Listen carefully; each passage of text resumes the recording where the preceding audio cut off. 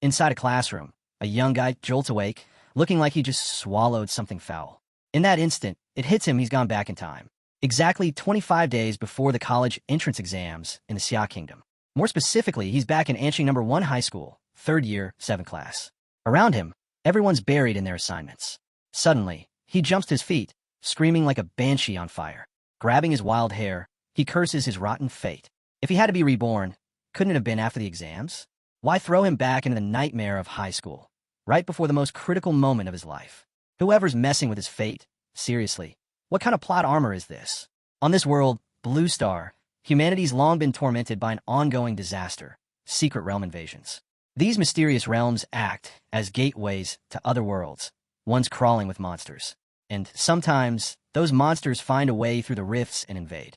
Some are weak, others, strong enough to flatten entire nations. A real threat to all of humanity. To fight back, humans created the beast gene system. By injecting beast genes, people awaken monster templates and unlock powerful genetic talents. These gene warriors are the last line of defense, and as a result, they're treated like royalty. In this world, strength is everything. If you can't fight, you're just background noise. At that moment, the system chimes in. World traversal complete. He has been selected as the host. Memory implantation begins. Still dizzy from it all, he clutches his head, trying to make sense of it. The students around him burst out laughing. Typical. A known class beauty, Huang Tong Tong, throws him a sharp glare and scoffs. Someone like you still thinks you can take the college entrance exams? Why haven't you just dropped out and started some dead-end job? He stares back, unimpressed. Of course, every bullied main character has that one girl who just has to make their life hell. Clearly, the guy who originally owned this body wasn't exactly popular. Turns out, his parents were in an accident back in 2nd year. Since then, his grades tanked. He stopped training. His performance nosedived, dragging the whole class down with him. Now everyone treats him like trash. Huang Tong Tong narrows her eyes, irritated by the way he's looking in her direction. This is a martial arts class, she warns. You trying to start something? He is completely baffled. He was just lost in thought. How was that picking a fight? So now, not only is he stuck in a weakling's body, he also has to deal with the fallout of someone else's screw-ups.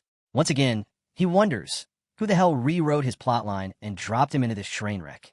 Just then, the teacher steps forward, reminding the students to prepare. It's time to begin the genetic modification serum injections.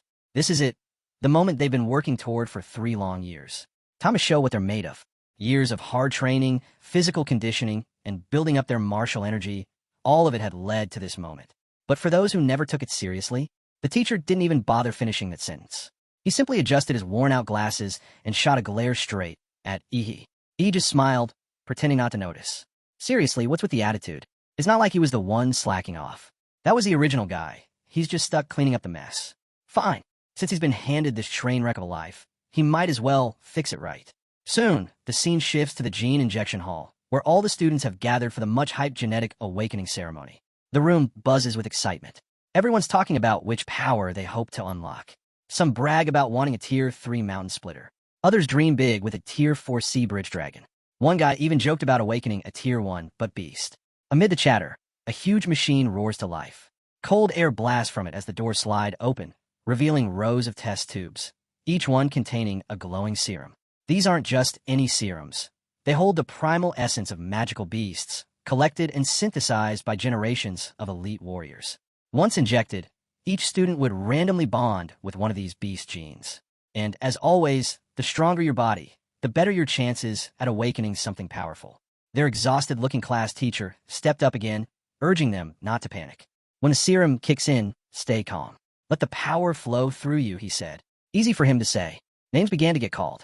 One by one, students stepped forward, injected the serum, and instantly started screaming. Whether it was pain or pleasure, who knew? It sounded like a weird mix of both. He watched it all unfold. Yeah, he wasn't exactly thrilled about what was coming, but he didn't hesitate. He grabbed the injector, jabbed it into his arm, and braced himself for whatever madness came next.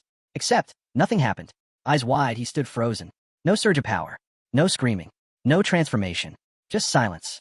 The teacher walked over, clearly confused. You don't seem any different. Shrugged. Maybe I got a fake dose? Of course, that's when Huang Tong Tong strutted over, laughing like she'd been waiting all day for this. Wow, so you really didn't awaken anything. Figures. A loser like you being a warrior? Please. She poked at his face, mocking him. You're like a bird with no wings. Totally useless. Guess this is the end of the road. Huh. He clenched his jaw. She just wouldn't shut up. Always the loudest voice in the bullying crowd. But suddenly, something inside him snapped. A strange surge swelled from deep within, a wild emotion erupting without warning. The system chimed in. Template identified. Infinite monster. A full status panel appeared before him. Host.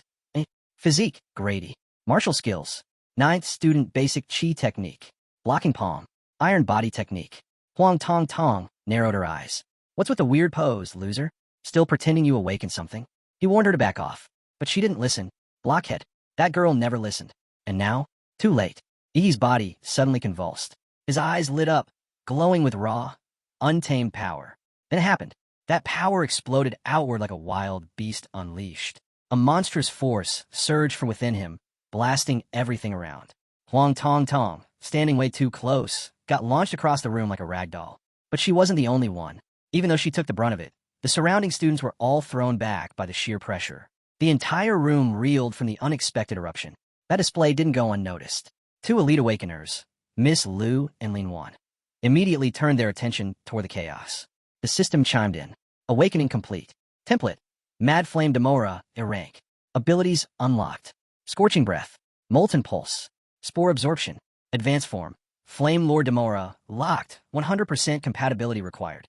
Current compatibility, 3%. As he processed all this, one thought crossed his mind. Could this be the golden finger power granted by the system? Whatever it was, the change in the room was immediate. The so-called loser of the class now radiated an overwhelming aura, one that silenced everyone and made even the cockiest students take a step back. Huang Tong Tong, who had just awakened a Tier 2 beast, the flaming lizard, was now unconscious, knocked out cold with drool running down her chin. He scratched his head awkwardly. My bad, guys. Got a little carried away. He tried to explain that he did warn them to keep their distance. But let's be honest, who expected him to awaken something this insane? In an instant, the classroom dynamics flipped. The same students who used to ignore him were now practically bowing, stunned by his transformation. But the moment didn't last long. The PA system buzzed. All third-year awakened students proceed to the testing facility for magical beast classification and martial level detection. Everyone headed to the testing center, eager to see how they measured up. A massive holographic screen lit up, displaying the results in real time. First up, Li Xin Yuan. Awakened Beast, Swift Spine Bug, Tier 3. A few students mumbled in surprise. Li was always average, never stood out. But now, with that bloodline, he was probably top 3 in class. Strong bloodlines are so unfair, someone whispered. Next came Chu Zhou, the class prodigy. No surprises here. Level, Martial Apprentice 9. Beast Template, Ice Demon Dragon, top of Tier 3. A roar of murmurs filled the room. He was almost guaranteed to become Aining City's champion. Then came Miss Liu, also a level 9 martial apprentice, and she had awakened something rare. Beast Template, Nether Sparrow, Stage 4. Gasps filled the room. A Stage 4 template. If that beast appeared in full form, it could easily level a city. Only Grandmasters could hope to stop it. As he stood there watching, something didn't sit right. Everyone else's templates were labeled by stages. Stage 3, Stage 4. But his? Just a rank. What did that mean? Before he could think more, his name was called. And as he turned toward the testing device, as he stepped into the testing chamber, every eye in the crowd was locked on him. The students watched in awe, eyes gleaming with admiration. Some of the girls, already fantasizing about marrying him, or at least having his kids. He finally understood just how much this world revolved around martial power. And now, with that attention aimed directly at him, it felt real. Carrying himself with newfound confidence, he walked into the tube chamber like he owned the place. The cheers behind him were deafening, like fans screaming for their idol. With an aura that wild, everyone assumed the same thing. His test results were going to shatter expectations. A new record, maybe even a rank no one had ever seen. Li Xinyan, the one-time class star, silently watched from the crowd, his expression serious for the first time. He finally realized he was someone worth keeping an eye on. Then things got weird. The moment Ihi's data popped up on the holographic display, it was underwhelming at best. Stage 3 Awakening. Beast Bloodline, unknown. For a second, the room went dead silent. Everyone blinked, tried to process what they just saw. Then came the wave of disappointment. Some guys broke into loud, mocking laughter, like they'd been waiting for the punchline. The girls who'd been swooning? Now, they looked at him like he had the plague. Disgusted, embarrassed. Ihi, completely unfazed, walked calmly out of the testing chamber. This was what he expected. He knew full well his martial abilities and bloodline didn't follow the system's usual rules. The scanner hadn't even picked up his real template, but the system had. Infinite monster template activated. His template wasn't just different, it was limitless. As long as he met the conditions, he could keep unlocking monster forms endlessly. And with that, he set a goal, to become the king of monsters. Later that day, the awakening ceremony wrapped up. Classes ended. Inside the teacher's office, the old man raised an eyebrow. You want to take a break to study on your own and come back for the college entrance exam? Clearly, he didn't buy it. Do you honestly expect me to believe someone like you is going to actually study at home? But he was serious. I've fallen way behind. I need special training. If I follow everyone else's pace, I'll never catch up. The teacher stared for a moment, then said flatly, if you want to become a real warrior, college is the only way. Beijing University? That's no joke. Even with your bloodline, your foundation is too weak. You won't make it unless you're ready to fail and repeat the year. He shook his head. There's no time for that. I've got to move now. I know it sounds crazy, but I want to learn. I need this. Just look into my eyes. You'll see I mean it. The teacher paused, then sighed. Those eyes, they weren't the eyes of slacker anymore. They were sharp, determined. Fine, he said. But if you fail, you're coming back here next year. No excuses. A while later, he arrived at the Aining Warrior Center. He already knew his family's home had been mortgaged for 600,000 yen, and after the accident, the compensation totaled over $1 million. Now, he finally had the funds to head for the capital. But first, he had to get stronger. Now that Ihi had awakened his power, he was faced with two options. 1. Follow the traditional path and level up as a warrior. 2. Increase his compatibility with the Timura template. According to the Infinite Monster template data, every template starts with just 1 compatibility point. But Timura already had 3. That didn't add up. Where did the extra 2 come from? There was only one answer. Timura had absorbed energy from the gene awakening serum, boosting its compatibility, which meant something huge. Those expensive serums weren't just for awakening. They actually enhanced the model's abilities. If that was true, then grinding endlessly as a warrior might not be the smartest path. Instead, throwing money at compatibility upgrades? That might be the better move. And honestly, that plan suited Ihi just fine. He decided to head straight to the shop and get his hands on some genetic enhancement serum. But the moment he passed through the ID checkpoint and stepped into the building, his jaw dropped. His eyes widened in pure disbelief. All around him stood warriors, each one radiating power. Their awakened bloodlines were impossible to miss. The energy in the room was heavy, alive. But that wasn't what caught him off guard. Ever since awakening Mad Flame Demora, he had unlocked a unique sensory skill, magnetic field of life. Through this, Timura could detect living creatures by tracking their vital energy fields. Now, he could feel it, really feel it. The warriors in front of him were blazing with life force. He could sense their chi and blood, each body burning like a furnace. He could even hear the faint roars of the beast bloodlines within them. The power, the tension, the raw desire to dominate. It triggered something deep inside him. The blood of Mad Demora wasn't meant to stay quiet. That beast was a conqueror in its world, born to rule. But right now, he was still too weak. He could only hold that desire back for now. Still, he made a silent promise. Once he was strong enough, the world would know what it meant to face the King of Beasts. Suddenly, a hand landed on his shoulder. Startled, he turned to see a young woman behind him. Don't stare at people like that, she said, casually. You're gonna make it seem like you want to fight. He blinked, a little embarrassed. Sorry, I didn't mean to. She laughed. It's fine. You must have just awakened. Huh? It's normal. Can't really control the instincts yet. Then she tilted her head. So, what brings you to the Warrior Center? I'm here to buy some genetic medicine, he replied. But this place is massive. I'm kind of lost. She smiled. I'll show you. But why are you looking for gene meds already? Is there something wrong with that? He asked. Not wrong, she said with a shrug. Just, gene medicine isn't cheap. Plus, if you use it too early, your body might build resistance. Most warriors wait until they hit a bottleneck to get the most out of it. That made him pause. How much does one cost anyway? At your level, she said, you're limited to the basic Solitai potion. That'll run you about 400,000 yen. He nearly choked. For 100,000? For one. The Bro King of Beasts felt like passing out. Even with everything he had, he couldn't afford 5. But he needed it.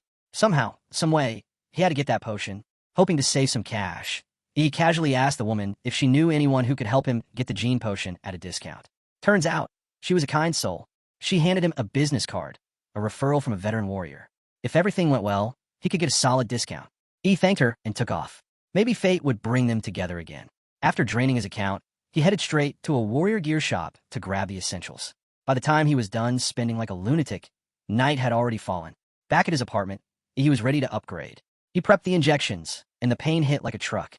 His body trembled. Bones cracked. Blood boiled.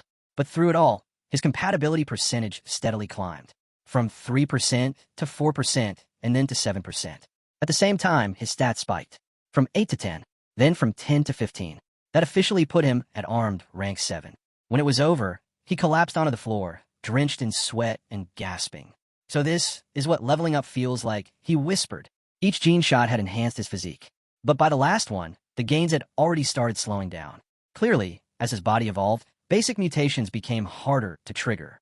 Still, not bad at all. What took others 3 years, he pulled off in minutes. And this was without even using Demora's full power. If he tapped into the bloodline's strength, maybe, just maybe, he really could dominate the exams. If cheat mode can't crush the geniuses, then it's not much of a cheat, he muttered with a grin. Now, it was time for the next step, heading into a secret realm. For reference, secret realms are ranked from S-class to E-class. The higher the rank, the deadlier the beasts inside. S-class realms are pure nightmares. If one ever spilled in the real world, it'd be the end. Total apocalypse. But for now, he wasn't diving into an S-class. He was headed to an E-class rift, located at a third-rate site in Aining. When he arrived, he noticed the place was nearly empty. Made sense. The realm was old, already picked clean of valuable treasures. Only weak beasts remained, mostly for rookies to train with. At the checkpoint, he approached the front desk and asked about his reservation for the E-class realm. The lady behind the counter didn't even glance up from her TV show. She just slid over a death waiver and his entry ticket. Without hesitation, he signed the waiver and made his way toward the rift. The closer he got, the more amped up he felt. This wasn't just a dungeon. It was the first step toward his rise as the king of beasts. He took a running start, leapt into the air, and dove headfirst into the portal, landing with a full-on superhero pose. Because why not? Inside, the realm opened up before him. 3 stars floated across the sky. Conlin Star, Onway Star, and Taiyin Star. He'd studied all of this in textbooks. But seeing it up close? Totally different. The secret realm was breathtaking. Then, without warning, danger approached. A mutant rabbit crept up from behind. First-rank beast, Bladefang Rabbit. It was ready to strike. The beast struck fast from behind, but he was faster. He'd already sensed it coming. The moment the Bladefang Rabbit launched its sneak attack, he snatched it right out of the air by its ears. A slow, eerie grin spread across his face. Really? You thought I couldn't sense you? He activated Life Magnetic Field, and in the blink of an eye, crushed the rabbit's skull with a casual squeeze. Just like that, his first kill. The creature dropped a beast core. Average quality, probably worth a few thousand yen. Not bad for his first few minutes inside the dungeon. At this rate, he could easily rack up serious cash. To put things in perspective, most people would work themselves half to death all month to earn just 3 or 4 times that. But here he was, making it in minutes. That's the difference power makes. Still, hunting low-level beasts wasn't the plan. If he really wanted value, he needed to go after something tougher, at least second rank. As if the realm itself heard him, a new enemy appeared. Second-rank beast, Corpse Demon Bug. It crawled right into his path, practically asking to die. He wasn't about to refuse. Drawing his short sword, he moved in fast and slashed at the creature's lower abdomen. He'd studied the monster encyclopedia enough to know. The back was a steel wall, but the underside? Way softer. The bug curled into a tight coil and spun toward him like a deadly drill. He braced himself, slammed his sword into the ground, and activated Hyper Beam. A scorching blast shot out like a fire cannon, smashing the bug dead center in the gut. But it wasn't enough. In a flash, the creature countered, spitting out several spinning discs from its mouth. That attack caught Ihi off guard. Seriously? It can shoot. He dodged with swift, nimble steps, barely avoiding the barrage. But his outfit wasn't so lucky. One slash shredded his clothes. Do you know how expensive this was? He shouted, livid. But jokes aside, he was starting to realize something. His current martial level wasn't enough. Without solid martial techniques backing him up, even with strong chi and blood energy, he was barely using half his full potential. That was thanks to the body's original owner being such a bookworm failure. Time to cheat. He activated Mad, Demora's bloodline. In an instant, his physique exploded from 15 to 21. His arms transformed, beastly, powerful, layered with armored skin and razor-sharp claws. The corpse demon bug lunged, its mouth wide open, lined with teeth like daggers. He didn't back away. He leapt into its mouth. From the inside, he tore through muscle, bone, and tissue, ripping the beast apart from within. The monster let out a final, violent scream before Ihi burst out from its lower abdomen, ending it for good. Victory! Now, with his physique at level 21, he had just crushed a second-rank monster like it was nothing. Still, after deactivating his bloodline power, his body had to vent all the excess heat. He felt like a living furnace, ready to melt the ground he walked on. And that sword he just bought? Corroded by the bug's venom. A weapon that cost 250,000 yen, trashed by one tier 2 monster. What a ripoff. He stared at the melted remains of his expensive sword and shook his head. Garbage quality. Total scam. Whoever sold this needs a 1-star review minimum. And if things couldn't get worse, his stomach started growling. The energy drained from his first real monster fight had left him starving. And of course, he didn't bring a single bite to eat. Then it hit him. A smell. Something fragrant. His eyes drifted to the green core sitting in the corpse of the demon bug. It shimmered slightly, giving off a faint scent. Was it tempting? Yes. Yes, it was. To hell with it, he muttered, throwing caution to the wind. He opened his mouth and swallowed the giant green core in one big gulp. Almost instantly, he felt the core dissolve inside him. And a new system prompt popped up. Compatibility increased. 7%, 7.3%. He froze. What? He had spent hundreds of thousands on gene potions to gain just 1% compatibility. But a single green core had boosted him by 0.3%. Doing the math in his head, he realized just 3 or 4 of these would equal an entire potion. Even the white cores from Bladefang rabbits should be good for at least 1%. Tears welled up in his eyes. He'd gone full pay to win and lost miserably. Well, no point crying over wasted money now. Time to turn that frustration into fuel. He touched 2 fingers to his forehead and activated Life Magnetic Field. A magnetic pulse rippled outward, scanning for life in every direction. He hunted nonstop through the night. By the next afternoon, his compatibility hit 9%, and his physique had reached 15.8. But once he crossed the 9% threshold, white magic cores stopped working. No more gains, only a full stomach and some spare cash. He packed up his loot, 20 white magic cores. For green magic cores. At the checkpoint, he casually dropped them on the desk. The receptionist's eyes widened. You're a high school student? She looked at the pile of cores like it was a miracle. According to government policy, martial artists had to turn over 1/10 of their haul. For every green core, he needed to trade in 5 whites. After doing the math, he still walked away with 200,000 Sea Kingdom credits. Not a bad haul for a rookie, but the clock was ticking. Only 9 days left until the college entrance exams. Meanwhile, over at a D-class secret realm, a squad of 6 warriors prepared to set out. Near the entrance, the team gathered for a quick briefing. The driver asked the captain, "Think we'll finally complete that Blood Jade Flower mission this time?" Captain Lin, a Tier 2 martial artist, replied calmly, "We already found the flower's general location last time. But with old Sheen injured, we're short a man." A young woman frowned. "So what now? We going in with 5? Another teammate chimed in. "The rules say we need 6 to enter a D-class realm. Are we just ignoring that?" Lin nodded behind him. "No worries. I contacted an agency. They sent us someone new." All eyes turned to Ihi, who casually picked his nose and said, "Sup. I'm Dadsla, level 9 martial disciple." Since Ihi was still technically a student and didn't meet the requirements to enter a D-class secret realm, he had no choice but to go underground. He used a shady agency to forge a fake identity. Cost him 100,000 credits. Total scam. Captain Lin glanced at him, squinting. "Your name's Dadsla? Doesn't that sound a little off?" He rolled his eyes. "Didn't have a choice.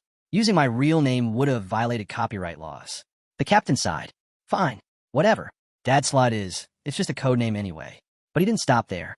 "At your level, martial disciple, rank 9, you're not really qualified for a D-class secret realm. So stick to watching. Don't slow us down." He nodded. "Got it. No problem. Better to lay things out now than deal with drama mid-mission." With the team assembled, they climbed into the vehicle and drove toward the portal. According to their tracker, the Blood Jade Flower was located at an oasis a little farther ahead. Problem was, the place was guarded by a Tier 2 beast with a general-level bloodline. He gazed out the window. Just moments ago, they were surrounded by lush rainforest. Now, barren desert. Clearly, these secret realms weren't bound to one environment or even one world. Suddenly, the driver glanced at the rear-view mirror. "We've got company. Earth demon rats. Looks like they've caught our scent." Captain Lin turned to the back seat. "Who DE? Take care of it." Who DE cracked a grin. "Understood." Without hesitation, he pulled out a pair of throwing daggers and hurled them at the incoming horde. The moment they struck, the rats exploded in a spray of dirt and smoke. Business as usual. The team kept moving, completely unfazed. Ihi, though, stared at Who DE with curiosity. That guy had infused martial energy into his throwing darts, turning them into miniature bombs. Ruthless, efficient, cold. Eventually, they arrived near their target zone. Time to ditch the ride. As they continued on foot, Ihi, rookie that he was, asked casually, "Why aren't we driving the rest of the way?" Lin replied without looking back. The beasts near the oasis are ultra-sensitive. An engine would give us away instantly. Made sense. As they walked, Lin started dividing tasks. Xiao Xia, throw the stun grenade to lure the beast out. Xiao Wu and Hu Di, set the traps. Old Lu, provide suppressive fire. I'll take point. Then he glanced at Yi and you, Datsla, to stand there and watch. Fine by me, Yi said with a shrug, already bored. The plan kicked off. The stun grenade was loaded with high-level monster pheromones, strong enough to trick nearby beasts into thinking their territory was being invaded. Sure enough, moments later, a Tier 2 Earth Dragon burst onto the scene, roaring like a lunatic. Captain Lin turned to Yi. Watch out, it's coming your way. Elsewhere, back at the site where Hu Di had wiped out the Earth Demon Rats, a shadowy figure crouched over the remains. He picked up one of Hu Di's daggers, licked the blade, and smiled, a sick, twisted grin. Back at the oasis, Captain Lin raised his sword and began channeling martial energy. With one clean, precise slash, Captain Lin decapitated the Earth Dragon midair. As he landed, Xiao Xia and Xiao Wu rushed to his side. You okay, Captain?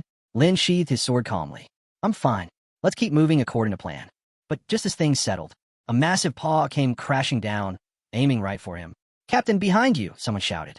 Too late. The dying Earth Dragon had one last trick up its sleeve, try to take the captain down with it. Before the attack landed, Yi shot forward.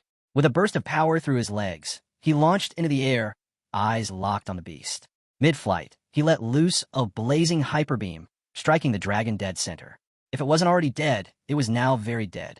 The blast knocked everyone silent. This was a martial novice, not even fully qualified for a D-class realm, yet he just wrecked a Tier 2 beast. Xiao Wu, Xiao Xia, and even Lin were speechless. That was insane, Xiao Xia muttered. Incredible punch, Xiao Wu added. They all began swarming him with praise. He just stood there like it was nothing, soaking in the attention with an air of casual indifference. Captain Lin walked over and offered a rare thanks. You saved my life. Not long after, old Lu extracted a glowing orb from the Earth Dragon's remains and called out, Captain, you'll want to see this.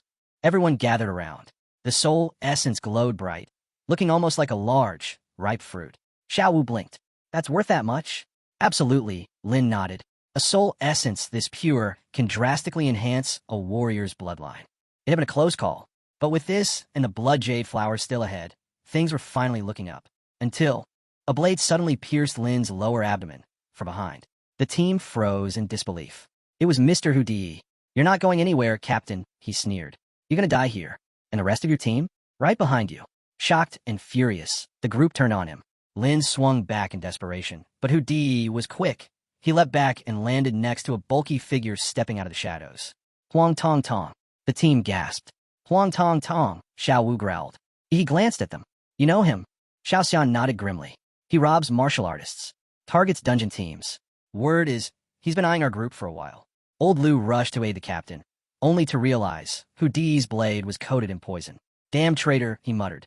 But the real question was, how did Huang Tong Tong even know the location of the oasis? Not even the whole team had that info until they were inside the realm. That's when it hit Yi. Hu Di's exploding daggers. They hadn't just carried martial energy. They'd carried intel. Coordinates. Hu Di grinned at him. Pretty sharp, kid. But with the college entrance exams coming up, maybe you should have just stayed in school instead of waltzing into death's arms. Yi smiled back, unfazed. Oh, I'm still planning on being the top scorer. As for walking hand in hand with death, he cracked his knuckles. That's for me to decide. He hurled a dagger and sneered, claiming Yi was nothing but a cocky fool who didn't know his place. But Yi, he caught the blade between two fingers without flinching. With a cold glare, he shot back. You? A bald freak barking at me? Now that's real arrogance. Are you in such a rush to die that you've lost your mind? The chaos around them only grew louder. He glanced around and said coolly, time to clean up the garbage. And by garbage, he clearly meant those two. Oh, Peng just chuckled, unfazed. In fact, he seemed amused. You're pretty interesting, he said, smirking. Then he turned to his man. Mr. Hu Di, go get me his head. Without hesitation, Mr. Hu Di, better known as Huda, pulled out a stack of throwing daggers and launched them all at once. They weren't just sharp, they were explosive. In a flash, he let out a roar. The shockwave alone was enough to obliterate the incoming daggers before they could detonate. But Huda wasn't done. In the blink of an eye, he vanished from sight, then reappeared directly above Yi. Watch out, someone shouted. But Yi was calm. With Huda's mountain splitter technique locked on him, he touched two fingers to his forehead. Perfect time to test this out, he muttered. In a split second, a beam of energy burst from his fingers, blasting straight through Huda's defenses and piercing his chest. One hit. That's all it took. Gasps rang out as Huda's body hit the ground with a lifeless thud. Could this guy really be a martial novice? He casually blew away the smoke curling from his fingertips. Another down. Huang Tong Tong's scalp clearly rattled. That gene technique of yours. What clan are you from? Ihi's eyes darkened. You want to know? Fine. I'm from the Deandra clan. He leaned in slightly. Why? You thinking of begging now? But Huang Tong Tong just growled. Even with the gene technique, there's no way you can close the gap between us. With a thunderous roar, he unleashed his bloodline power, tyrant terror, Black Bear. His body surged in size, now towering like a mountain. Then came his peak shaker technique. He didn't flinch. He lowered his stance, aimed low, and fired another hyper beam, right at Huang Tong Tong's legs. The massive man screamed as it connected, staggering from a hit. But he wasn't done yet. Huang Tong Tong raised a gigantic fist and brought it down with earth-shattering force. He had already leapt into the air, dodging it clean. Second-tier martial artists, huh? He muttered. Even my atomic beam couldn't crack that ankle bone. Then Huang Tong Tong jumped up, his titanic hands on either side of Ihi, ready to clap him in a paste. The shockwave from that clap alone could flatten a building. But Ihi vanished. He reappeared behind Huang Tong Tong, voice calm. My turn. Huang Tong Tong's eyes went wide. He activated another technique, core-fused, mountain-crushing fist. His hands expanded, glowing with martial energy. Then the fist came. They rained down like a storm. Relentless, unstoppable, pounding Huang Tong Tong over and over. He didn't even get the chance to defend. When the dust finally settled, he stood tall, steam rising from his fists. At his feet was what was left of Huang Tong Tong, a body covered in brutal, unforgiving blows. Even his face was unrecognizable. The others could only stare, speechless. From the wreckage, Huang Tong Tong groaned. Your gene technique, it releases toxic gas. He coughed, barely able to speak. You're despicable. You'll get what's coming to you, Henzone snarled, swearing vengeance as his aura surged with rage. He hurled another core-fused, mountain-crushing fist straight at Ihi. But Ihi, he didn't flinch. People could curse him all they wanted, from every direction, every angle. It made no difference. Their hatred would just keep stacking, and if Henzone wanted to join the queue, so be it. Remind me again, who the hell are you supposed to be? Ihi muttered. Just like that, the scene faded. 9 days passed. The long-awaited college entrance exams were now in full swing, and the Central Sports Stadium of Ant City buzzed with excitement. This wasn't just any event. It marked the beginning of this year's General Martial Arts School enrollment. Standing on stage, the host greeted the crowd, especially the students. Good luck, he said warmly. Let the competition begin. The entrance exam followed a knockout format. Students would face off in one-on-one battles, and only the winners would move forward. The event was set to last 3 days. The first 2 days focused on qualifying rounds. Each student had to fight 3 matches. Only those who advanced would get the chance to battle it out for the title of this year's top scorer. To every candidate here, the host said, your potential carries the future of all humanity. So give it everything you've got, not just for yourselves, but for the world. With that, the exam officially began. Arena 1, a match between 2 male fighters. Arena 4, a male versus female showdown. But over at Arena 6, there was a problem. Only one student stood in the ring. The other hadn't arrived. The host checked the roster. Arena 6 was supposed to feature a match between Huang Tong Tong and Ihi, both from Ant City No. 1 Middle School. But Ihi was nowhere to be seen. As per the rules, if he didn't show before the match started, it would count as a forfeit. Huang Tong Tong stood there, arms crossed, looking smug. Her lips curled into a bitter smile.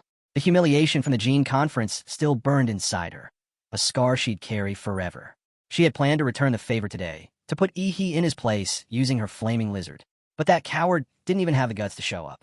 Pathetic. Whispers rippled through the crowd. Wow, he actually bailed? Seriously?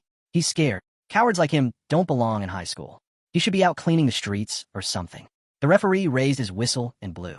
Time's up, he began. Candidate, Ihi from Ant City's first high school. Suddenly, a powerful aura cut through the stadium like a knife. Everyone froze. Heads turned to the sky. Something was falling fast, like a meteor blazing toward Arena 6. Wait, was that a person? Gasps erupted. How could someone fly like that? The figure crashed into the arena with explosive force. The entire platform trembled under the impact. Dust filled the air. Huang Tong Tong squinted, confused. And before she could react, a foot came flying straight at her face. Boom! She flew off the arena like a rag doll, knocked out cold in an instant. He stepped forward, brushing off his clothes. Tisk, he muttered, watching her crumpled body. That was too close. Almost didn't make it. Come back next year. He muttered as Huang Tong Tong lay knocked out cold outside the arena. The host didn't waste a second. He is the winner, he announced loudly. He scoffed. That was the same girl who once bullied him? What a joke. The crowd erupted in cheers. They couldn't believe what they'd just witnessed. One kick, and it was over. And that entrance from the sky? Insane. Is that what they call a heavenly kick? Someone yelled. Right then, the system updated. He's total physique, 226. Compatibility, 20%. Not bad at all. A smug grin crept across his face. This boost was all thanks to Captain Lin and that blood jade fruit. Sure, it took time to refine, but now he could finally enjoy the ride. With Huang Tong Tong down, he wasn't done yet. He steamrolled his next opponents, Long Tao from A&N City's number 4 middle school, followed by another from the same school. 3 matches, 3 wins, all with a single kick. The audience went absolutely wild. The name they gave him? One Kick Superman. The host confirmed it. He from Ant City's first high school advances to the 3rd round. 3 wins, each in 1 strike. Back in the stands, a crowd swarmed him. Everyone wanted something, his number, his future plans. Some even tried recruiting him on the spot. Reporters shoved mics in his face. What's your dream university? Someone asked. He smiled, twisted into something proud, and just a bit unsettling. Huadu University. And just like that, the crowd fell silent. Then, they started to scatter. Too arrogant, they said. He sighed. Not that he blamed them. Huadu University, top martial arts school in the Xia Kingdom. Top 5 in the world. A place most students from N-City could only dream of. But hey, power speaks for itself. Let them laugh now. He couldn't wait to see their expressions when he claimed first place. Just then, a group of examiners approached. Excuse us, we'd like to retest your martial level. After a quick scan, the results made one examiner's jaw drop. Half a month ago, you were just a level 3 martial disciple. Now, level 9. Digging deeper, they discovered he had been sneaking into Itir's secret realms after school. Why risk the kind of danger before your exams? One of them asked. He shrugged. To find myself. He went quiet for a second. Before he died, my father left me a message. If I want to surpass humanity, I need to stop fearing death. I need to be brave and strong. Those words hung heavy. But what truly shook the examiners was what came next. He had been breaking through his genetic locks. They froze. This needed to be reported immediately. As they hurried off, he couldn't shake the feeling that all eyes were now on him, for better or worse. Inside the waiting room, he pulled out his phone. Dozens of live streams popped up, interviews with friends and families cheering on the examinees. He kept scrolling. No one was there for him. Not a single one. To Ihi, it was nothing new, being alone. Just an orphan no one cared about. Or so he thought. What he didn't know was that, back at home, his class teacher was watching the broadcast, fists clenched and cheering with everything he had. Back in the arena, Ihi stepped in for his next match. His opponent, Luo Xian, a level 8 martial disciple from the city's 3rd high, born of warrior parents, gifted with the bloodline of a rare 2nd-tier beast. On paper, a serious threat. He barely looked at him. Go on, he said, lazily motioning with his hand. You start. That casual tone? It hit Luo Xian like a slap. He snarled, rage building, and without hesitation, activated his bloodline. Dashing lightning claw. His body surged forward, blurring with speed, heartbeat thundering like a high-performance engine. Sparks flew behind him as the force of his martial technique broke the sound barrier. His claws were aimed straight for Ihi's throat, a blow that could take down even a level 9 disciple if it landed. But it didn't. Right as Luo Xian's arm reached him, Ihi calmly caught it midair. Not bad, Ihi said flatly. You've got speed, but are nowhere near Hong's level. Luo Xian's confidence shattered. Sweat poured down his face. Please have mercy. But Ihi didn't hesitate. He raised a palm and brought it down with thunderous force on Luo Xian's head. One hit. How cold. He looked around and scoffed. Is this it? Is there no one here who can actually fight? The host's voice echoed across the arena. Another win for Ihi. One strike again, this time against the seated player, Luo Xian. Dozens of cameras locked on Ihi, capturing every angle of his dominance. The live stream went wild. He made it look so easy. Luo Xian was strong, but he didn't even break a sweat.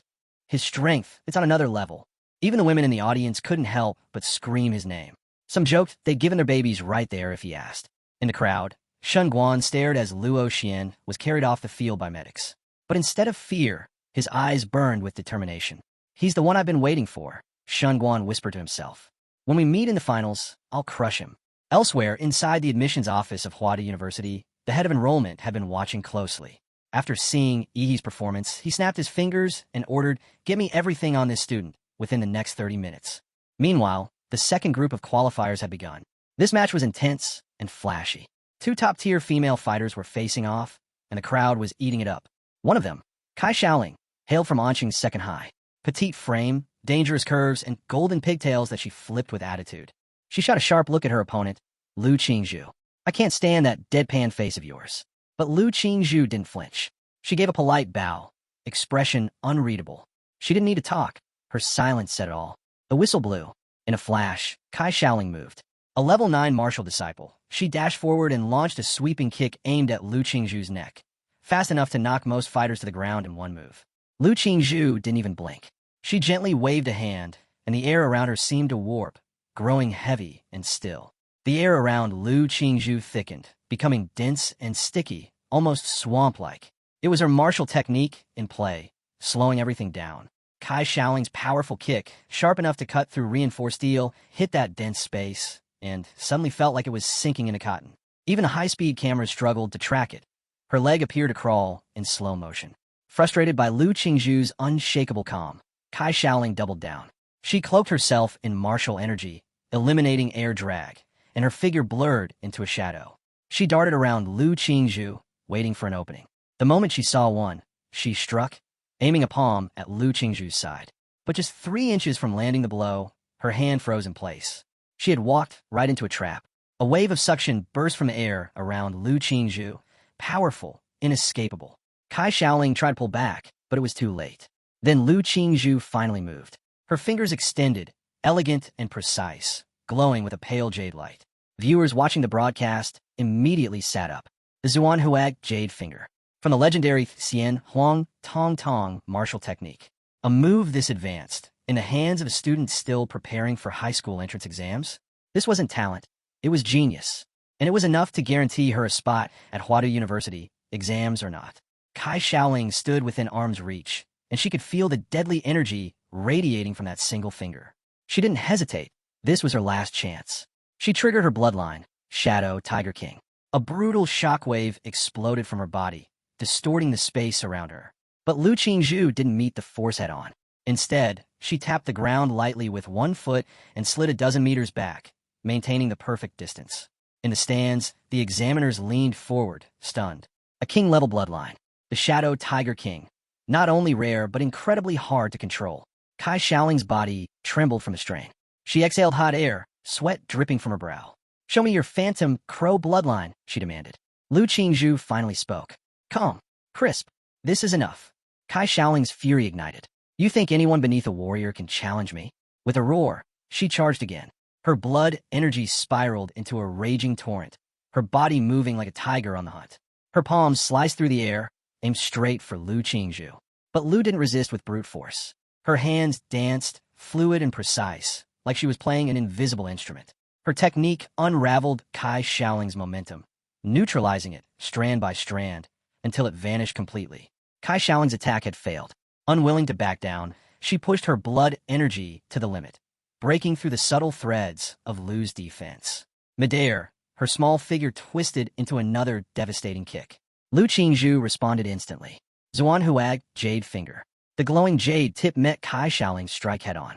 The moment they clashed, boom, the specially reinforced arena cracked apart, a deafening explosion erupting beneath their feet.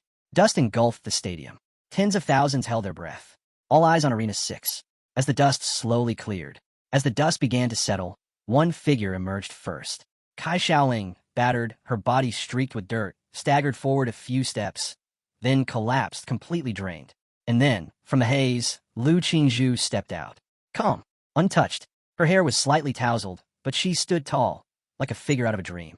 Effortless grace, pure composure. She had just dominated a fellow level 9 martial disciple, someone with a king-level bloodline, using only technique and precision. The live stream exploded. Comments flooded in, praise, awe, disbelief. Who is this girl? She's got to be the top scorer from Anqing. Rumors quickly spread. Lu Qingzhu had awakened the Phantom Crow, a 4th-tier bloodline. A rarity so high that most seasoned warriors would struggle to compete. After that match, everything else felt underwhelming. But the tournament had to go on. Following more eliminations, the final 8 were confirmed. From ANN City's first high, Yihe, Lu Qingzhu, and Shengguan. 2 contenders from Anqing Second High, and 3 from Qinfeng Private High. With the quarterfinals about to begin, Yihe stepped forward to draw lots. His pick, Lot A. A tall, muscular fighter nearby glanced over and raised his own card, also Lot A. Looks like we're matched, he said with a small smile. His name was Shengguan, from Qinfeng Private High. They nodded to each other and stood to the side. We're second match, Shengguan said calmly. Let's watch the first together. Despite his size, Shengguan came across as genuine and grounded. He pointed toward the giant screen above the arena. The first match, Lu Shi from Qinfeng Private High versus Shengguan from ANN City, First High. Shengguan chatted casually. Lu Shi is no pushover. Talented. He's repeating this year just to get into Huadu. Mastered his bloodline pretty well. He glanced at Yihe. Shengguan's from your school, right? You must know him. Before Yihe could respond, the host's voice boomed through the arena. The winner of the first quarterfinal match, Shengguan, from ANN City, First High. In the stands, the principal of Qinfeng Private High slammed his fist on the railing. Damn it. First round, and we're out. Shengguan smiled. Lu Shi was our martial arts president. In terms of skill, even 2 of my classmates together couldn't match him. Then he looked Yihe dead in the eye. But you? I have a feeling you're different. You give off this pressure, like a volcano that hasn't erupted yet. A beast just waiting. He pointed to the stage. Our turn. With that, they both stepped into the ring. The host's voice rang out again. Second quarterfinal match. Shengguan from Qinfeng Private High versus Yihe from ANN City, First High. Tension crackled in the air. As the battle to decide the top 4 began, the 2 charged, fists meeting in a devastating collision. Boom! The impact blasted chunks of the platform into the sky. The solid stage beneath them cracked wide open, a deep pit forming at the center. The shockwave tore through the stadium, forcing the audience to shield their eyes from the blinding blast. Through it all, Shengguan sneered with excitement. The moment Yihe countered, Shengguan felt it. That strength, it was either equal to his own, or maybe even greater. A stream of blood trickled from Shengguan's nose. But instead of rage, his face lit up with wild excitement. Finally, a real fight. This wasn't frustration. This was pure joy. Someone who could stand toe-to-toe with him in raw power. And that made his blood boil in the best way. He quickly realized the nosebleed wasn't from the impact alone. It had to be from Yihe's bloodline. A technique that directly attacked his cellular structure. Subtle and dangerous. But no matter. Now that he understood the trick, he knew how to handle it. Shengguan's eyes narrowed with focus as he fortified himself. He summoned his martial energy to create a protective barrier around his body, enough to shield him from the mysterious radiation Yihe emitted. With a wicked grin, he nodded. You're a monster. That martial art of yours, it's incredible. But now was his turn. Time to show off the power that had been passed down through generations in the Shin family. With a sudden burst of energy, he activated the Shapewolf Fist, a feral, precise technique, followed by the Deer Peak. Swift as a snake, sharp as stag antlers, the double strike shot forward at lightning speed. He barely moved. Too late. The blows slammed into his lower abdomen, tearing through his defenses. The force sent him skidding backward, coughing up blood as he clutched his stomach. The one-kick Superman had just taken his first serious hit. Before he could even recover, Shengguan came charging again. Bear crash. This wasn't just brute force. Shengguan had embedded martial energy into every part of his body. His strikes hit twice as hard. And this time, Yi's previous opponents hadn't prepared him for this level of intensity. Neither had he. He tried to raise his arms to block, but Shengguan's limbs suddenly extended, becoming flexible and coiling. Like thick ropes, they wrapped around him, pulling him into a crushing hold. Turns out, he was only half right about Shengguan's martial arts.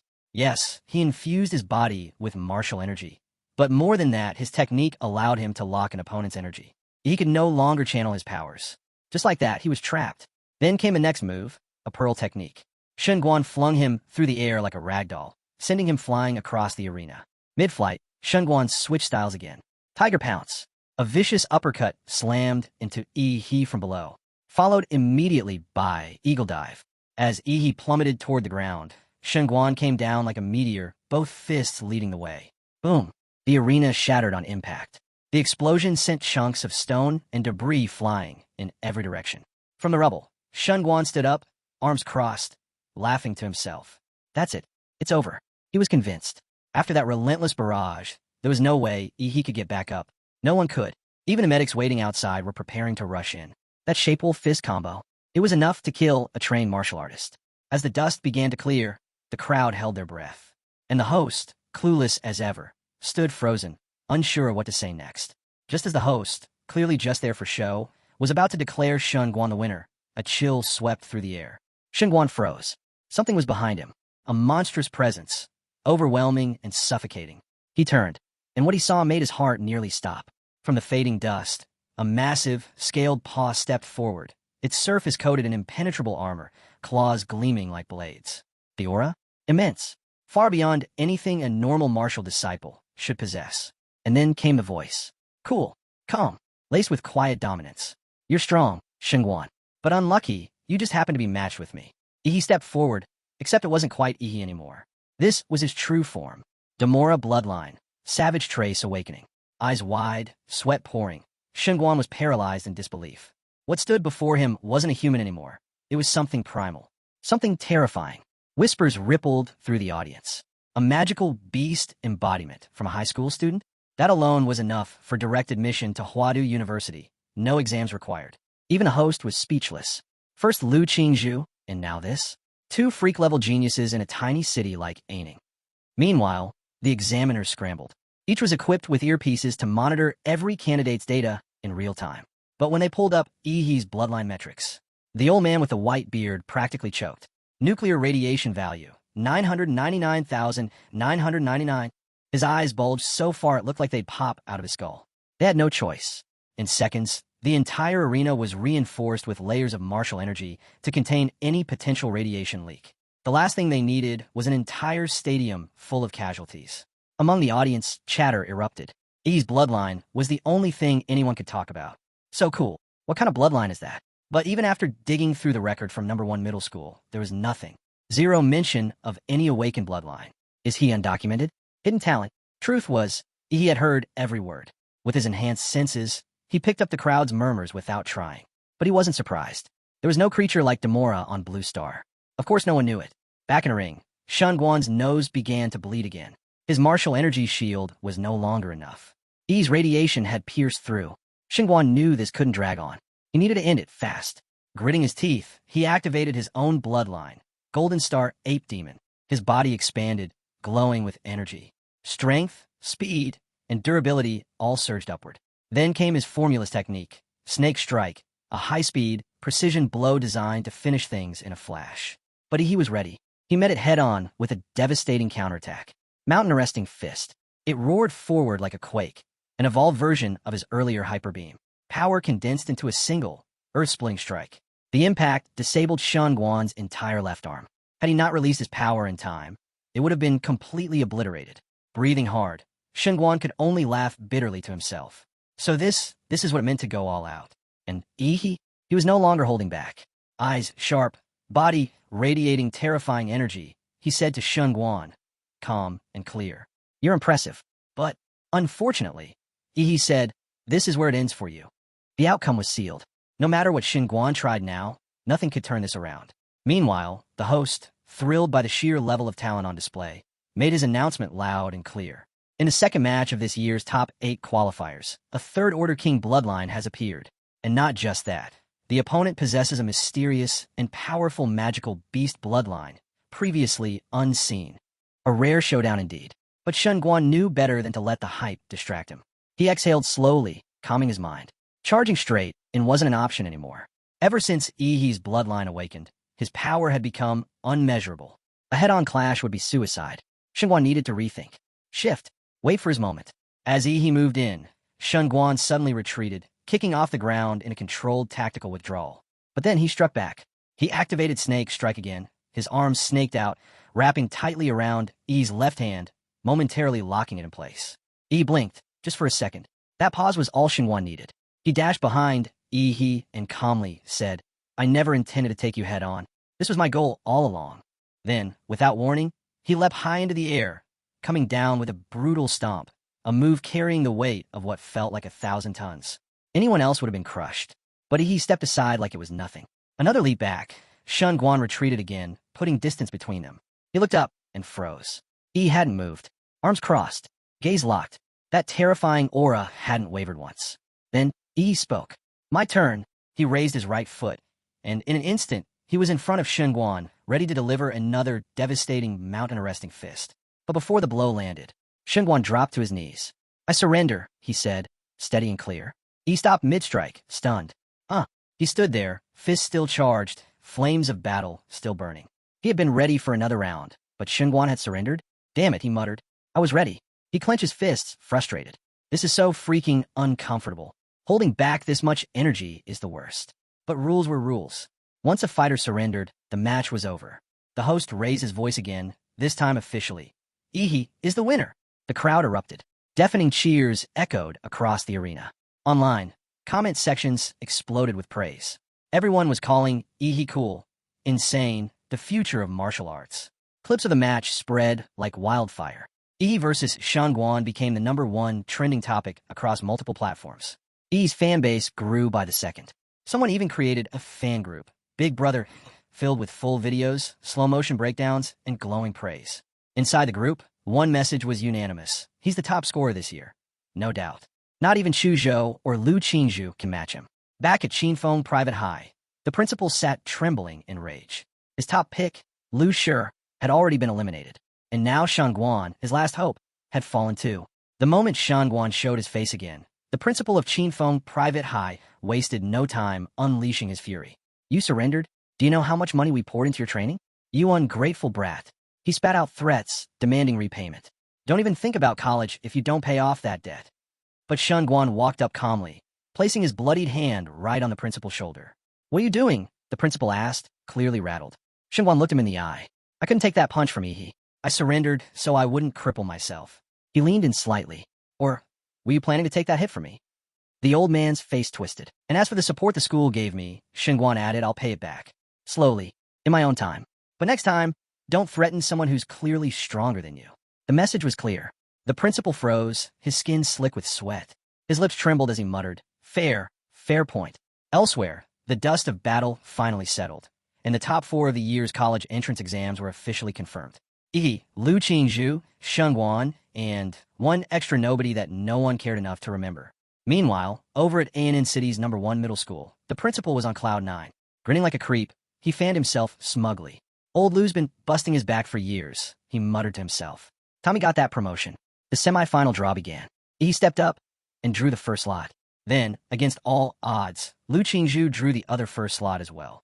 The crowd buzzed instantly. The first semifinal would be between the 2 biggest names of ANN City's #1 middle school, an internal matchup, and easily the most hyped battle in city exam history. The cold goddess Lu versus the so-called one-kick Superman. Fans were already debating who would win. Some were convinced Lu Qingzhu had the edge. She'd already crushed Kai Shaoling, who had a third-order king bloodline. Not to mention, she'd mastered not 1, but 2 royal martial arts techniques. And there were rumors of something even more terrifying. The awakening of her 4th-level Netherbird bloodline, still unrevealed. Yes, Ihi's Demora bloodline looked insane. But so far, the theory was he also had a 4th-level bloodline. And in terms of martial arts foundation, Lu Qingzhu's background was superior. Even Shengguan, a third-order king bloodline holder himself, had been forced to awaken his bloodline to stay in the fight. The comparison was intense. Finally, the moment everyone had been waiting for arrived. The semi-final match began. Cheers erupted. The arena shook with noise. Ihi and Lu Qingzhu stepped onto the platform, facing each other in silence. The referee wasted no time. Begin. The instant the words dropped, a thick cloud of dust and steam burst around Ihi, swirling violently and engulfing the entire stage. It was so dense, the audience could barely see anything. Lu Qingzhu narrowed her eyes. Her vision was completely cut off. The steam choked the air, clouding everything. She scanned the fog, and then up ahead she saw it. A silhouette, towering, unmoving, and radiating a terrifying aura. So, he was hiding in the fog. She steeled herself. Let him be strong, she thought. Stronger than the rest. From the audience's perspective, it was hopeless. They couldn't see Ihi at all. Lu Qingzhu was only a faint blur. No one could make out what was happening. At that moment, the crowd had no choice but to turn to the one person who could explain what was happening. The host. The tension was thick in the air as the crowd held their breath, watching every move unfold. The host kept the energy alive, firing up the audience with one burning question. How would Lu Qingzhu, the Lu family's prodigy, handle Ihi, the unexpected dark horse of this year's entrance exams? With steam billowing around him like a storm, was it possible Ihi had awakened his bloodline again? That remained to be seen. But in truth, what he had done was slip directly into a state of blood awakening. not to power up an attack, but to shroud the battlefield in mist. The purpose? To block Lu Qingzhu's line of sight, giving him those precious few seconds he needed to analyze and adjust his game plan. He wasn't expecting her to strike first anyway. That was never her style. He had studied her fight with Kai Shaoling in detail and shaped his strategy around it. He knew her martial arts were a league above his own. No matter how strong he got, brute strength alone wouldn't be enough to land a hit on her. She was a combat genius, sharp, adaptive, and deadly. The longer the fight dragged out, the more it would tilt in her favor. He had no choice. If he wanted a shot at winning, he had to go all in right now. With a thunderous boom, he launched forward, unleashing his mountain-arresting fist. The ground shook as he surged straight at Lu Qingzhu, his fist glowing and aimed for her like a missile. But Lu Qingzhu didn't flinch. Calm and alert, she raised her arms, manipulating the air in front of her like a flowing shield, ready to absorb the incoming blow. She believed if he wanted to throw the first punch, she'd be ready to block and strike back with precision. But he had something else in mind. At the last second, just before impact, he pivoted sharply, deactivating the fist technique mid-attack. Twisting his waist and hips in one fluid motion, he shortened the distance and called forth a phantom tail. Demora's thick tail, forged from pure martial energy. Like a steel whip, it cracked through the air and struck low, aiming straight at Lu Qingzhu's side. What the hell? He tricked me. Never in all her battles had Lu Qingzhu faced an opponent who so convincingly committed to one attack, only to flip the script at the last possible moment. That sudden shift threw her off balance.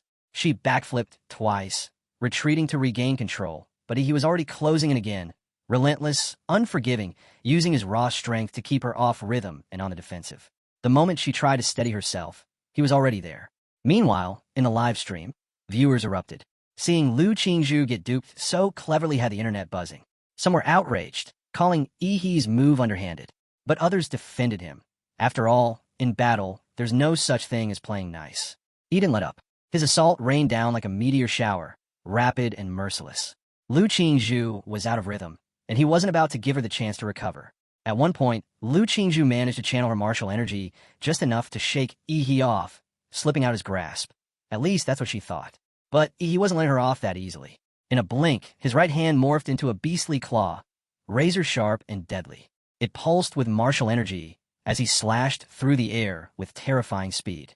Lu Qingzhu sensed it just in time. She twisted midair, flipping horizontally, barely dodging the incoming attack. The energy-infused claws tore past her, detonating on impact behind her the moment she landed. But she had no time to breathe. He was already charging in again, relentless, unyielding. They were right back where they started. He on the offensive, unleashing an unending flurry of strikes, and Lu Qingzhu dodging, blocking, weaving through the storm of blows. His fists blurred with speed, creating afterimages as he cut off her escape routes from every angle. She started to wonder, how was he not even winded? His stamina was unreal, his strength constant. Lu Qingzhu had two powerful cards up her sleeve, ancient martial arts only passed down in royal bloodlines. One was the Lu family's secret defensive technique, Floating Shadow. The other, Xuanhuan Jade Finger, was meant for direct, overwhelming offense. If she could just get a second to activate either, she might flip the fight in her favor. But he wasn't giving her even a sliver of time. It was becoming clear she couldn't hold out much longer. Any more pressure, and she'd be forced off the arena. One misstep, and it'd all be over. Outwardly, her expression remained calm, composed, even. But inside, anxiety crept in. She was being cornered, and that's when she made the call. Time to use her trump card. He immediately felt something shift, an aura change, sharp and sudden. Lu Qingzhu had awakened her bloodline. The nether had arrived. Just as he was about to strike again, he pulled back. Fast, dark purple sparks exploded from her body, lighting up the arena. A high-pitched cry echoed, piercing and otherworldly. Before anyone could react, Lu Qingzhu soared into the air, lifted by the force of her awakening. In Yi's chest, Demora's blood surged wildly. It was as if some ancient part of him recognized the arrival of a rival creature, a superior life form. And then he saw it. Those wings, dark purple and gleaming under the arena lights. Her wings shimmered with multicolored brilliance. They didn't even need to flap. The wind itself carried her upward, like she belonged in the sky. High above, her amethyst eyes locked onto the shadowy figure below. The air itself seemed to tremble with the clash of wills. The host's voice roared through the arena, barely able to contain the excitement. She hasn't mastered the full form yet, he announced. But Lu Qingzhu has successfully manifested the core of her bloodline, the Netherbird's wings. Behold, everyone, the first full reveal of the Netherbird, and it's none other than our brilliant rising star, Lu Qingzhu. The livestream platform exploded.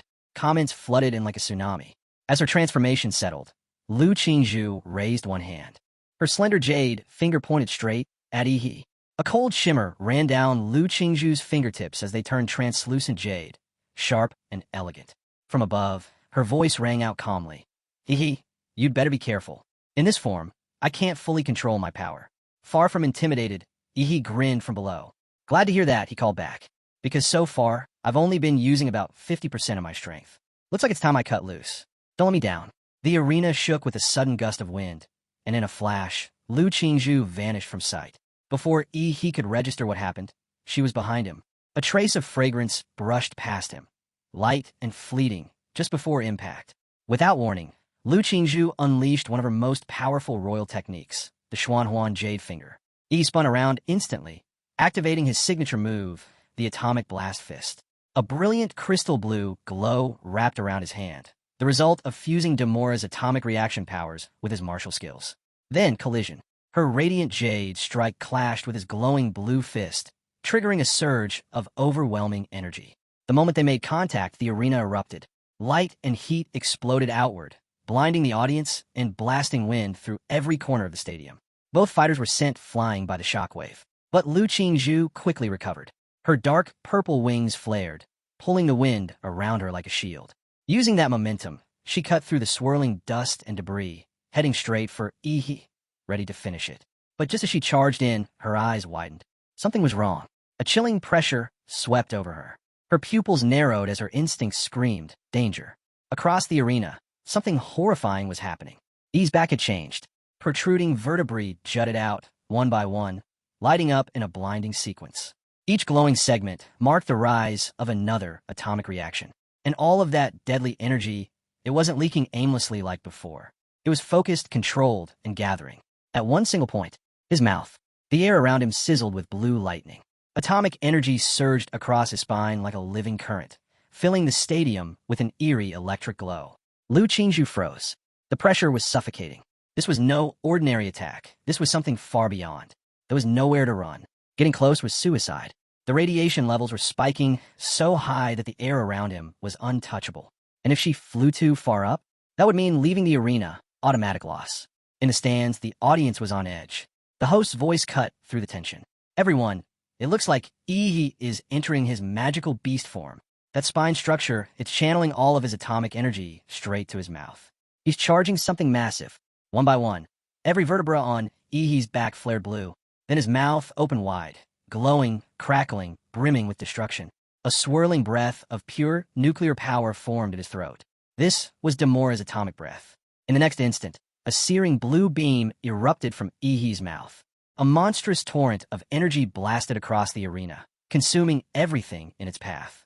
And right in its sights was Lu Qingzhu. But even faced with that overwhelming force, Lu Qingzhu didn't back down. Instead, she braced herself and did the unthinkable. She folded her wings tightly around her body, locking herself in with steely resolve. In that instant, she triggered a deep, hidden awakening, one tied to the ancient bloodline flowing through her veins. The Netherbird responded. As death closed in, her blood surged, igniting the dormant power of her lineage. Her wings erupted in a dazzling display, countless dark purple feathers shimmering like crystal shards under the light. This was the Netherbird's feather deflection. The blue atomic beam struck her shield of feathers head-on. And then, something incredible happened. The destructive blast, instead of tearing through her, refracted.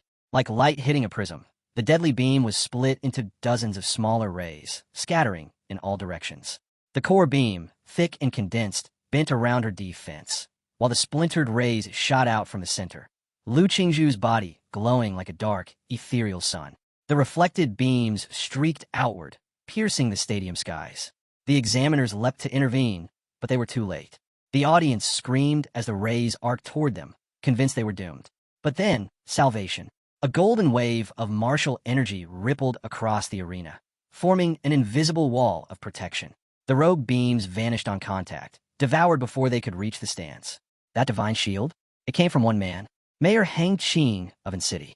Powerful, calm, and watching silently from the shadows, he stepped in at the last second to neutralize the catastrophe. The crowd turned to thank him, but he silenced them with a look, firm, commanding. "Watch carefully," he said, eyes locked on the arena. "Today, the strongest champion in the history of City will be born." The host jumped at the chance, his voice ringing with passion. "Ladies and gentlemen, you are witnessing history, and with Mayor Hang watching over us, we can promise there'll be no more surprises like that one." Down in the arena, the blast finally stopped. After nearly 15 seconds, Ihi's atomic breath sputtered to an end. Smoke billowed from his mouth and spine, like a living furnace winding down. His eyes stayed fixed on the figure before him. Lu Qingzhu stood her ground, barely. Her body trembled. She spat out a mouthful of fresh blood. The dark purple wings that had protected her were now melted and gone, having reached their absolute limit, deflecting the beam. If she hadn't summoned Vanity and Shadow at the last second to absorb the final wave of energy, she might have been completely annihilated. But she endured. Still, her power was far from complete. She had yet to unlock the core abilities of the Netherbird's true form. And that was her greatest weakness.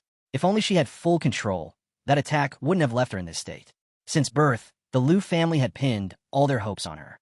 As the eldest daughter, Lu Qingzhu fought one battle after another, not for herself, but for her family's expectations. Everyone praised her as a genius, a rising star. But the truth? She never cared for the titles, never even knew what she was fighting for. She didn't fight out of ambition or to be the best. She fought because her mother expected her to. Outsiders thought she was cold, distant, untouchable. But really, Lu Qingzhu was just socially anxious.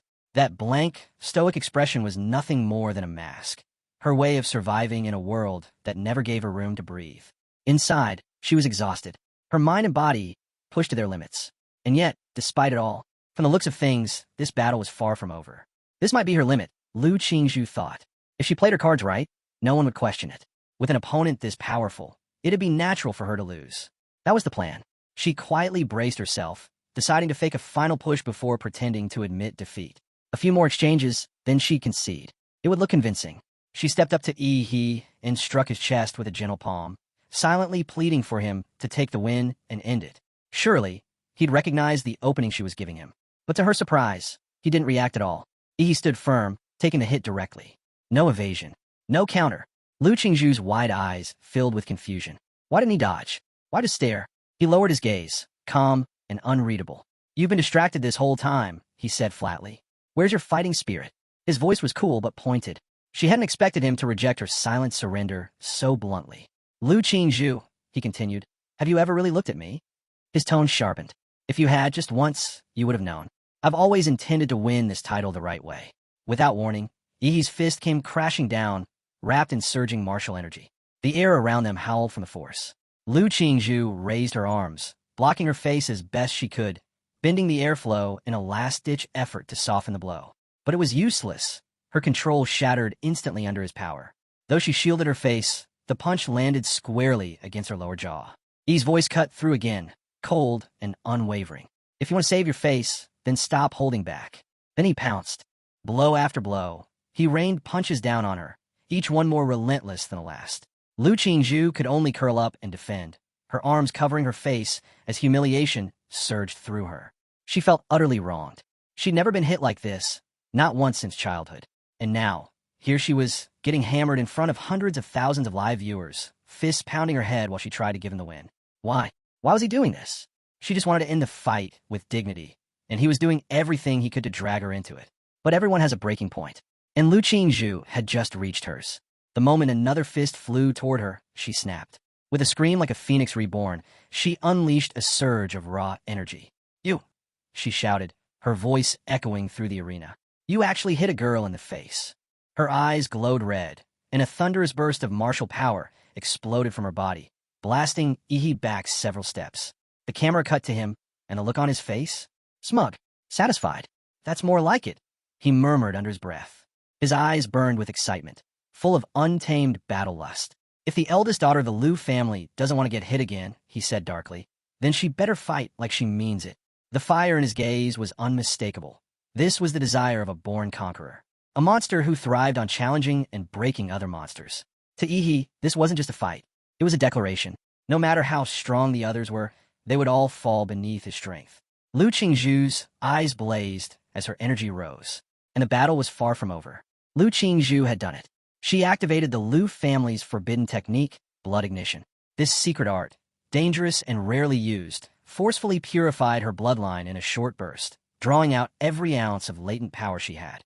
The cost: severe side effects. It was a last resort move, used only when there was no other choice. And now, Lu Qingzhu was fighting for her life. Ash swirled in the air as a colossal pair of dark purple wings unfurled from her back, whipping up a storm.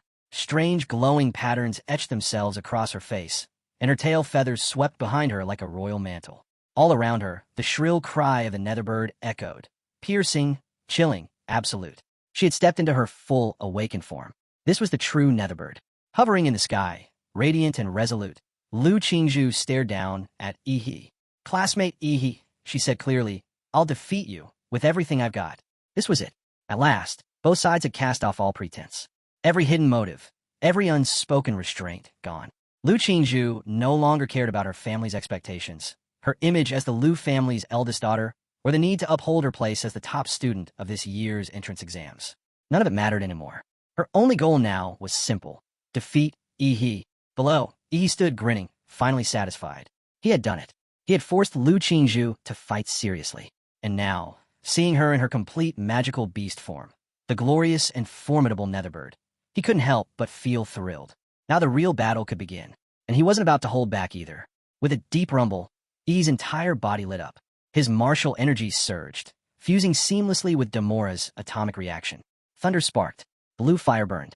His body was now wrapped in armor, thick, glowing scales that pulsed with radioactive force.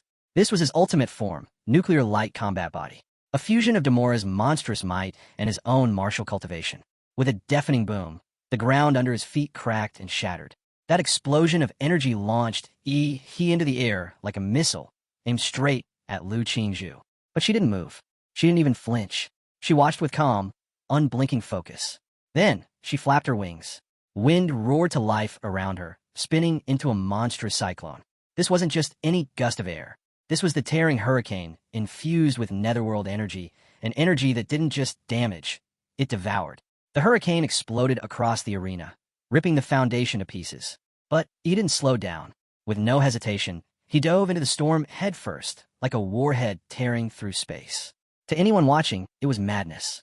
Charging into the tearing hurricane was suicide for most martial artists.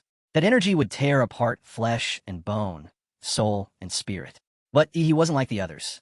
The moment he pierced the heart of the hurricane, he activated his atomic fist. Boom!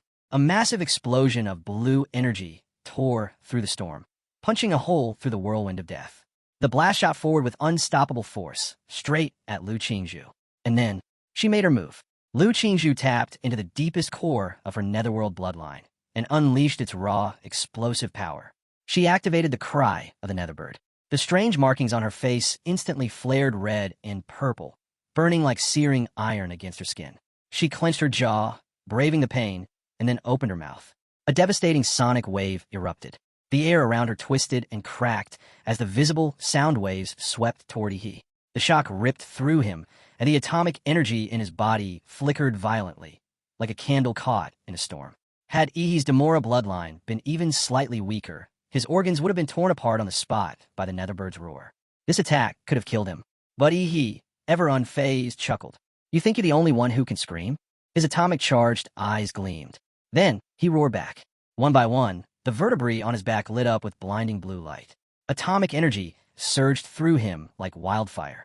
The reaction built to a peak as the atmosphere around him twisted from the intensity. There was only one move that followed this buildup: Demora's atomic breath. Only this time, it wasn't a mid-range blast. This was full power, the maximum output. Even Lu Qingzhu felt the pressure bearing down. But she didn't falter. This wasn't like before. Her eyes blazed with conviction. She didn't retreat, nor did she reach for her best defense. No, she chose offense. Because sometimes, the best defense is to strike harder. She pressed her middle and index fingers to her forehead. A brilliant jade light shimmered from her fingertips. This was the Lu family's most powerful technique. Xinhuang Tong Tong martial arts. Xuanhuan Jade Finger, now fused with the deadly energy of her Nether Sparrow bloodline. It had transformed into something even more terrifying: the Netherworld Bloodthorn. At the exact moment Yi unleashed his atomic beam, an immense sky-piercing blast of nuclear blue, Lu Qingzhu aimed her fingers and fired. The purple-red energy at her fingertips burned intensely as her dark wings pushed her forward, amplifying the impact. Two titanic forces, atomic destruction and netherworld fury, collided head-on. The arena trembled. The sky split apart. From the outside, the crowd held its collective breath. The host shouted over the roar. This is beyond the control of even the fighters themselves. Examiners leapt into action, pouring their martial energy into the barrier surrounding the stage, reinforcing it to the absolute max. Even then, it might not be enough. Meanwhile, in the stands, Mayor Hang Qing watched with furrowed brows. He was not impressed. To him, Lu Qingzhu's choice to counter Atomic Breath with a direct offensive strike was reckless, dangerous. If either of these two prodigies fell here, it wouldn't just be a loss for a city. It would be a loss for the entire Xia Kingdom. And that he could not allow. So he acted, not to stop the battle, but to guarantee their survival. With a stomp of his foot, he activated his signature spell, Divine Leyline Wall. The earth rumbled. 3 massive, glowing walls of earth shot up around the arena, each layered with ancient runes and shimmering veins of pure leyline energy. Walls surged upward, mighty barriers infused with Mayor Hang Qing's martial energy. In the blink of an eye, they blocked the oncoming collision. The atomic breath and the netherworld bloodthorn slammed into the stone walls with unimaginable force. But they couldn't hold for long. With a thunderous crack, the walls buckled and crumbled.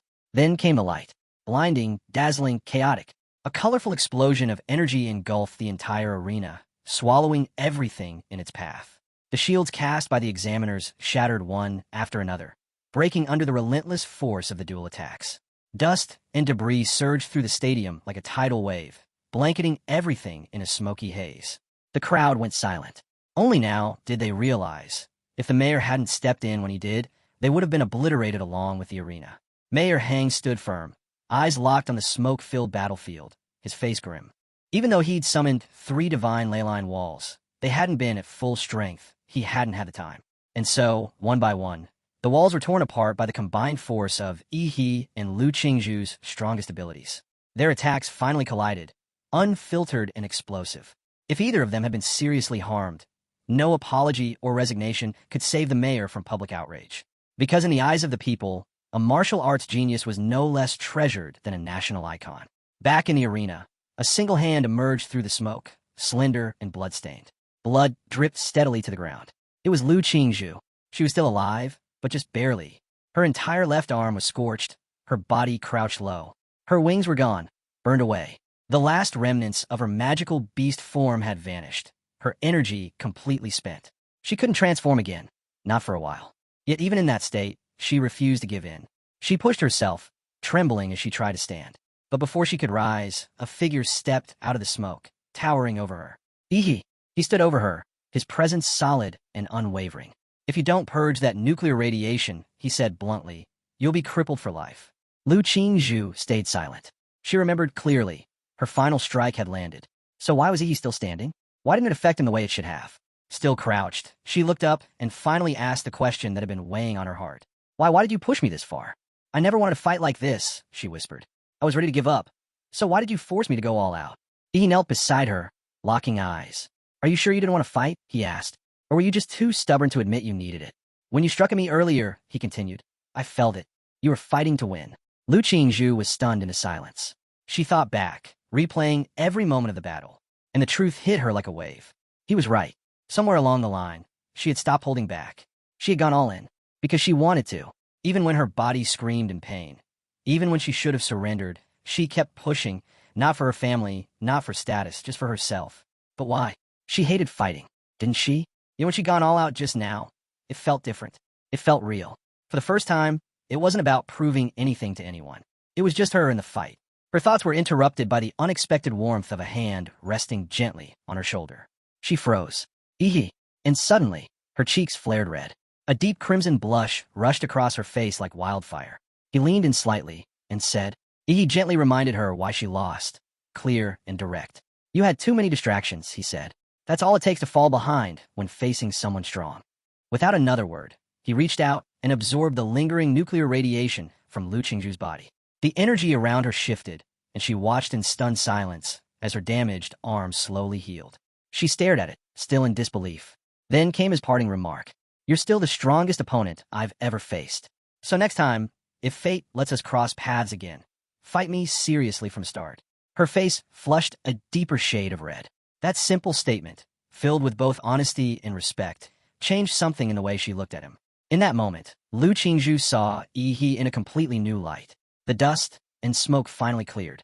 All eyes, and every camera, zoomed in on the center of the arena. There, under the vast stadium lights and the watchful gaze of tens of thousands, Yi stood tall and proud.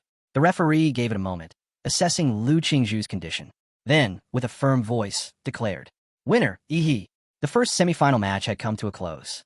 And in the next match, without much surprise or suspense, Chu Zhou secured a swift victory and advanced to the final as well. Now, the grand finale of ANN City's college entrance exams had been set.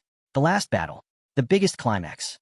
Yi, the dark horse from ANN City's #1 middle school, versus Chu Zhou, the refined apex of the very same school. It was an all ANN showdown, and the biggest winner, without a doubt, was ANN City's #1 middle school itself. Both finalists were its students. The live broadcast exploded. Hundreds of thousands watching earlier had now grown into tens of millions. Although the final didn't carry the same dramatic edge as the showdown between Yi and Lu Qingzhu, the hype hadn't slowed down at all. Not because Chu Zhou wasn't worthy, but because Yi had simply proven too overwhelming. He defeated Lu Qingzhu, the one many believed to be untouchable. No one expected Chu Zhou to win, but Chu Zhou didn't care. He wasn't fazed by the odds. He wasn't rattled by the attention, or the lack of it. From the beginning, he had always been a pure warrior. When he first awakened, people called him a prodigy. Crowds worshipped him, but he never let it cloud his mind.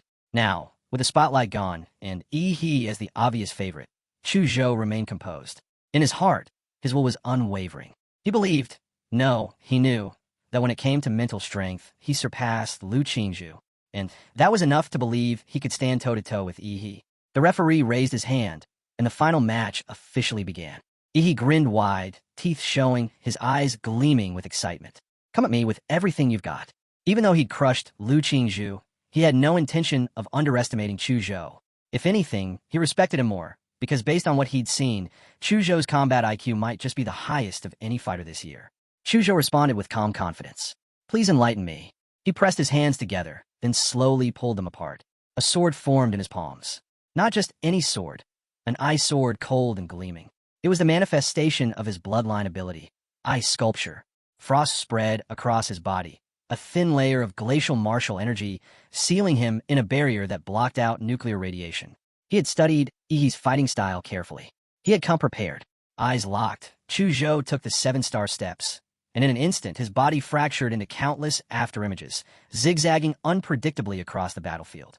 Then came the whoosh, a deafening sweep of motion. Hundreds of icy blades rained down toward Yi. From every direction, Chu Zhou's afterimages surged toward Yi like a swarm. But Yi, he didn't move. He just stood there, still, lazy, completely unbothered. He had no interest in playing a guessing game to find the real Chu Zhou among the clones. He had his own method to cut through illusions. With a deep breath, he clenched his fists. The muscles in his arms bulged, solid and rippling like steel. Then came the glow, crystal blue light pulsing across his skin, veins glowing under the sheer pressure of atomic and martial energy. And then, he struck. With explosive force, he slammed his fist into the ground. Boom! A nuclear shockwave burst outward in all directions, the floor beneath him erupting as blue energy engulfed a 10-meter radius. The entire arena quaked as though struck by artillery. Chu Zhou had no choice but to retreat. He looked at the ground in front of him, cratered, torn, like it had been pounded by a barrage of cannonballs. What kind of monster is this guy? There was no way he could take Yi head-on. Even Xinguan, the powerhouse of Qinfeng Private High, known for overwhelming physical strength, had surrendered when Yi's awakened bloodline came into play. That settled it. Chu Zhou knew what he had to do. Close combat was suicide. Time to strike from a distance. With a deep inhale, Chu Zhou activated his bloodline awakening. Ice element dragon energy erupted from within. Crystalline dragon scales coated his body, shimmering with frost. His eyes turned golden, slit like a beast's, and 2 black horns curved from his head like polished obsidian. The air dropped. His power surged. Ice pulse. A frigid wind howled across the arena. Massive spikes of ice burst from the ground, forming into a towering tsunami, dozens of meters tall, rushing straight at Yi with unstoppable momentum. The audience gasped. Even the examiners were stunned. The ice dragon might be a 3rd-tier magical beast, lower than king-level bloodlines like the Shadow Tiger King or Venus Ape Demon, but in Chu Zhou's hands, it was devastating. Stronger even than Kai Shaoling's bloodline. Stronger than Shengwan's. The icy wave crashed over the arena, drowning it in white. The blazing summer stadium dropped to sub-zero in seconds. The live stream, once filled with non-stop praise for Yi, fell silent. Then came a different voice, the haters. Chu Zhou is too cool. Yi's done for. Down with that devil. Chu Zhou exhaled, his breath misting in the freezing air. The sheer release of energy had drained him more than expected, but he kept his guard up. He wasn't foolish enough to think he would go down just like that. And he was right. Suddenly, the live feed comments exploded again. The iceberg began to melt. A glow formed deep within. Then from inside the frozen mass, Yi's mouth opened wide, blue atomic light burning in his throat. And the next instant, boom! A blazing blue beam erupted from the ice, piercing through it like paper and heading straight for Chu Zhou. His eyes widened in disbelief. How? There was no time to think. Chu Zhou flung himself back, manipulating the ground beneath his feet. A massive icicle shot up in front of him, imbued with martial energy, a last-second barrier. The beam collided with it. Crack, boom. A massive explosion shook the area, but thankfully, he unleashed his atomic breath just in time. It wasn't nearly as powerful as before, though. He'd only used it to break free from the iceberg, trapping him. Still, the display was overwhelming. His abilities were beyond terrifying. Radiation, nuclear blasts, atomic lasers. Was a high schooler even supposed to have this kind of power? The ice surrounding him instantly evaporated under the scorching energy radiating from his body.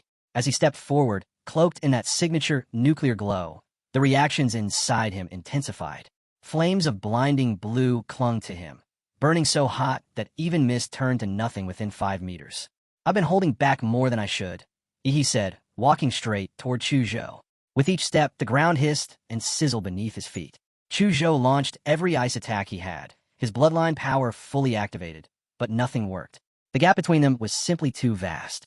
So far, only Lu Qingyu had managed to go toe-to-toe with Yi in this form. Even Shengguan had surrendered without a fight. Still, Chu Zhou refused to back down. His golden dragon eyes locked on Yi. This is my final move, he said, a technique he had originally saved for Lu Qingyu. Chu Zhou closed his eyes, cut off all his senses, and pointed his ice sword skyward.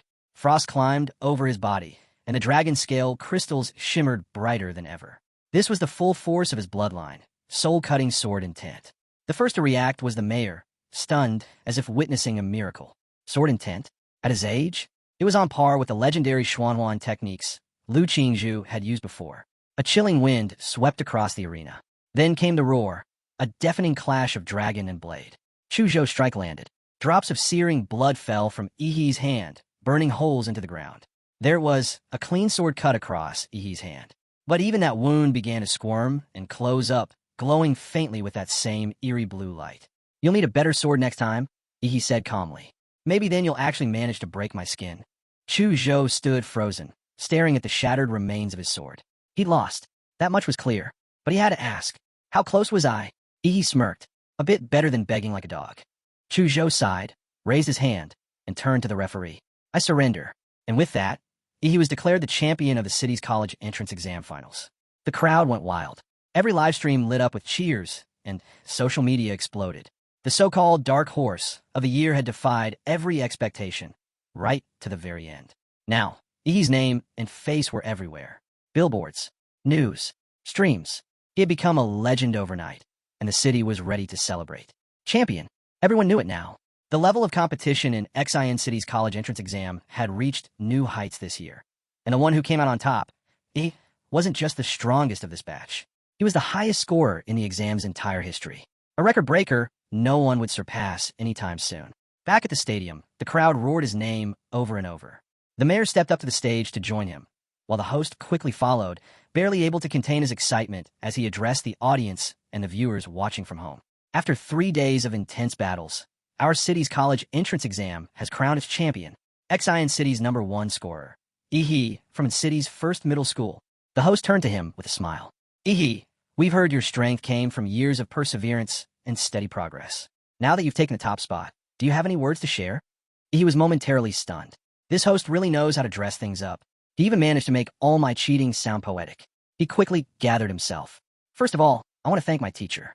He never gave up on me, even when I was at my worst. His support gave me the strength to fight on. Elsewhere, watching the speech through a live stream, E's teacher was already in tears. I don't deserve this praise, he thought. I didn't even notice this monster of a student until the exams were about to begin.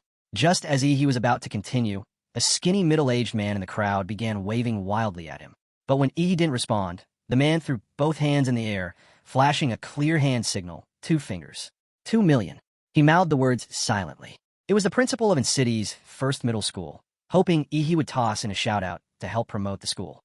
The promise? A 2 million yuan scholarship. That was all it took. The money-hungry beast flipped his script immediately. Oh, right. And of course I want to thank my alma mater and our principal. His wise leadership brought us here today. He had no idea what to say at first, but the principal's not-so-subtle gesture cleared that up real quick. And finally, I want to thank myself. If it weren't for my own hard work and brilliance, I wouldn't be standing here right now. Not a trace of shame in his voice as he dropped that line. None. The crowd might have thought it was confidence, but anyone who knew him would call it exactly what it was. And then, right at that moment, the system's voice echoed in his head. Congratulations. You've earned the title of champion. A random template ability will now be awarded. His eyes widened. Wait, this template has an achievement system too. He wanted to check the new ability right away, but with tens of thousands of people watching, there was no chance. He'd have to wait. The mayor stepped forward to wrap up the ceremony, praising how smoothly the entire exam had gone and officially announcing its conclusion. But as soon as he left the arena, making his way through the corridor toward the exit, a mob of reporters burst through the doors like hungry hyenas, shoving cameras, microphones, anything they could get in front of him. And the moment he stepped out, Student do you feel any pressure now that you're the champion? The first prize winner. How did you improve so fast in just 6 months? Are you headed to Huadu University? Reporters bombarded him from all sides. He tried yelling at them to back off. He seriously needed to pee, but they weren't giving up. That's when some sleazy-looking guy squeezed up beside him, holding a phone inches from his face with a smug grin. Student real quick, who's prettier, Lu Qingzhu or Kai Shaoling? Or are you more into Xingguan? Maybe even Xu Zhou? He didn't say a word. He just took off, sprinting even faster. He had zero time for whatever kind of fan service nonsense this was turning into. After finally ditching the media mob, he slipped into an empty basketball court. Alone at last, he was practically buzzing with excitement. This new development with the system, it was wild. So he wasn't locked into just one template. He could actually draw more through rewards. That was insane, beyond anything he imagined. Just as he was soaking in the possibilities, someone appeared, interrupting his thoughts. A man in a black windbreaker approached him. Student congratulations on taking the top spot. Startled, turned, wondering if he was another reporter. But the man removed his hat with a polite smile and said, Relax. I'm not with the press. I'm from the imperial capital. He leaned in slightly. Let's talk about something a little more classified, like genetic locks. The moment those words landed, froze. He didn't know anything about genetic locks. His powers all came from the monster template system. Did this guy know something he shouldn't? Who even was he? Sensing He's hesitation, the man asked casually, Did your father ever mention the term genetic lock? He stayed calm and nodded. According to the original host's memories, that term had indeed come up once. Just once, and strangely enough, from his ordinary father. The man then pulled an envelope from his bag and handed it over. Aren't you curious how a regular taxi driver knew something like that? Doesn't add up, does it? E's eyes narrowed. Could there be something deeper going on? Was his father actually someone else entirely? The man continued. Because of your unique situation, the imperial capital has authorized access to a restricted file. Just for you. He opened the envelope, and what he read left his eyes wide. Project Prometheus, a major player in Blue Star's gene research world. Once a leader in the field, the institute had been blacklisted and chased down by nations everywhere after a major incident. Since then, its top researchers vanished, forced into hiding. One of their major breakthroughs? Genetic lock technology. As he read more, E's expression turned cold. So that's what this guy believed, that his so-called ordinary father had actually been a top researcher at Prometheus. And that he himself wasn't just some student with a lucky streak. He was a walking, talking secret result of one of their experiments.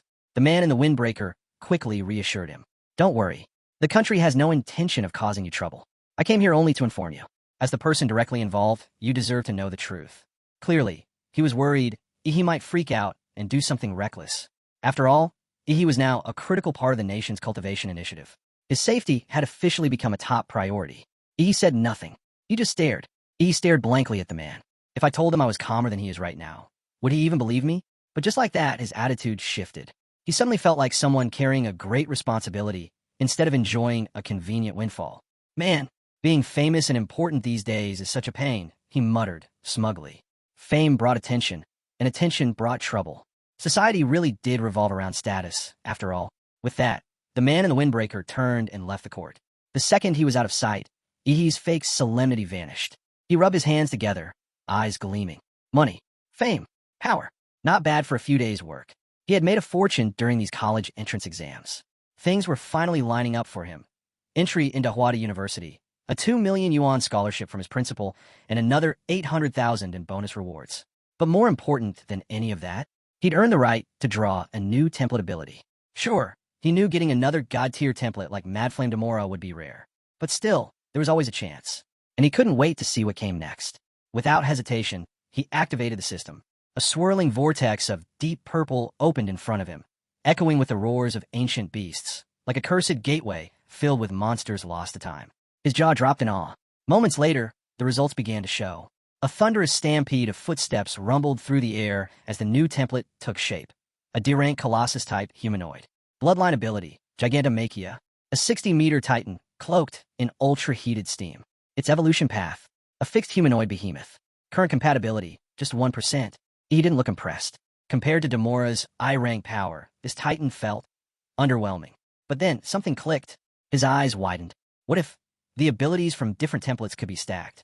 If he could combine the titan's powers with Demora's? Holy, the potential was beyond insane. This wouldn't just put him at the top of the food chain.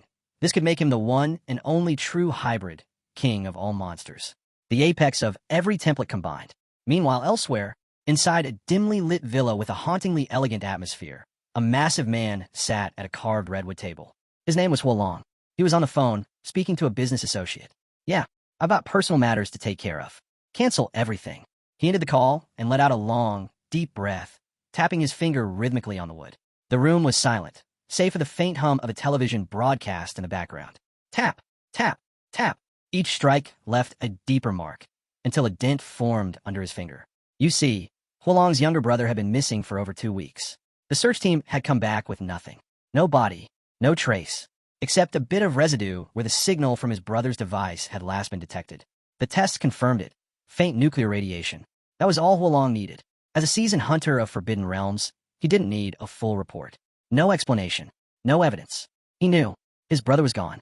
And worse, whoever did it had cleaned the scene flawlessly. No blood. No clues. No mistakes. Huolong's eyes stayed fixed on the television. The footage replayed again. Ihi's battle with Lu Qingyu. That specific moment when Ihi unleashed his atomic breath. Huolong didn't need confirmation. He just knew. His gut screamed it. And the fact that Ihi was the only known individual wielding nuclear radiation ability sealed it. He closed his eyes, weighed down by sorrow and guilt. He'd warned his younger brother countless times to leave the underground world behind. But the kid never listened. And now, he'd failed. He'd made a promise to their mother before she passed, that he'd protect his brother no matter what.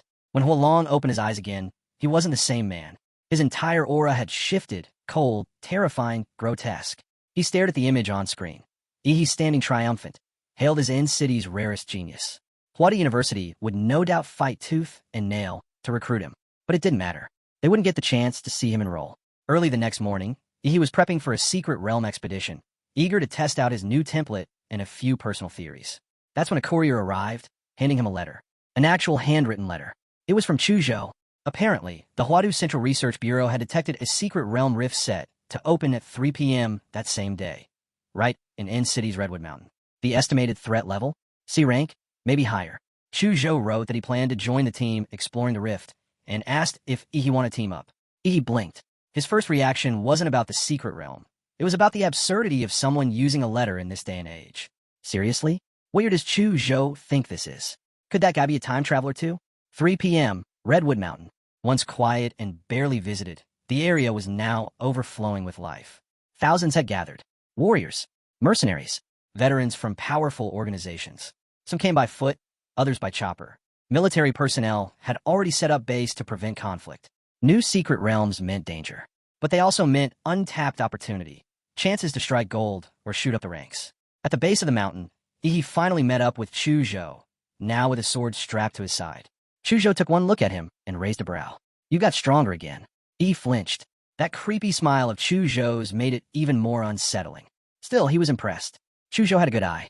After all, he had just used part of his prize money to buy several gene serums. boosting his compatibility with the colossal humanoid template to 35%. Sure, it was a low-tier template, but its rapid growth made it highly efficient. Sometimes speed beat raw power. They chatted casually as they waited for the rift to open. Curious, he asked what university Chuzhou had applied to. Chuzhou's mood shifted for a second, but he still answered. Huadu University. He noticed, but didn't press. Maybe we'll end up classmates. Just then, the crowd erupted. The rift had begun to open, splitting wide into a glowing gap several dozen meters across. A rift shimmered open on the mountainside of Redwood Mountain, swirling like liquid stardust. Then, an ear-piercing screech ripped through the air. From within the rift, a massive three-headed bird burst halfway out, its feathers dark and laced with deep purple. Clearly a high-tier beast, it relied on its airborne dominance to try and seize the lead, forcing its way through the dimensional crack first. Too bad it picked the wrong crowd to show off to. Waiting outside were thousands of armed warriors, and the second they saw the bird, they roared in unison, a sound so thunderous it shook the entire mountain. The bird froze in panic. It turned to retreat, but it was already stuck, jammed halfway through the rift. Before it could even flap once more, a wave of warriors crashed into it like a flood. The poor thing was stomped into the ground within seconds, reduced to a pulp of feathers and shattered core. Ihi and Chuzhou followed the wave of warriors and stepped into the rift themselves. By the time they passed through, what was left of the three-headed beast had already been hacked to scraps. A pitiful end. Inside the Redwood Mountain secret realm, the scenery was surreal. Towering rainbow-hued trees stretched into the sky, each over 100 meters tall. It would take a dozen people just to wrap around one. Beneath them, the warriors looked like ants, insignificant in the shadow of giants. The air was thick with a metallic, bloody scent. Ahead of the rift, a small-scale beast tide had already formed, blocking the path forward. The space near the entrance had clearly become the first battlefield between the incoming warriors and the monsters defending the realm. And without a moment's pause, the warriors charged forward again, their cries blending into a brutal and deafening war anthem. You see, the reason none of them scattered in search of treasure right away was because of a state-enforced rule. Warriors were allowed to explore secret realms freely, but they were also bound by duty. If a beast hide was left unchecked and spilled into the real world, resulting in civilian deaths, the responsible warrior would be stripped of their title and brought before a military tribunal. On Blue Star, great power came with real consequences. Ihi and Chuzhou didn't hang back. They dove straight into the front lines. Chuzhou unleashed his bloodline power, releasing waves of ice that froze the monster's feet, halting their advance. The ice didn't last long. The beast shattered it and broke free. But even a few seconds of delay was enough for the warriors to strike hard and fast. Then, out of nowhere, a beast lunged at Chuzhou from behind. In the blink of an eye, it was obliterated. Ihi's atomic fist melted it into paste before it even landed. Chuzhou turned, nodding in gratitude. "Watch your back," he said dryly, completely unfazed. Then he added, bored, "None of these things are even worth fighting." And he wasn't wrong. A smoking trail of ruined monsters lay behind him, charred, disfigured, and motionless. Chuzhou just stood there, stunned. The scene was monstrous. He had already wiped out wave after wave of monsters with ease, while the other warriors were still carefully holding the line. It was obvious now. This was the sheer, devastating power of nuclear radiation. Silent, inescapable, unrelenting. What made it terrifying wasn't just its destructive force. It attacked life on a cellular level. The battlefield was now contaminated, and at the center of it all was Ihi, the walking embodiment of nuclear fallout, finally unleashing his radiation freely. The cries of beasts echoed constantly across the land. Bloody-mouthed monsters tried desperately to lunge at him, but as they approached, their flesh peeled, bones dissolved, and they collapsed into twitching piles of rot, melting before they could even touch him. Those few monsters that did manage to force their way through his radiation barrier were immediately met with a brutal atomic punch, obliterated on impact. Anything that tried to strike from the skies, obliterated midair by his iconic atomic breath, a beam of raw destruction that cut through anything. The only real difference between dying to his breath or his radiation field was this. One was instant, the other a slow, agonizing decay. Either way, the result was the same. He was terrifying, a literal death god on the battlefield. Wherever Ihi walked, life faded. The air itself grew toxic. His presence alone was enough to wilt monsters before they even realized what was happening. Even the warriors fighting beside him felt a deep, instinctual fear, thankful that he was on their side. Ihi, meanwhile, wasn't thinking about any of that. He simply stared at the pouches of harvested magic cores by his side, grinning like a farmer admiring a season's perfect harvest. That smile, disturbingly calm and satisfied, sent shivers through the warriors nearby. Their skin prickled with goosebumps. Honestly, he didn't even need his arsenal of atomic techniques. Just his nuclear field was enough to make most warriors think twice about ever standing against him. Elsewhere, on a nearby battlefield, several warriors struggling against waves of beasts looked back in confusion. Behind them, a large group of fighters appeared to be taking a break. One warrior scowled. What the hell? Why is it already quiet back there? Do they have a high-level fighter on their side? Nope, someone replied casually. They've gotten city's top scorer from the entrance exams. The top scorer? You mean a student? What's a student doing in this war zone? The warrior hadn't watched the exams. Thought it was just high schoolers sparring. Nothing worth seeing. The response was sharp. You idiot. That student could take down 10 of you without breaking a sweat. A beast tide isn't random. It's led by lord-level monsters at the core. Kill the lords, and the tide falls apart. Right now, a team of 10 top-tier warriors had pushed deep into the swarm to track down those leaders and take them out. Meanwhile, the rest of the horde, while weaker on average, was endless in number. And as the fighting dragged on, the warriors began to wear down. Then someone had an idea. Why not herd the beast straight toward their nuclear ace? No one knew who came up with it first, but soon a strategy formed. Warriors coordinated to redirect more and more monsters toward Ihi, essentially using his radiation zone as a living fortress. Even high-tier magical beasts began appearing near his position. He didn't have to lift a finger. With the warriors shielding him from direct assault, all he needed to do was stand still, quietly, steadily, releasing death into the air. He continued to unleash lethal waves of nuclear radiation into the oncoming beast tide, turning the battlefield into a radioactive graveyard. Any excess radiation that happened to breach the martial energy shields of surrounding warriors, he effortlessly absorbed it back into himself. No harm done. With he acting as the heart of the battlefront, warriors instinctively clustered around him. Together, they pushed back against the invading wave of monsters. Some of the higher intelligence beasts noticed something was off about him. They sensed the danger, but unable to confront him directly, all they could do was rally more and more monsters to charge, hoping to overwhelm him through sheer numbers. The battlefield grew more intense by the second. Chaos roared from every direction. It was impossible to say how long the brutal clash raged on, until, suddenly, a flare lit up the sky. The signal, the decapitation mission had succeeded. Somewhere deep in the beast tide, the lord-level monsters had been slain. Across the battlefield, bloodied warriors looked up. Eyes dulled from the endless slaughter suddenly sparked back to life. The beast tide was breaking. They'd won. On the other side of the field, Chu Zhou, who'd been moments from collapse earlier, finally wiped the sweat from his brow. He exhaled hard, relief flooding his exhausted body. The first wave of beasts in the Redwood Mountains secret realm had been defeated. The victory came at a cost. Of the thousands who had entered, only a little over 800 remained. Many of the fallen were dead. Others were crippled. Their warrior journeys ended forever. Such is the life of a warrior, standing between glory and death, never knowing which will strike first. From the smoke and ruin, he walked over to Chu Zhou, hauling several large sacks on his back. He stood out like a sore thumb, far too relaxed after a battle like this. Hey, he asked casually, you got any idea how I'm supposed to carry all this stuff back? Turns out, during the retreat of the beast tide, he had strolled past the carcasses of every monster that died under his radiation and harvested their magic cores. One by one, while other warriors were too wary to even go near a nuclear-contaminated beast, he was casually looting the field. Helpless, he dropped the heavy sacks at Chu Zhou's feet. Without a word, Chu Zhou handed him a silver-black ring. A space ring. E's eyes lit up. Space rings were worth tens of millions. And this guy just handed one over like it was nothing? Damn, Chu Zhou, he said, grinning. Didn't know you were packing that kind of wealth. Before they could continue, a commotion rippled through the crowd behind them. The buzz of voices drew their attention. They looked up to see a large group parting like a wave. At the center of the formation, a tall man strode forward with deliberate purpose. The name was Wu Sun. He walked straight up to Yi. This was the man who, along with his elite group, had led the charge that brought down the Beast Tide's core. He was the leader of the famed Silver Wolf Martial Arts Group, one of the most powerful organizations in Aining. I heard about your performance from my team, Wu Sun said. You interested in joining us? He explained that joining Silver Wolf wouldn't interfere with Ihi's college studies. In fact, it would come with all kinds of benefits, subsidies, resources, even protection. To sweeten the deal, Wu Sun offered him an S-rank group contract on the spot. The surrounding warriors could hardly contain their envy. On Blue Star, few opportunities matched what Ihi had just been offered.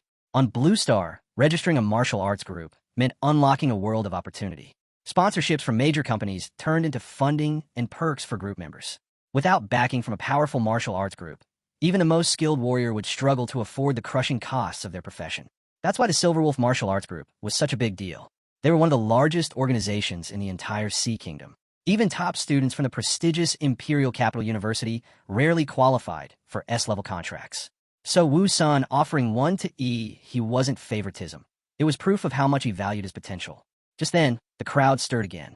From between the warriors stepped a majestic tiger, its coat shimmering like polished obsidian.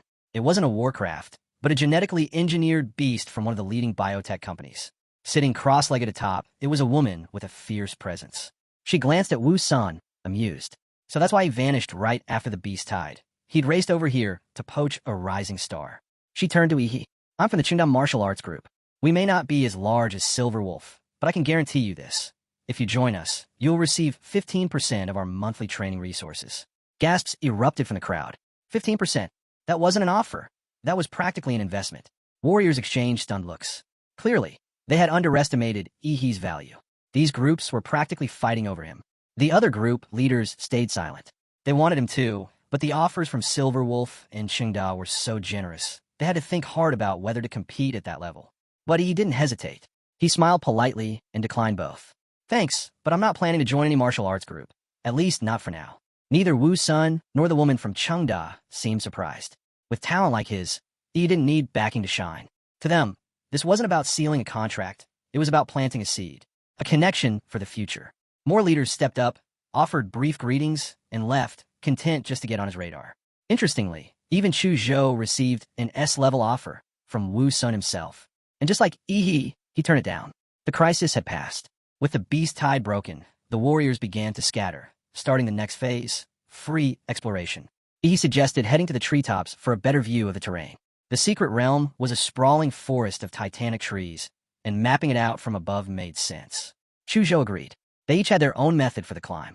Chu Zhou bent his knees, gathered power, and launched himself upward. At the peak of his jump, he manipulated the moisture in the air to form a platform of ice beneath his feet, just enough to push off again with a second leap. Yi's method was far more direct.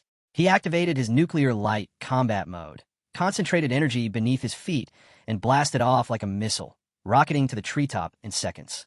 He reached the canopy first, with Chu Zhou arriving right behind him. What they saw made Chu Zhou's jaw drop. What the hell is that? In the distance, slowly moving across the forest floor, was a group of black humanoid creatures. Massive, mountain-sized figures. Towering so high, they were visible even from here. Even from hundreds of kilometers away, the sheer scale of the black humanoid figures was staggering. Each one had to be over 1,000 meters tall. It was almost impossible to comprehend. Not really, he said, casually brushing it off. They're probably still young. In a few years, who knows, we might be able to take them down and maybe even uncover the secrets behind this place. Chu Zhou turned to him, silent. In his heart, he knew that if he were facing something that massive and unknown, he'd be afraid. But he was already thinking about conquering it. That was the difference between them. It wasn't just skill. He had an unshakable will. That's what made him a real warrior. Chu Zhou couldn't help but feel a little small in comparison. Meanwhile, he had no idea his offhand comment had triggered a 1,000-word self-reflection monologue in Chu Zhou's mind.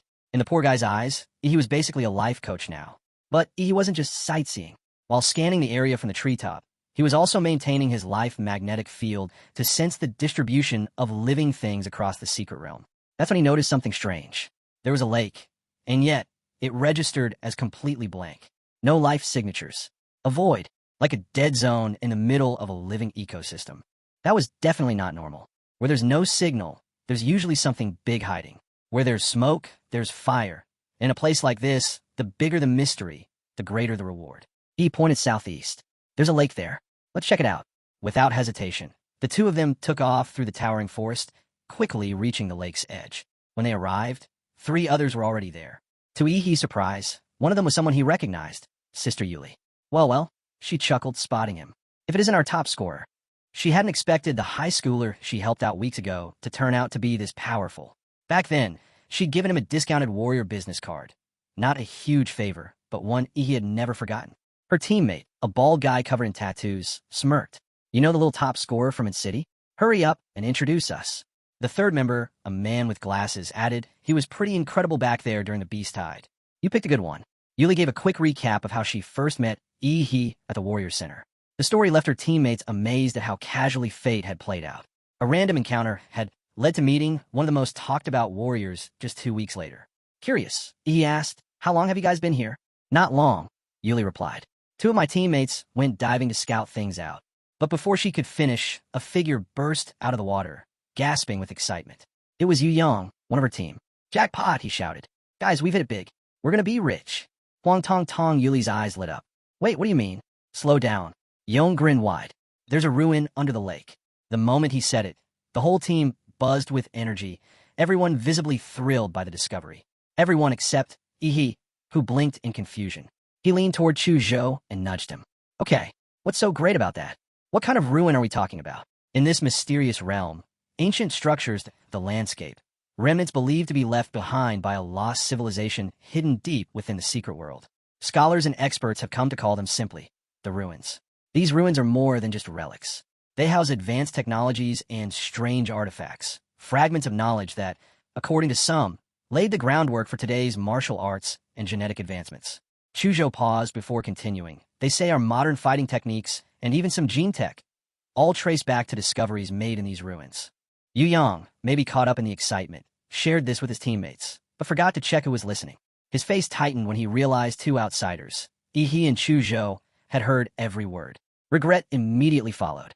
His eyes turned sharp, his hand drifting toward the sword on his waist. Chu Zhou picked up on the shift.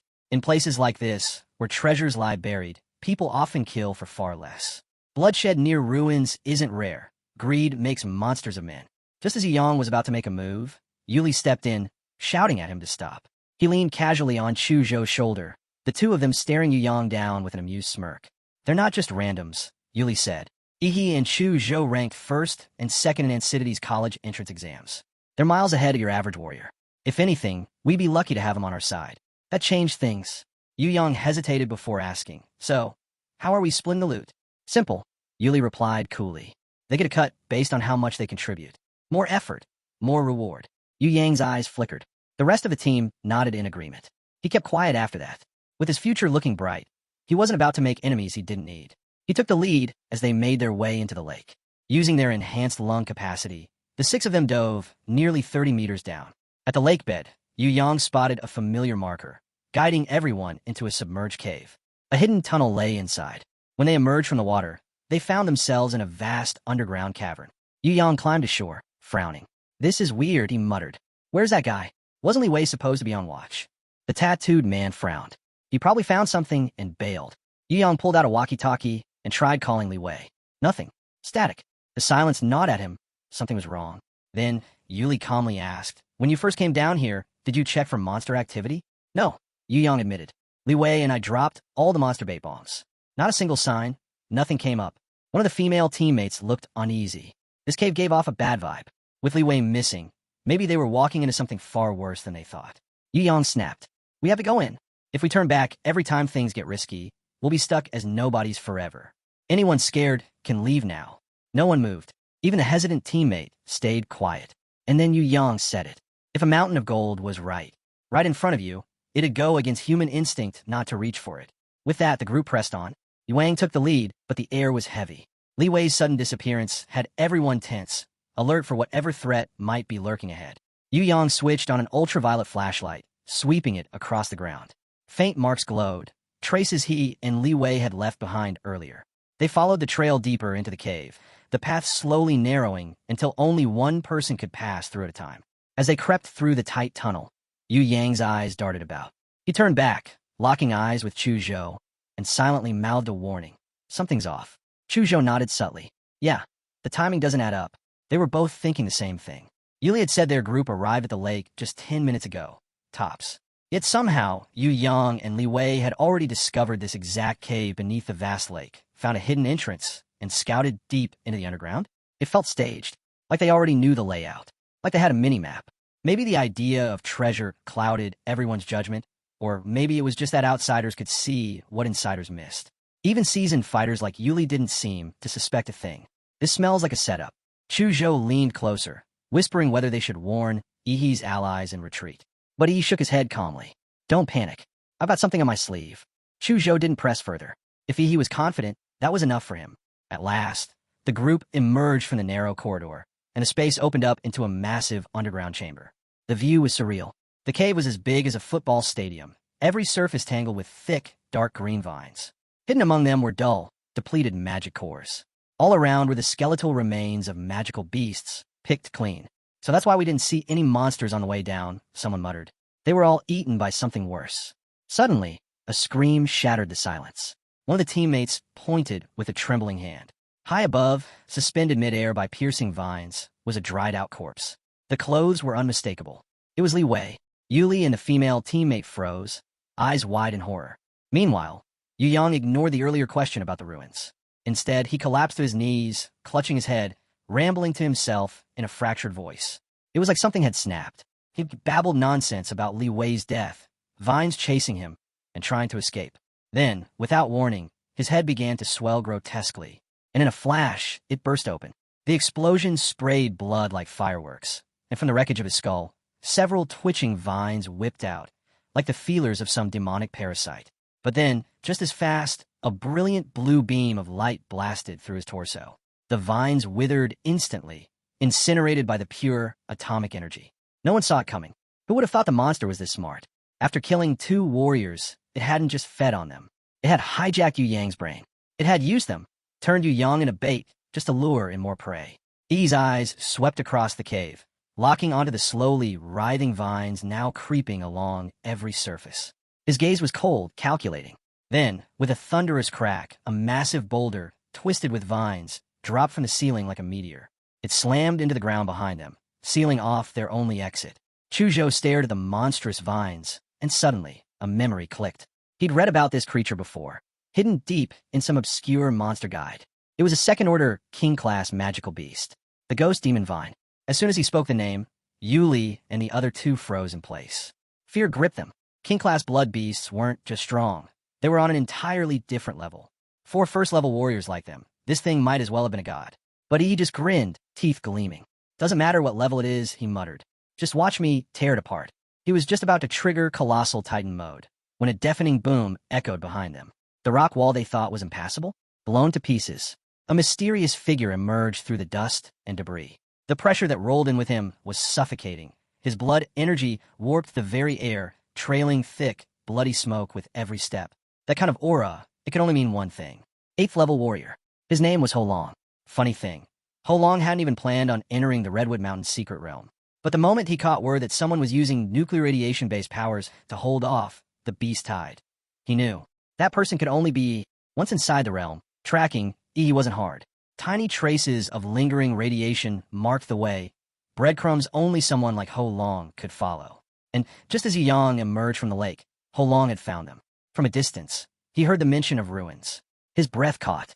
So he waited, watching the shadows, as he and the rest dug beneath the lake. He didn't need to rush.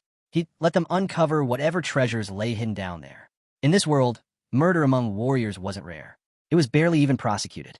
Evidence was hard to come by, and authorities rarely interfered, which made this the perfect opportunity. He'd finally kill the man who murdered his brother. And if he could swipe some relics from the ruins on the way out, even better. With the right artifacts, he could flee the Sea Kingdom altogether, vanish into a country strong enough to shield him from consequences. Ho Long had followed silently, masking his blood flow, halting his breathing. He even entered a suspended animation state to remain undetected. But then, the group collapsed the tunnel, and Ho Long's heart sank. Had he been discovered? He couldn't be sure. He'd erased every trace of his presence. But still, something about he made him nervous.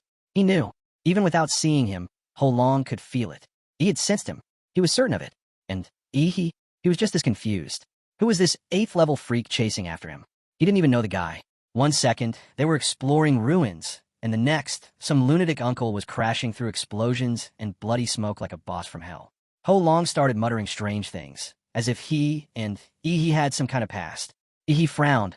None of it made sense. Still, for a moment, it felt like that mysterious warrior had glared at him with hatred. No, that had to be his imagination, right? With a sudden explosion of power, Ho Long erupted.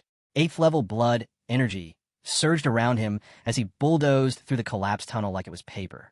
He charged forward, his voice echoing like thunder through the cave. Prepare to die. Ho Long roared as he launched straight for Ihi, but his momentum came to a grinding halt. Something was off. The so-called ruins ahead? They weren't ruins at all. It was a monster's nest. The ghost demon Vine didn't hunt like ordinary predators. It went after the strongest life force it could sense. And right now, Holong's blood aura was the brightest beacon in the whole cave. A rumble shook the cavern. The earth groaned like it might split apart. Vines exploded out from the stone in all directions, swarming straight toward Holong. Holong's eyes widened. He turned to Yi, cursing. Was this your trap? But his path was cut off. The vines were everywhere. He had no choice but to fight. The vines lashed out again and again, but Holong wasn't going down easy. His fists struck like cannons, his kicks shattered the air. Every strike exploded with force, tearing vines to pieces and splashing their fluids across the ground. But something was wrong. The longer he fought, the worse he felt. The demon vine was adapting, draining his chi, absorbing his martial power, poisoning him with neurotoxins. Holong was strong, but this beast, it was evolving with every second. The cave trembled violently now. Yuli, clearly panicked, shouted, "The cave's going to collapse." Before she could even finish, he stepped forward. "Move." Dark blue, armor-like skin began to form over his body, glowing with streaks of crystal blue light. The vertebrae along his back lit up, one by one, until he looked like a living reactor. And then, boom, a massive wave of atomic breath shot from his mouth. A roaring torrent of energy blew through the rock ceiling above, blasting open a path all the way to the lake's surface. Water came crashing down into the cave through the new gap, rushing like a flood. He turned to Yuli and the others. "Go. Now." They didn't hesitate. Everyone knew. If Yi wasn't staying to cover their escape, none of them would make it out alive. But Holong wasn't finished. "You're not getting away." He roared again, martial energy bursting from every pore. A shockwave ripped through the cavern, disintegrating the surrounding vines within a wide radius. The ground cracked beneath him as he launched forward like a missile aimed straight at Yi. But he didn't make it unchecked. Chu Zhou, who had been ready from the start, stepped in. His sword flashed from its sheath, bloodline power flaring around him. A freezing aura surged. Chu Zhou's blade sliced through the air, drawing in the freezing wind around him. The sword, crafted from a rare cold-attributed material with an 82% martial energy transfer rate, thrummed with power. He unleashed his soul-cutting sword intent. The strike carved a vacuum through the air, and wherever that icy energy passed, frost bloomed instantly, thick sheets of ice crystallizing in its wake. Holong met it head-on. His fist blazed, dragging red-hot flames in its wake. The heat wasn't ordinary. It pulsed with the fury of his blood, the fire glowing a deep crimson. Ice and fire collided. The clash of Chu Zhou's sword and Holong's blood flame fist sent a burst of mist billowing through the cave, steam exploding outward, masking everything. Chu Zhou knew his blade wouldn't be enough. The difference in power was simply too vast. So he didn't stop. Charging into the mist, he emerged like a phantom. His combat body ignited, nuclear light gathering at his fist, the core of his energy flaring to life. Atomic power surged. The underground cavern lit up in blinding blue. With no time to dodge, Holong took the full force of Yi's atomic explosive fist. The impact sent him flying like a cannonball into the stone wall with a sickening crash. He spat blood but still stood. Even after taking Chu Zhou's strongest strike and Yi's devastating blow, Holong's body radiated power. His skin was scorched, but his presence remained overwhelming. High-level warriors weren't human in the usual sense. Their bones, muscles, even their organs had been reforged through relentless training, living weapons hard as steel. Holong turned, voice steady. "You're in the way. Leave." Chu Zhou, drained from the fight, understood. He'd only slow Yi down now. Without a word, he retreated, and not a moment too soon. The cavern began collapsing in earnest. Chunks of rock crashed down, revealing even more of the monstrous ghost vines writhing behind the stone. Meanwhile, Yuli and the others stood at the lake's edge. The water had turned cloudy, debris and bubbles breaking the surface as the entire lake bed shook beneath their feet. The monster had gone berserk. Then, Chu Zhou emerged, dripping and breathless. Yuli rushed to him. "Where's Yi?" Chu Zhou stared into the water, silent. Suddenly, a flash, brilliant blue lightning arced across the lake, lighting up the entire surface like day. At the bottom, Yi bit into his palm. Crackling streaks of electric blue current burst from the wound. Holong sensed danger instantly. He lunged forward, desperate to stop what was coming. Too late. A thunderous explosion of light erupted from Yi's body. Bolts of lightning surged out in every direction, engulfing Holong in a storm of energy. His alloy-like muscles began to blacken, carbonizing on contact with the lightning. It was just like a Titan transformation. Each Titan in those stories transformed by biting their palm, unleashing massive energy, usually in a burst of lightning. But the colossal Titan? Its transformation was more than just dramatic. It was tactical, a walking nuclear explosion. And now, he roared. His body erupted into a sphere of blazing blue light. The resulting blast swallowed the cave in a storm of thunder and radiation. From the shore, Chu Zhou and the rest could only watch in shock as the lake itself exploded in a blinding surge of atomic blue. The water erupted violently from the lake's center, and the group scrambled back, putting distance between themselves and the chaos to avoid getting caught in the aftermath. Steam hissed upward in thick waves, clouds rising as the fierce blue lightning finally died down. Half the lake had evaporated before the storm ceased. As the mist slowly thinned, they thought they saw something. An enormous shadow, shifting behind the fog. It was huge, towering, but just as quickly as it appeared, it vanished. "Did you see that?" someone asked. But no one could be sure if it was real or just an illusion. Then, from the haze, a figure came sprinting toward shore. It was Yi, completely unclothed and unbothered. Chu Zhou clothes. Now, without a word, Chu Zhou pulled a pair of dark leather pants and a tank top from his space ring and tossed them over. Once dressed, he adjusted his gear as Chu Zhou stepped closer. "What was that blast just now?" he asked. He exhaled casually. "That guy. He was carrying a plasma bomb. Took the demon vine down with him." Chu Zhou blinked. "A plasma bomb? That's military-grade stuff. Totally illegal. Who even has access to that?" He hesitated. "Also, no offense, but that didn't look like a plasma bomb. That lightning storm, the giant silhouette." He cut him off, eyes calm. "You saw it wrong. It was just a plasma bomb." Chu Zhou stared at him for a moment, then nodded slowly. "Right. I must have been mistaken." He wasn't, of course, but he understood. Everyone had their secrets, and if he wanted to keep this one buried, Chu Zhou wasn't going to dig. After all, he had secrets of his own. Still, the truth was, he had gone overboard. Holong's body was gone, atomized, but at least the ghost demon vine's magic core had been recovered. The mission hadn't been a total loss. Meanwhile, Yuli and her team, exhausted from the chaos, had decided it was time to leave. She turned to Yi with a sheepish expression.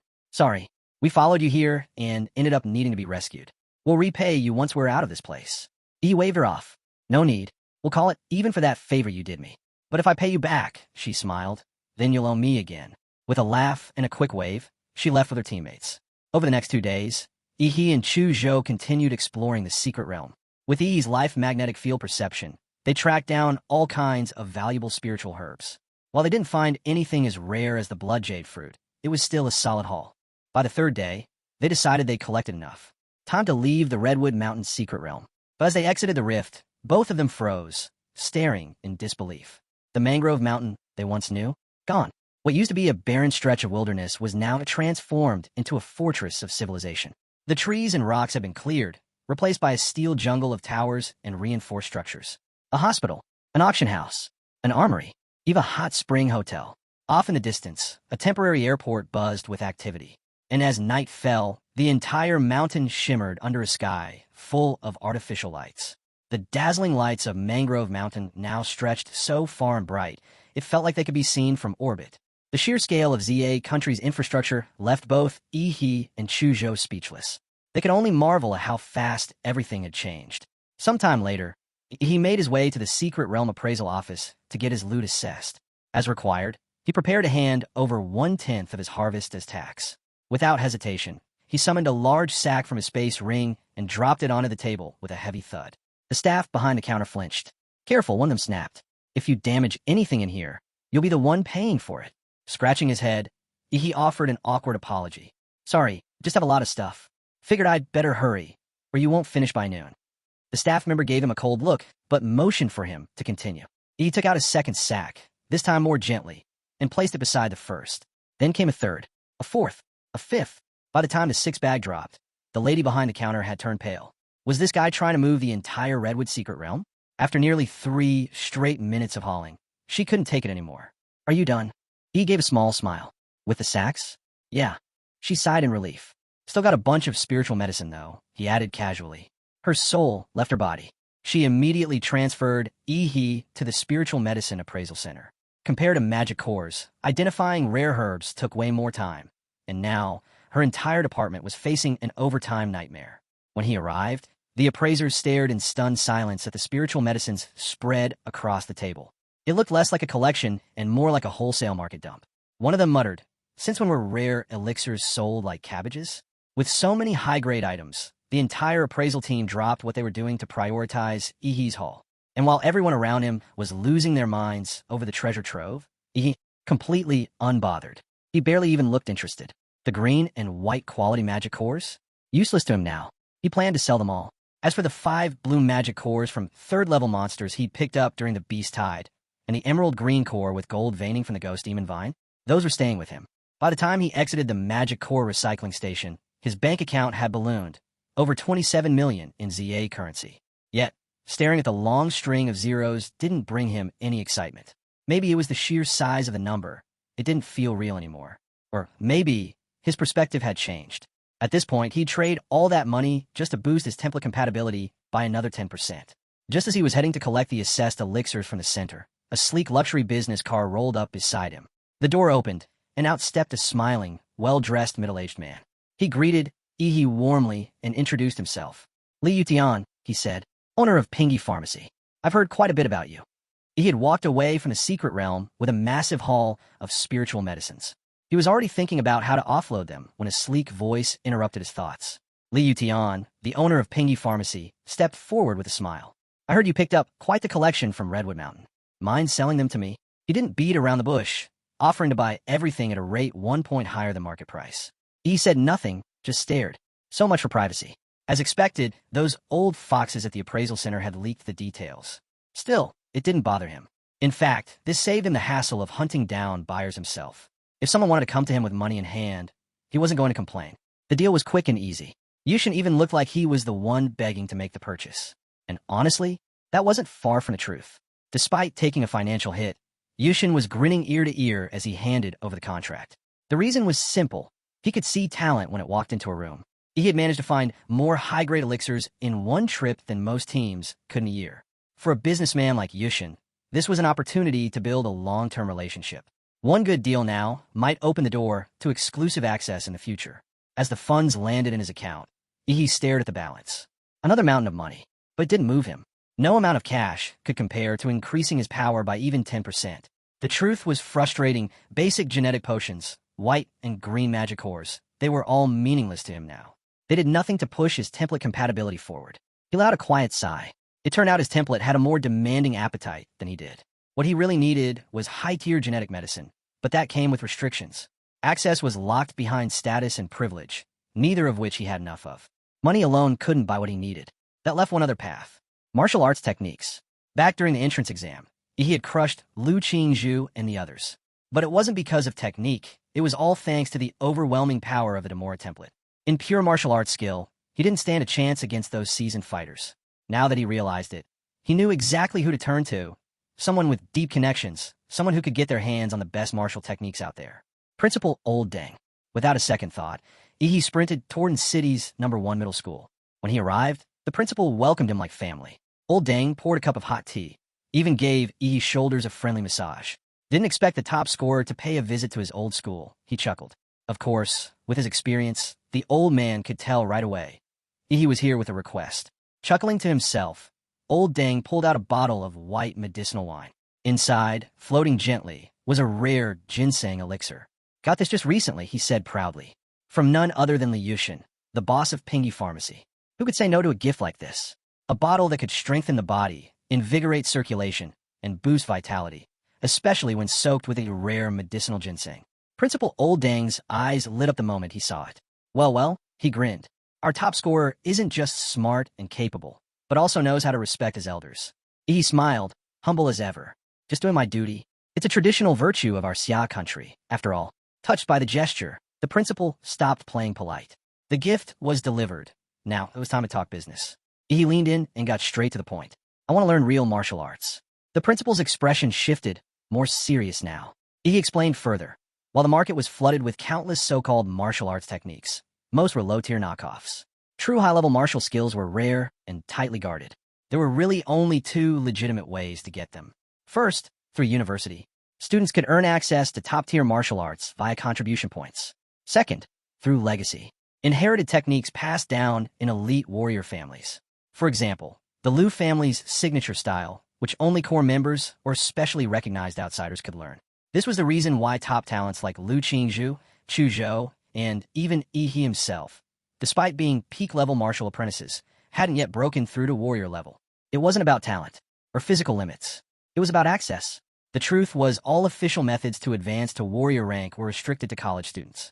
The government didn't allow civilians to possess or train with such knowledge outside the education system. That's why Yi He had come here, to Principal Old Deng, a man with enough connections to open locked doors. The principal raised a brow. Why not just wait? You've already applied to Huadu University. You're guaranteed to get in. He gave him the look, his most earnest, determined signature move. I can't wait. I need to improve. Seeing that burning determination, Old Deng sighed. This boy was different. Fine, he thought. Talent like this couldn't be boxed in by rules. As an educator, wasn't it his job to teach according to each student's needs? Rules are for the rigid, he added cheekily. Not for people like us, right? That did it. The principal was glowing. He was already halfway to cloud nine from all the flattery. You're lucky the education system has open-minded teachers like me, he said with a chuckle. The very next day, just past noon, he stepped out of the shower, fresh from training, when his communicator buzzed. It was the principal. I've arranged everything. You can head over now. He thanked him and casually asked which martial family had agreed to train him. The answer froze him in place. The Liu family. He stared at the screen, stunned. The Liu family? Willing to hand over their sacred martial arts? This was incredible, but also deeply suspicious. Why would they suddenly offer up their most guarded techniques, especially after what happened to their prize prodigy, Lu Qingzhu? He couldn't shake the suspicion. After all, he'd humiliated Lu Qingzhu, their pride and joy, in front of hundreds of thousands of spectators.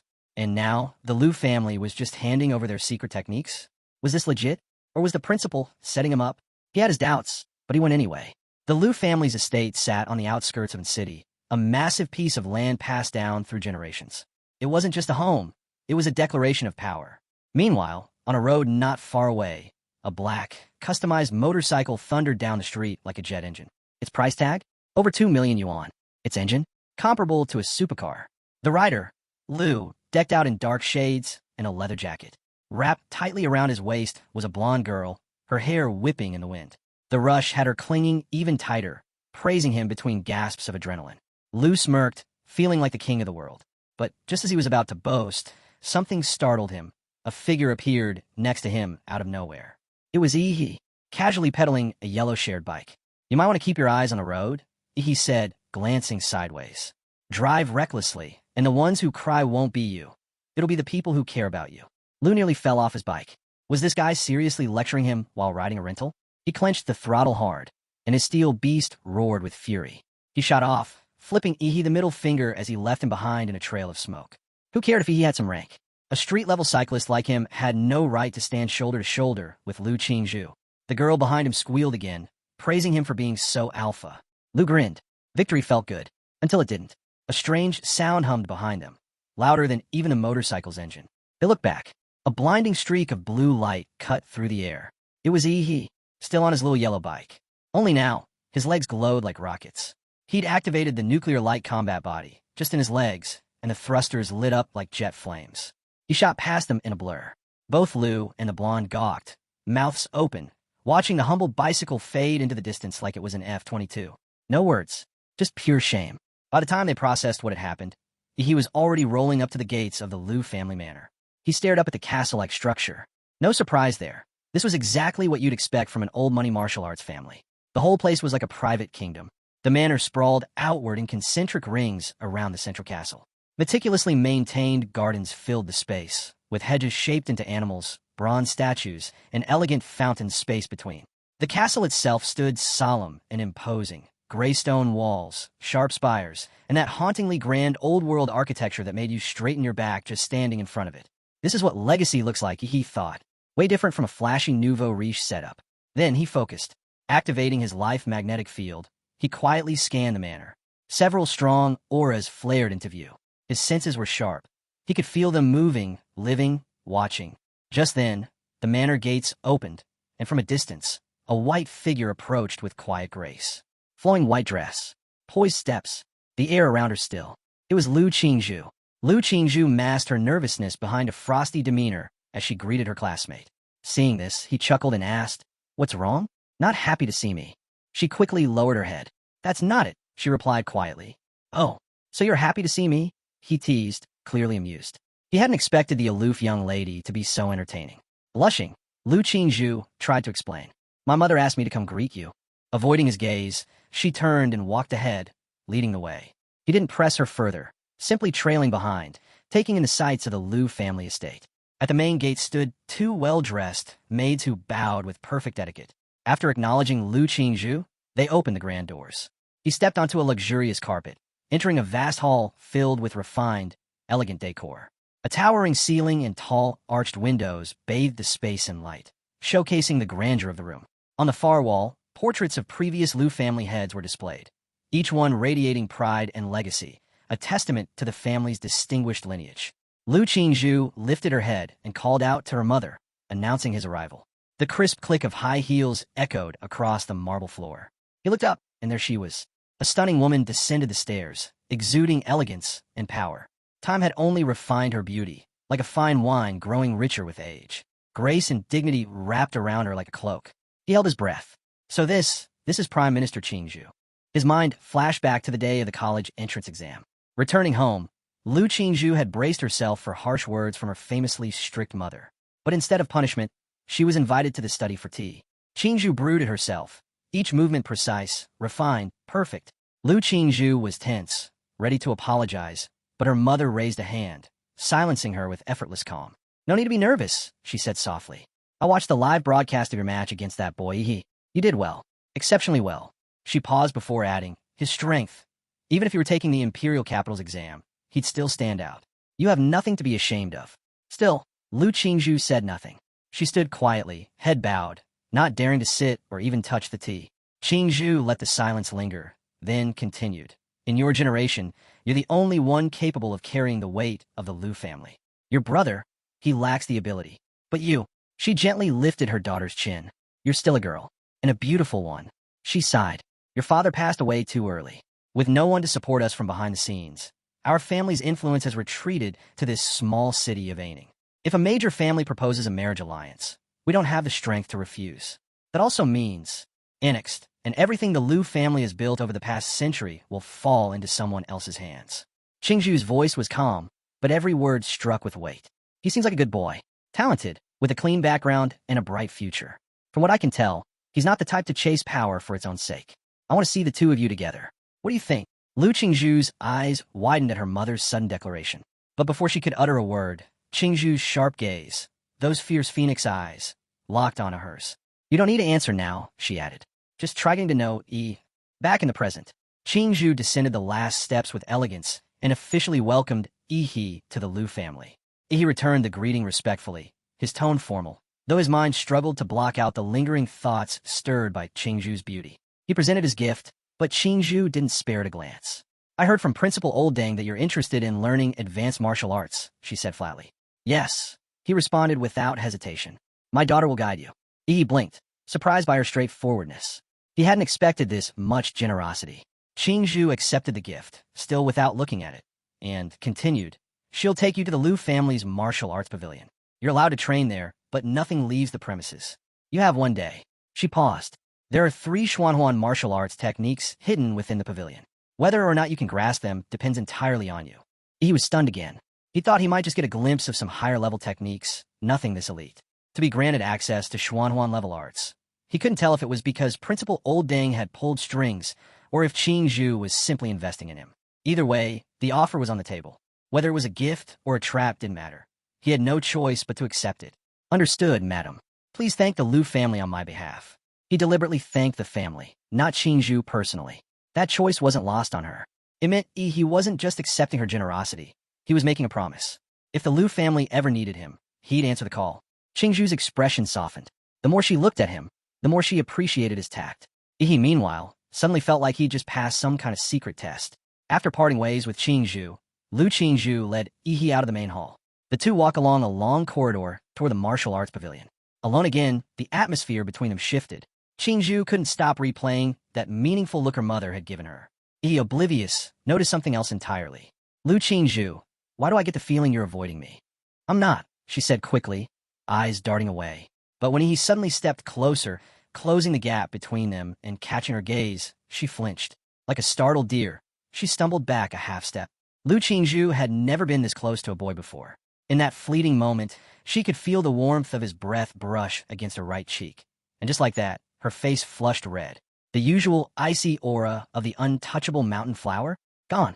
She quickly stepped back and asked, flustered, "Why are you standing so close?" Without answering, Yi followed her through the manor until they reached a hidden underground chamber. Before them stood a massive stone door, ancient, rough, and clearly no ordinary rock. Yi's curiosity was instantly piqued. Lu Qingzhu spoke up, offering an explanation.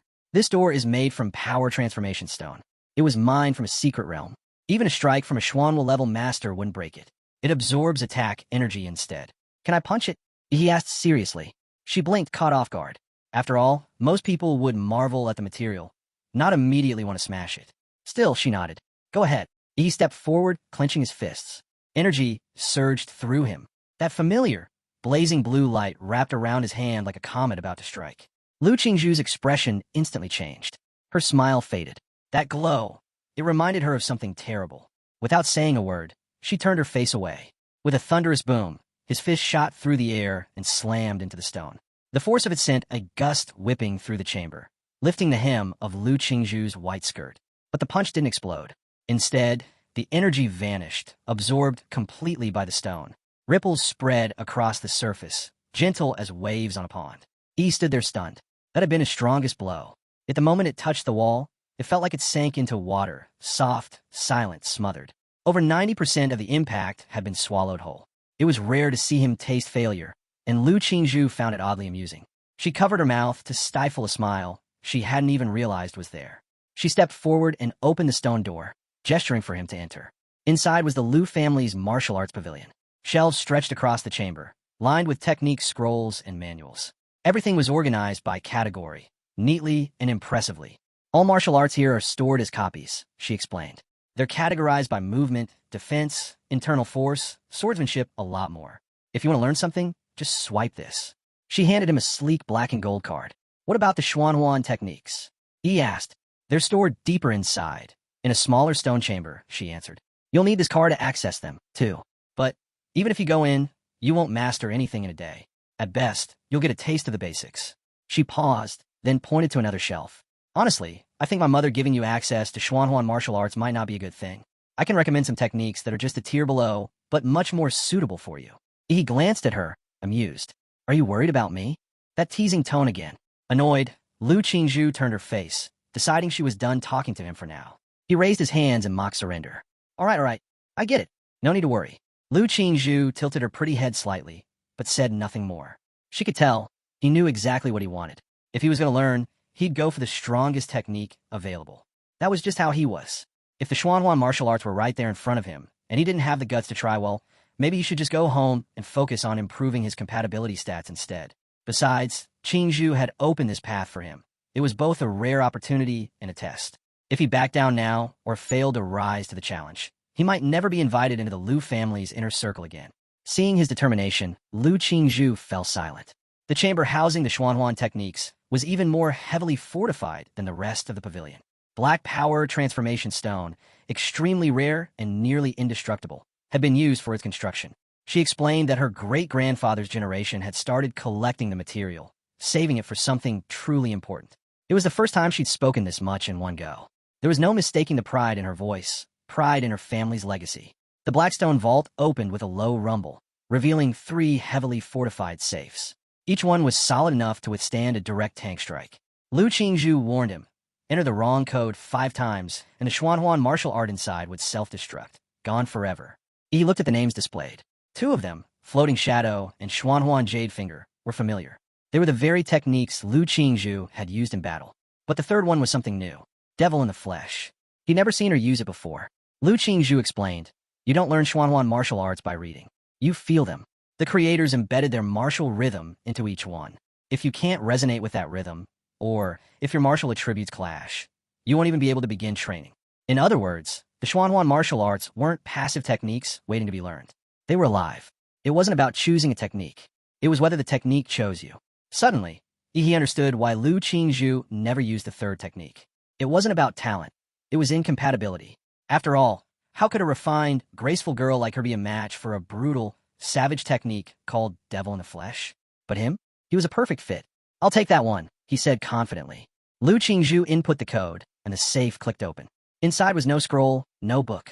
It was a bronze statue. A towering, muscular figure stood frozen in a battle stance, every inch of his form radiating violent power.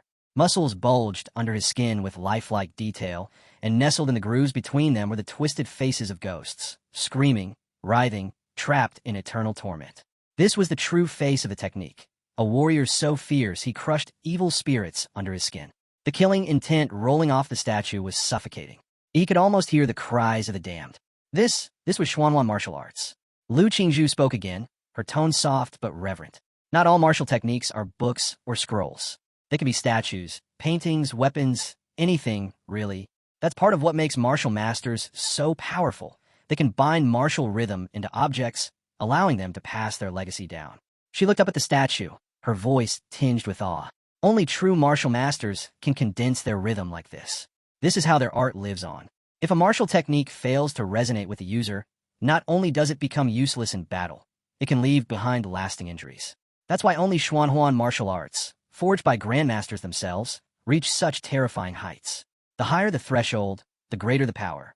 Lu Qingzhu stepped out of the chamber, leaving Yi alone to face the rest on his own. He stood there, unsure. He didn't even know how to sense a martial rhythm. So he called out to Lu Qingzhu for help. Her reply was cool and short. If it's your fate, you'll feel it. That was it. He frowned. It almost felt like she was holding back on purpose, as if not telling him anything was her quiet revenge.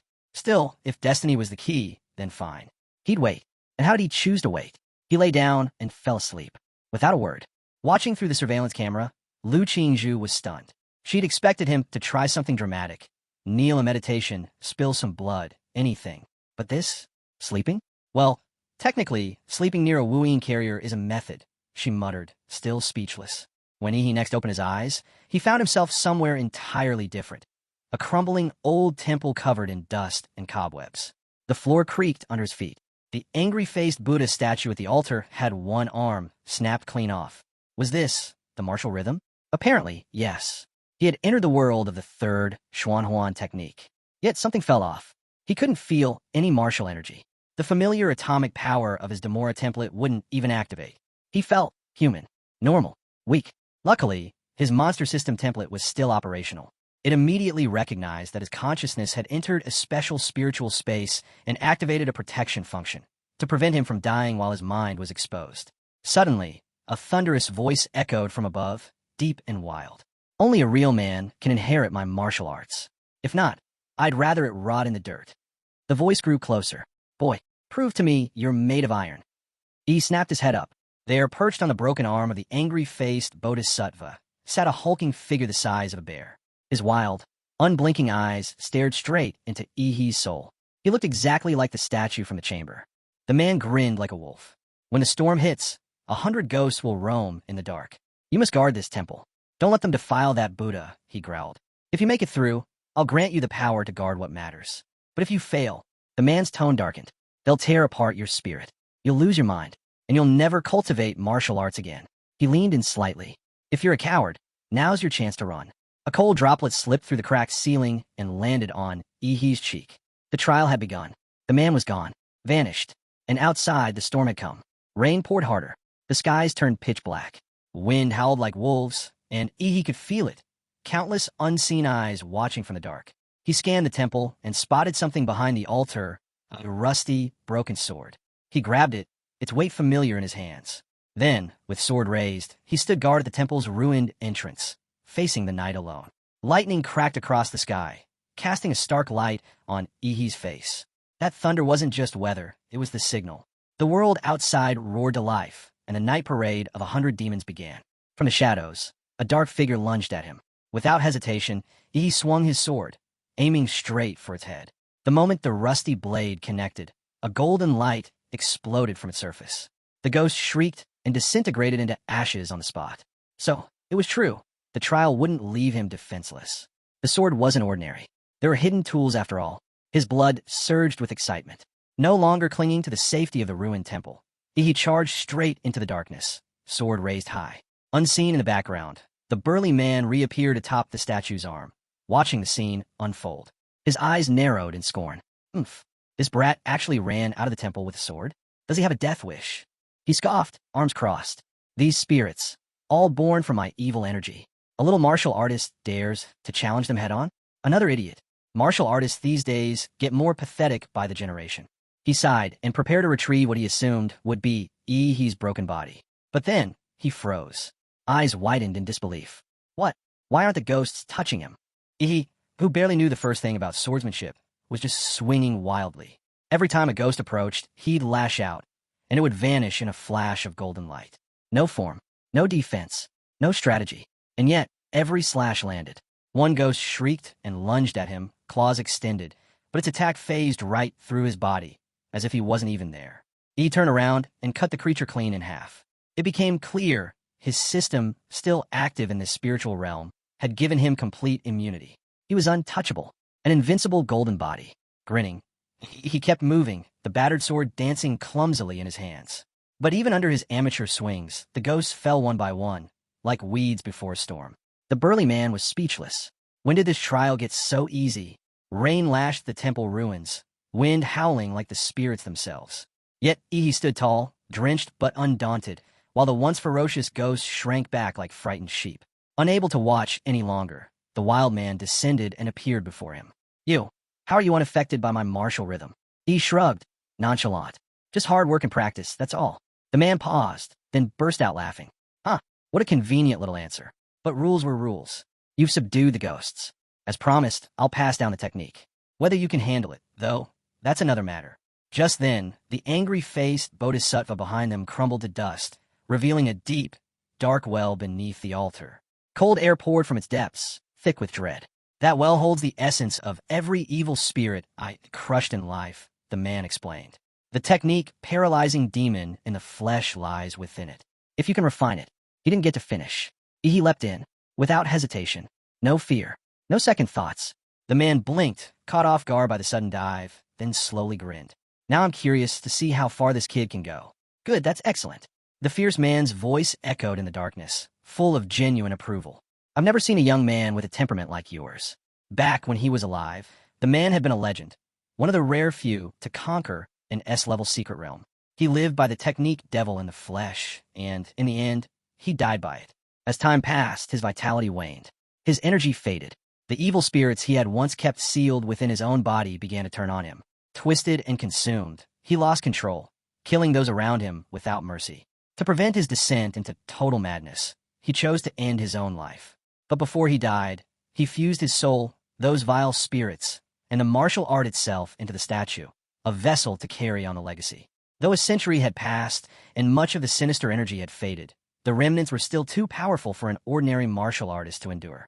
And yet, if Ihi could conquer that evil, face what the master himself could not, he would surpass the Path Creator. Back in the observation room, Qingzhu had joined her daughter in front of the surveillance monitors. Together, they watched Ihi lying asleep deep inside the martial rhythm space. Lu Qingzhu looked on, brows furrowed with concern. And suddenly she gasped. Mother, what's happening to him? On the floor, Ihi's body suddenly twitched. His calm expression shifted, and even though he was unconscious, there was a smug little smile on his face, like he was dreaming of something pleasant. Then, without warning, the ghost-suppressing statue began to crack. Ihi's skin broke out in goosebumps. His body trembled violently. Tiny trails of blood seeped from his pores, as if needles were pricking him from within. Lu Qingzhu panicked. But Qingzhu? She didn't flinch. Calmly, she took a slow drag from her cigarette. Smoke curled through the air as her eyes, hidden beneath long, dark lashes, gleamed with mystery. That third Xuanhuan martial art, she said, was found by your grandfather late in his life. He tried to practice it once. She paused, and despite his grandmaster-level cultivation, the technique rejected him outright. He suffered internal injuries on the spot. No one in the Liu family has dared attempt it since. Her voice grew colder. It's not just powerful, it's punishing. And power like that doesn't come cheap. If he wants the strength, he has to bear the pain that comes with it. She leaned closer to the screen, her tone soft but sharp. If he truly wants to wear the crown, he must carry its weight. But then, Qingzhu froze. For the first time, her confident eyes wavered. What? He was awake. Not just awake, he was stretching. Calm. Relaxed. Like he just had the best nap of his life. Lu Qingzhu glanced sideways at her mother, a nervous smile creeping on her lips. Mother, maybe Yi's trial wasn't quite as terrifying as you described. They looked back at the screen. The once majestic statue, which had radiated terrifying power, now sat dim and silent. The carving was still exquisite, but its spirit, its presence was gone. Because that power now lived inside Yi. He rose, standing tall, and offered a bow of gratitude. The fierce man's final words still echoed in his mind. Boy, you're the most talented person I've ever met. Maybe, the fierce man said, his voice fading into the shadows. You'll be the one to uncover the truth behind the secret realm, a task none of us could finish. I'll leave it to your generation now. To that, he could only respond with a smirk. Senior, you're mistaken. I was just cheating. Compared to the grand mission of uncovering ancient truths and bearing humanity's future, the raw, tangible power flowing through his veins felt far more real to him. He clenched his fists, a confident grin spreading across his face. Flesh and blood, binding the devil. This body is Azura incarnate. His system panel hadn't shown any stat increases, but he knew, deep down, that his strength had at least doubled. That was the terrifying power of mastering Xuanhuan martial arts. Just then, the stone door creaked open. Qingzhu entered first, her heels clicking against the floor, her usual poise replaced by urgency. Did you master it? He turned to her, smiling with sharp white teeth. Yeah, I did. Lu Qingzhu followed close behind and froze. Did I hear that right? Her mind raced. The title of genius had always belonged to her, but now, hearing those words, she felt a strange heat rise to her cheeks. Standing before her, that was what a true genius looked like. Qingzhu remained silent, studying him closely. Even with her daughter's talent, it would take a full week of meditation to resonate with that technique. Yet this boy what? Slept through it? In 1 hour? Did he really just sleep and figure it out? She wondered. He noticed the disbelief in their eyes. He had no choice but to prove it. He began circulating his martial energy, channeling it from his dantian into his palm.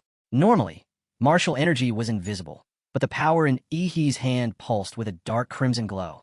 It was the evil spirit energy he'd absorbed from the martial rhythm world. If he had to describe it, it was like a buff in a game, something that added explosive lethality to his attacks. With a deep breath, he unleashed his technique, mountain-blocking fist. His back arched like a drawn bow, and with power rooted from his core, he struck. The punch ripped through the air, cloaked in murderous red and black light. The impact echoed through the chamber, accompanied by a chilling, ghostly wail, as if 100 spirits had screamed at once. Lu Qingzhu's pupils contracted. The energy, the precision, the sheer pressure behind that strike, it was flawless. And she could hear it too, that haunting cry. That had to be the evil spirit energy he mentioned. Qingzhu, meanwhile, stared at him with an unreadable look. She had admired this young man before, but even she hadn't expected this. Not to this extent. He caught her gaze and instantly regretted it. Her eyes were intense, too intense. Madam, your daughter's right here. Can we tone it down? I don't want to be called Prime Minister's classmate again. Trying to steer things back to normal, Qingzhu cleared her throat. Since you've already mastered one Xuanhuan technique, would you be interested in learning the other two? You still have time left today. Lu Qingzhu, meanwhile, stood quietly. She wasn't overthinking his performance. Not really. Maybe just a little. At most, she felt defeated, because no matter how she looked at it, she was falling behind him in every way. Still, her heart stayed pure, and hearing her mother's offer, she listened. Qingzhu closed her eyes and rubbed her temples. Was my daughter truly this dense, or just pretending? She had clearly said she didn't want anything to do with Yi, so why was she basically handing the entire Lu family fortune to him? Yes, Qingzhu had intended to invest in Yi. She was even open to making him her son-in-law. But that was supposed to come after careful planning, not after throwing every family resource at someone who technically wasn't even part of the Lu family yet. Thinking back to the earlier conversation with Yi, Qingzhu felt a headache coming on. Letting him learn any martial arts in a day? What was she thinking? She'd completely underestimated him. Meanwhile, Yi politely declined Lu Qingzhu's offer. One Xuanhuan technique is more than enough, he said. It'll take time to absorb everything I've learned. Turning to Qingzhu, he bowed slightly. I'll be heading home. There are a few matters I need to handle. All right, she replied casually. My daughter will see you out. Then she paused, tapping her chin thoughtfully. All right, the housekeeper mentioned you came here on a shared bike. Do you drive? If so, pick something from the garage for your ride back. It'll be more convenient. He blinked. Is she giving me a car now? It was starting to feel like every conversation came with a surprise bonus. First martial arts, now a ride. But then he remembered the sleek black motorcycle he'd seen earlier. the one that guy rode while carrying the blonde girl. Cool. Flashy. Totally his style. Do you have any motorcycles? Of course, Qingzhu answered smoothly. So, student E likes motorcycles? Seems you share that hobby with my troublesome son. I just wish he could be half as capable as you. She made a call to the housekeeper. Bring out the best one in Lu Qingzhu's collection. At that exact moment, Lu Qingzhu was strolling through the garden when Aunt Hong approached. Your mother has invited a son-in-law over today, she mentioned casually. Lu Qingzhu's eyes widened. Who? His sister was a once-in-a-century beauty. Smart, talented, and untouchable. No ordinary guy would ever be good enough for her. Then a memory flashed in his mind. That guy. The one who ruined his day and scared away the blonde girl. His expression darkened. It better not be him. Then, vroom, something tore through the garden, fast as lightning. Lu Qingzhu blinked.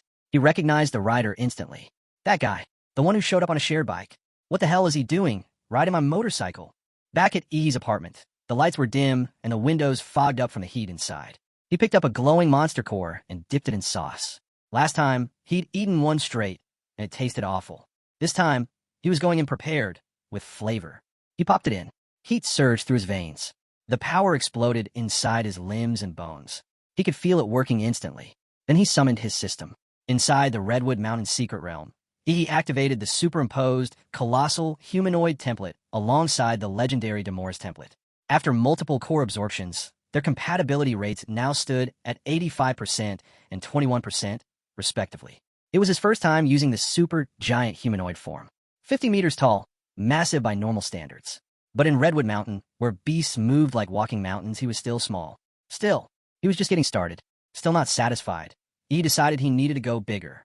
He dumped all his available points into the Colossal Titan template, then grabbed a glowing green magic core etched with golden patterns. Dipping it in sauce like before, he tossed it into his mouth and swallowed without hesitation. This one was meant to boost the Demora template, a special enhancement he had been saving. The moment it entered his system, a violent surge of energy erupted inside him. Lightning crackled across his entire body, wrapping him in a blinding storm of pain and power. But just as the agony peaked, something unexpected happened. A prompt flashed in his vision. Warning: after absorbing the genetic sequence of a rare plant-based life form, the Demora template is exhibiting signs of mutation.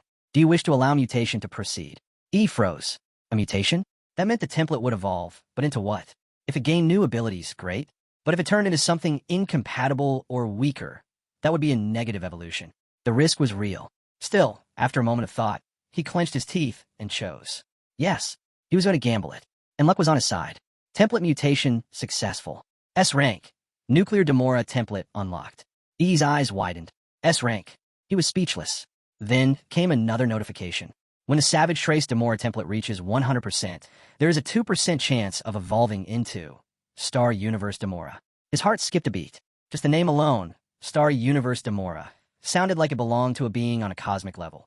But to reach that evolution, his current template had to hit full compatibility. Fast. He clenched his fist, fire in his eyes. I need to upgrade this thing. Now. But just as he was getting lost in his thoughts, a loud commotion outside jolted him back to reality. Shouting. Sirens. Something was going down near his apartment complex. He frowned. What now? Could it be a terrorist attack? Just outside E's apartment complex, chaos erupted. A thunderous roar echoed down the street as armed units swarmed the area. Dozens of police cars screeched to a halt, sirens blaring, forming a tight perimeter and rushing to evacuate the panicked crowd.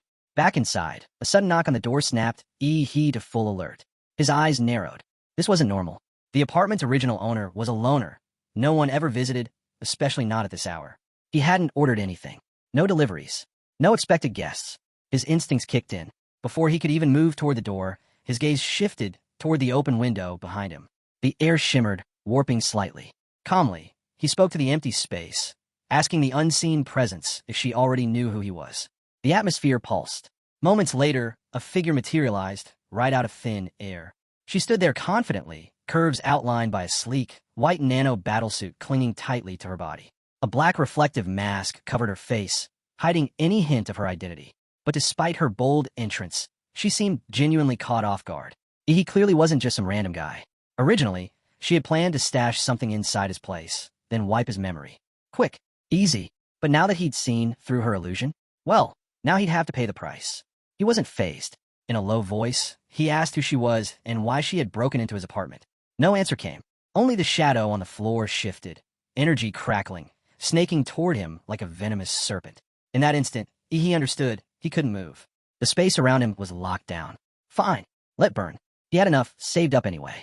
If this place got wrecked, he'd just buy another. The masked intruder, slightly confused, asked what kind of nonsense he was babbling. With a dramatic pause, he stared her down and calmly declared she was already a dead woman walking. Meanwhile, down in the streets below, a vicious fight had broken out. Dozens of elite fighters in training gear surrounded a lone man, Zhou. Despite being outnumbered, he held his ground, dishing out brutal blows with precision. But then he slipped. One of the special operatives struck him hard in the gut. The impact drove martial energy straight in his core, sending waves of pain ripping through his body. Clutching his side, Zhou staggered. "Don't let up," one officer barked. "Wait for an opening, then take him down." They moved in sync, trained to fight as one. They pounced the moment he showed weakness. Zhou, he had no choice but to fall back, step by step. But this was his plan all along. He wasn't here to win. He was buying time. Time for Yaoi Mei to get away with the golden gene. Realizing his distraction was working, Zhou let out a mad, triumphant laugh and activated the forbidden blood-burning technique. Flames exploded around him, lighting up the streets in a hellish glow. He fought like a man possessed, pushing his limits against the incoming storm of armored police. Then, just as the battle reached its breaking point, a flash of bright blue light split the sky overhead. A dark figure dropped from above, slamming into the pavement beside Zhou with earth-shattering force. The ground cracked beneath them. Zhou turned and instantly recognized the figure. Yaoi Mei had arrived. Her silhouette was unmistakable. But wasn't her nano battle suit white just a moment ago? Now it looked pitch black, scorched like charcoal. Zhou had risked everything just to get her out with the item. So why had she come back? Yaoi Mei pulled herself out of the shallow crater, visibly shaken. She hadn't expected he to be that powerful. That beam he unleashed, straight from his throat, hit her dead on. If it wasn't for the nanosuit's protection, she'd be in pieces. Leaning toward Zhou, she whispered that the package was secured, hidden. It was time to vanish. Relief washed over Zhou's face, until the armed police caught on. Realizing the two were working together, they immediately tried to box them in. But then, bang, a high-grade smoke bomb exploded, spreading a thick fog across the battlefield. This wasn't ordinary smoke. It blocked even the sharp perception of martial warriors. The police scrambled, channeling their martial energy to whip up gusts of wind, trying to clear the haze. By the time the smoke thinned, the pair had vanished, down into the sewers. 30 minutes later, Zhou and Yaoi Mei emerged from an alley, far from the chaos. Distant sirens echoed through the streets. They'd managed to shake off pursuit, at least for now. Zhou exhaled, finally catching his breath. As he admired how fast the nanosuit had repaired itself, a chilling voice sliced through the quiet night. "Still haven't explained why you broke into my home." Yaoi Mei froze. Her eyes widened in shock. She'd made a massive miscalculation. Picking a random apartment had seemed like the perfect plan. But of all people, she had to pick the final boss in disguise. And now, he wasn't going to let this go. Zhou's eyes blazed with fury. He glared at Yi. "How the hell did you find us when the cops couldn't?" He didn't bother answering. He didn't need to explain that Yaoi Mei had been unknowingly marked, traced by nuclear radiation from his own energy. He was always silent when he struck. Boom! A small blast erupted beneath his feet. In an instant, he launched forward like a rocket, the air hissing from the recoil. A fist flashed through the darkness, straight at Zhou. But this wasn't just a punch. Fueled by dark red energy and malevolent spiritual force, a violent cellular reaction surged inside Yi's arm. His mountain-blocking fist unleashed at full power. Zhou crossed his arms to defend, but it didn't matter. The punch ripped through his guard, the energy exploding on impact. It felt like getting hit by a freight train. Zhou flew backward, smashing into a concrete wall with a deafening crack. Dust filled the air. Yaoi Mei gasped. A 6th-rank martial warrior, taken down in a single strike. And not just by anyone, but a boy whose martial energy barely registered above an apprentice level. Who was this kid? Zhou, barely able to move, looked up and grinned through the pain. "I'm the disciple of Emperor Guangla." Yaoi Mei's expression twisted in disbelief. She had never heard that name before. Since when did a tiny city like an harbor hidden monsters like this? Before she could process, Zhou cut in, his voice weak but sharp. "Don't get ahead of yourself, kid. I just went through hell in that fight. Used a forbidden technique. Burn up half my blood." Zhou could feel it. His blood was thinning, his power slipping. After the earlier battle and burning away part of his life force, he was down to maybe 70% of his former strength. But even now, weakened and worn, he refused to see Ihi, just a martial apprentice, as a threat.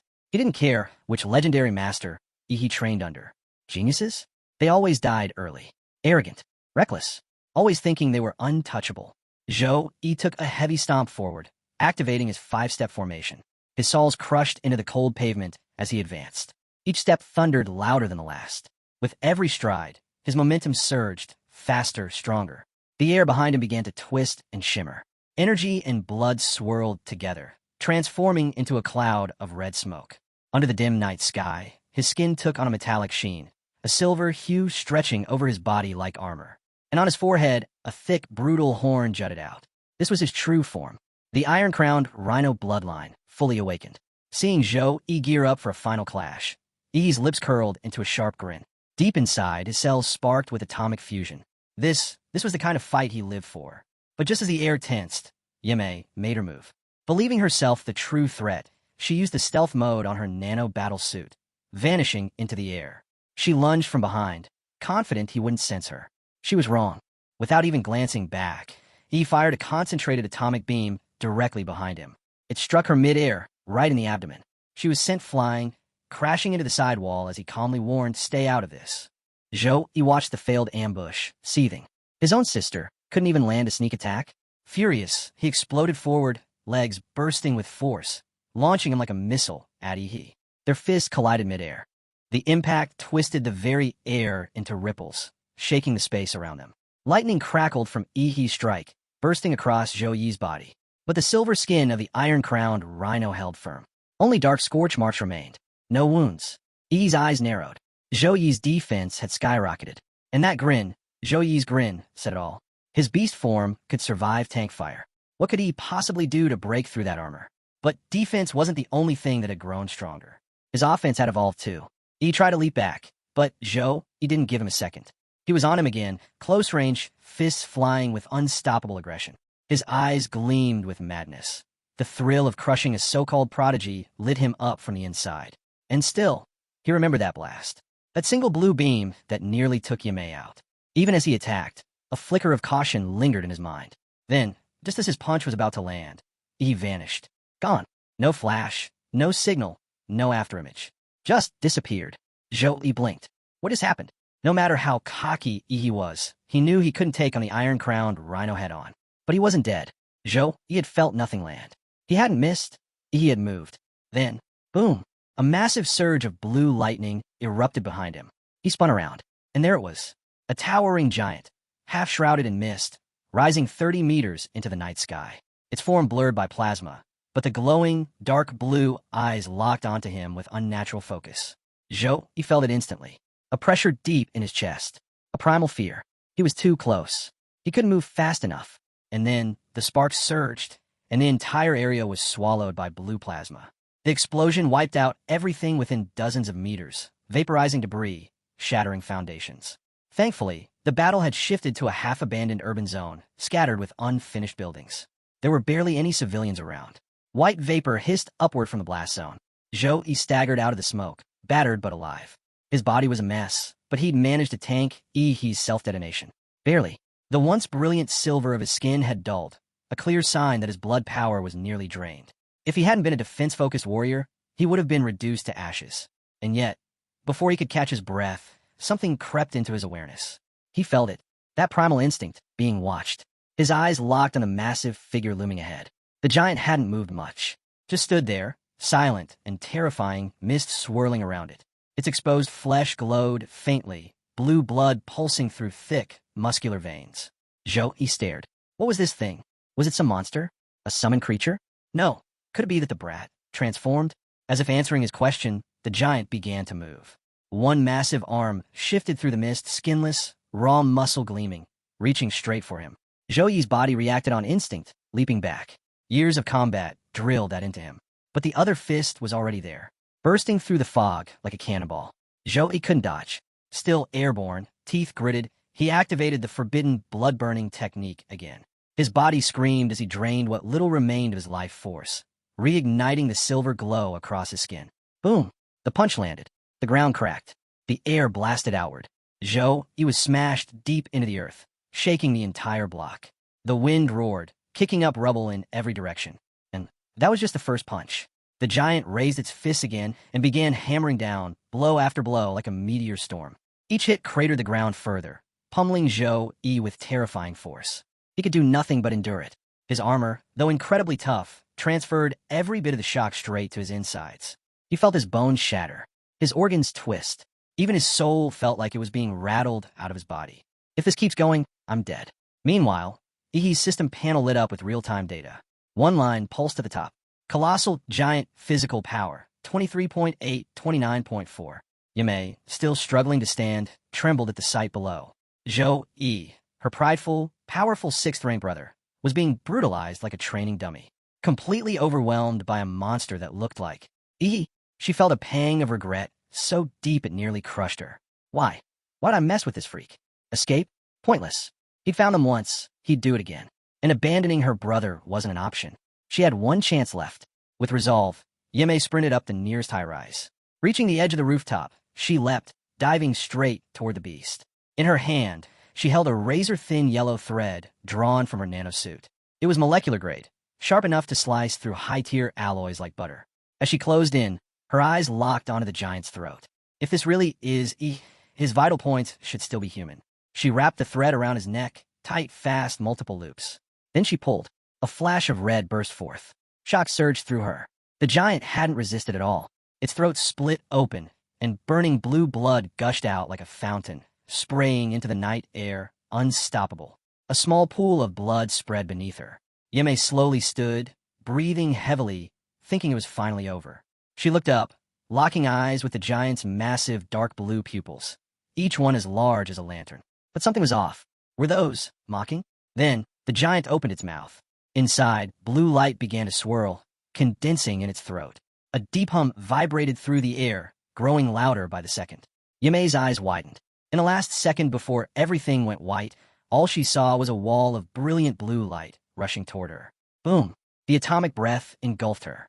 Her body vanished, vaporized, blown through the side of a building, leaving a trail of glowing destruction that lit up the skyline. The beam sliced through concrete like paper, branding a luminous scar into the night.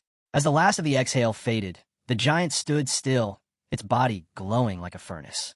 Steam hissed from exposed muscles and torn flesh as it began to evaporate, disappearing bit by bit in the rising heat. And then he stepped out of it.